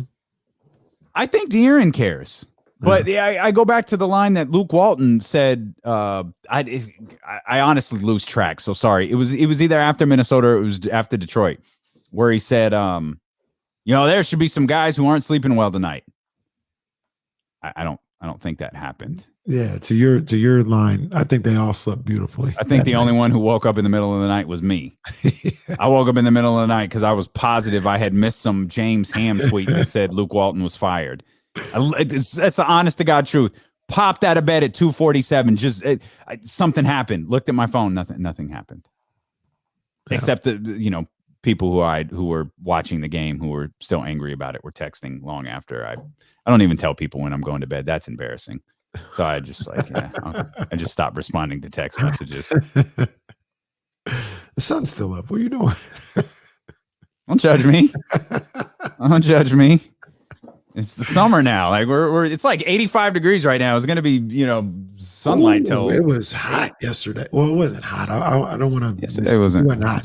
Yesterday I went out. We went to work on. Me and Reese, we were working on a little baseball, and we both came back like, we need some water. Mm-hmm. It's hot out here, boy. Yeah. Yeah, man. It snuck up on us quick. I think sometimes Sacramento just avoid spring like the Kings avoid defense. It's just like, or the playoffs. Or I don't know that you get like you go from winter to, hey man, like it's summer. Get like a couple of days of 70, and then all of a sudden, like today, we had like 3 days of 70 degrees, and today it's like 85. This is like our third 85-degree day in the last month or so. I love the game. Mm-hmm. Bring that heat on. I'm one of the rare people, and one of the I guess it's just a little quirk about me. I love them 100-degree summer days. I love them. Weird quirk. Yeah, man, it's the summer. That's the summer. If the summer was 75, what the hell is this? Where am I at? Signals the summer's here. 90s, 100s. Let's go. I don't do anything outside in the middle of the day anyway. When you go to the beach, and you live there in Southern California, it's like always 75 degrees. Like that's flawless. Legitimately perfect. A funny little quirk about being down there. Your ass want to melt. A funny quirk about being down there is maybe I was young and I didn't pay attention to it, but I didn't spend a lot of time in Southern California before I moved down there.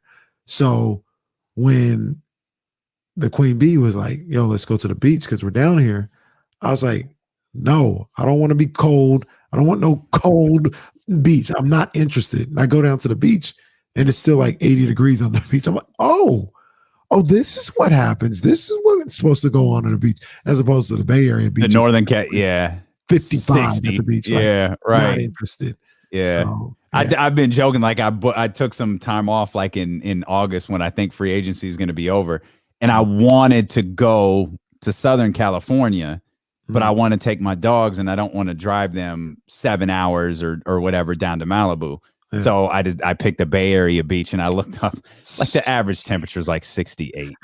It's like, it's like, do I do the 2-hour drive and take the 68 degrees by the water, or do I do like the 7-hour drive and get like the 75, 76, 77 degrees at the beach? Or you could take the 7-minute drive and go to Sandy Cove. Okay, dude. All right. On that note, you didn't even know what Sandy Cove was the day before. Knock it off. Well, the Sacramento Kings are back on the floor tonight. I don't know what it's going to look like, but I do know it's going to be a basketball game, and there are going to be players in Sacramento Kings uniforms. And I got to imagine a good portion of them, hopefully, would really, really like to break this 6-game losing streak. Come on, guys. Come on. I don't know how they can do it, because as we've established, Damien's doorway to success is absolute trash. That's why it was a knockoff. But we do know the Sacramento Kings will just listen to Coach Kenny Caraway. Come on now. Who loves the game so much he is building a basketball court in his backyard. This is right next to the football stadium. And caddy corner to the baseball diamond that he built for Reese. Yeah. That's fair. We've got Kenny's keys to a Kings victory.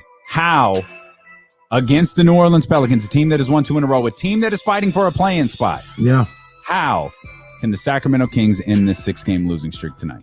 Well, let me first and foremost say that the Kings are literally probably playing for their playoff lives tonight. If they, they can say that, us in the media and us fans, that's up to us to panic and stuff like that. They just taking one game at a time. Well, this is a situation where if you really felt that way and you really felt like, hey, we're taking it one game at a time here, we're still focused on the playoffs, to play in, all this other stuff. This is a game that you got to win. You're going up against a team that's ahead of you in the standings, and you got them head to head. Got to take care of business there. So, first thing that I noticed was De'Aaron Fox. He needs to continue his domination against the Pelicans. Damien, did you know this season against the New Orleans Pelicans, De'Aaron Fox is averaging 40.5 points a night in the 2 games to go along with 12.5 rebounds in the 2 games. I did not know that at all. Shooting 61% from the field. Okay. He is killing them boys. Okay. The other night against Utah, De'Aaron trying to bounce back, trying to lead his team back. He had 30 points, 11 of 20 from the field, 4 of 7 from beyond the arc, 4 of 6 from the free throw line, 8 assists in 39 minutes. If De'Aaron Fox can go for 30 plus tonight, the Kings will win. Mark that down. If he can go for 30 plus, continue his domination, they'll be good. Number 2, you mentioned it a little bit. I'm going to mention it a little bit more.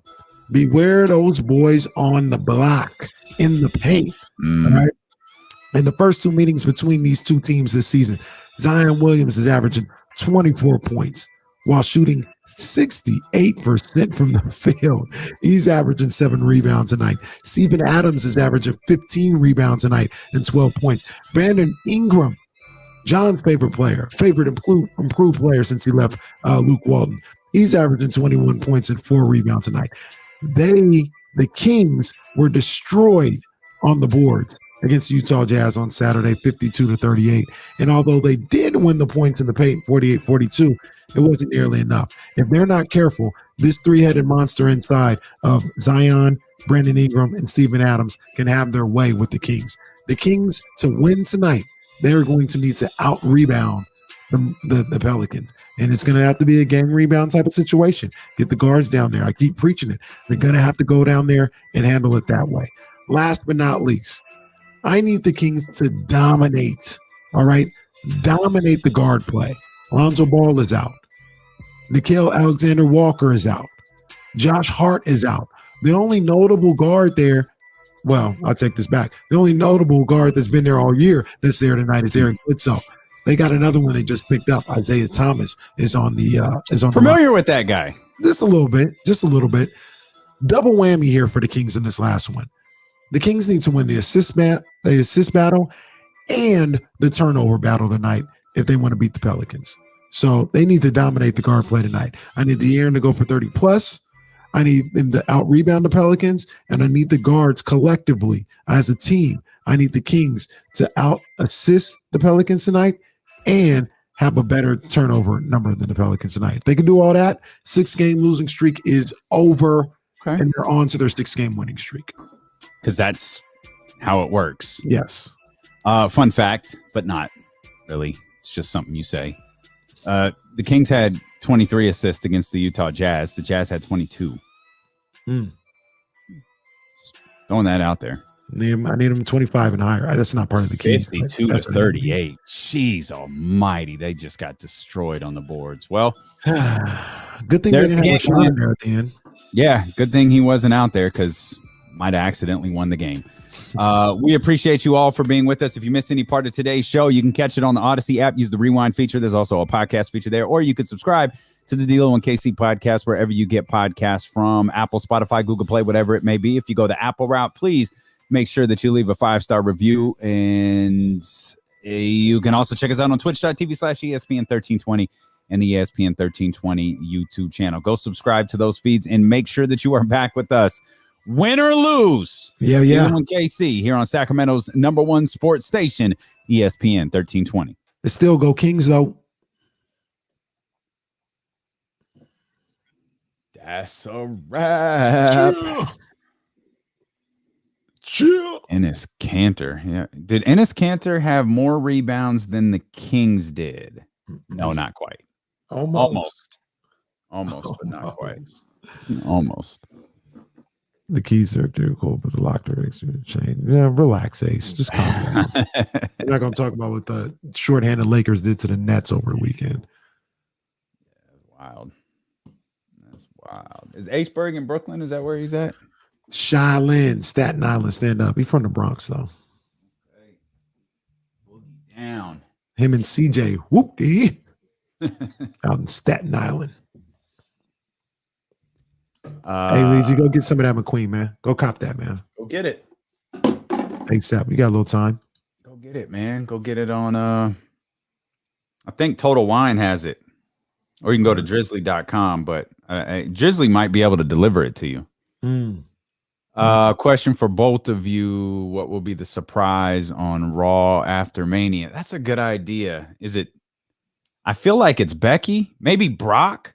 I feel like one thing that they did after that Roman Reigns match that got me thinking was who can beat Roman Reigns? Yeah. He looks it was like,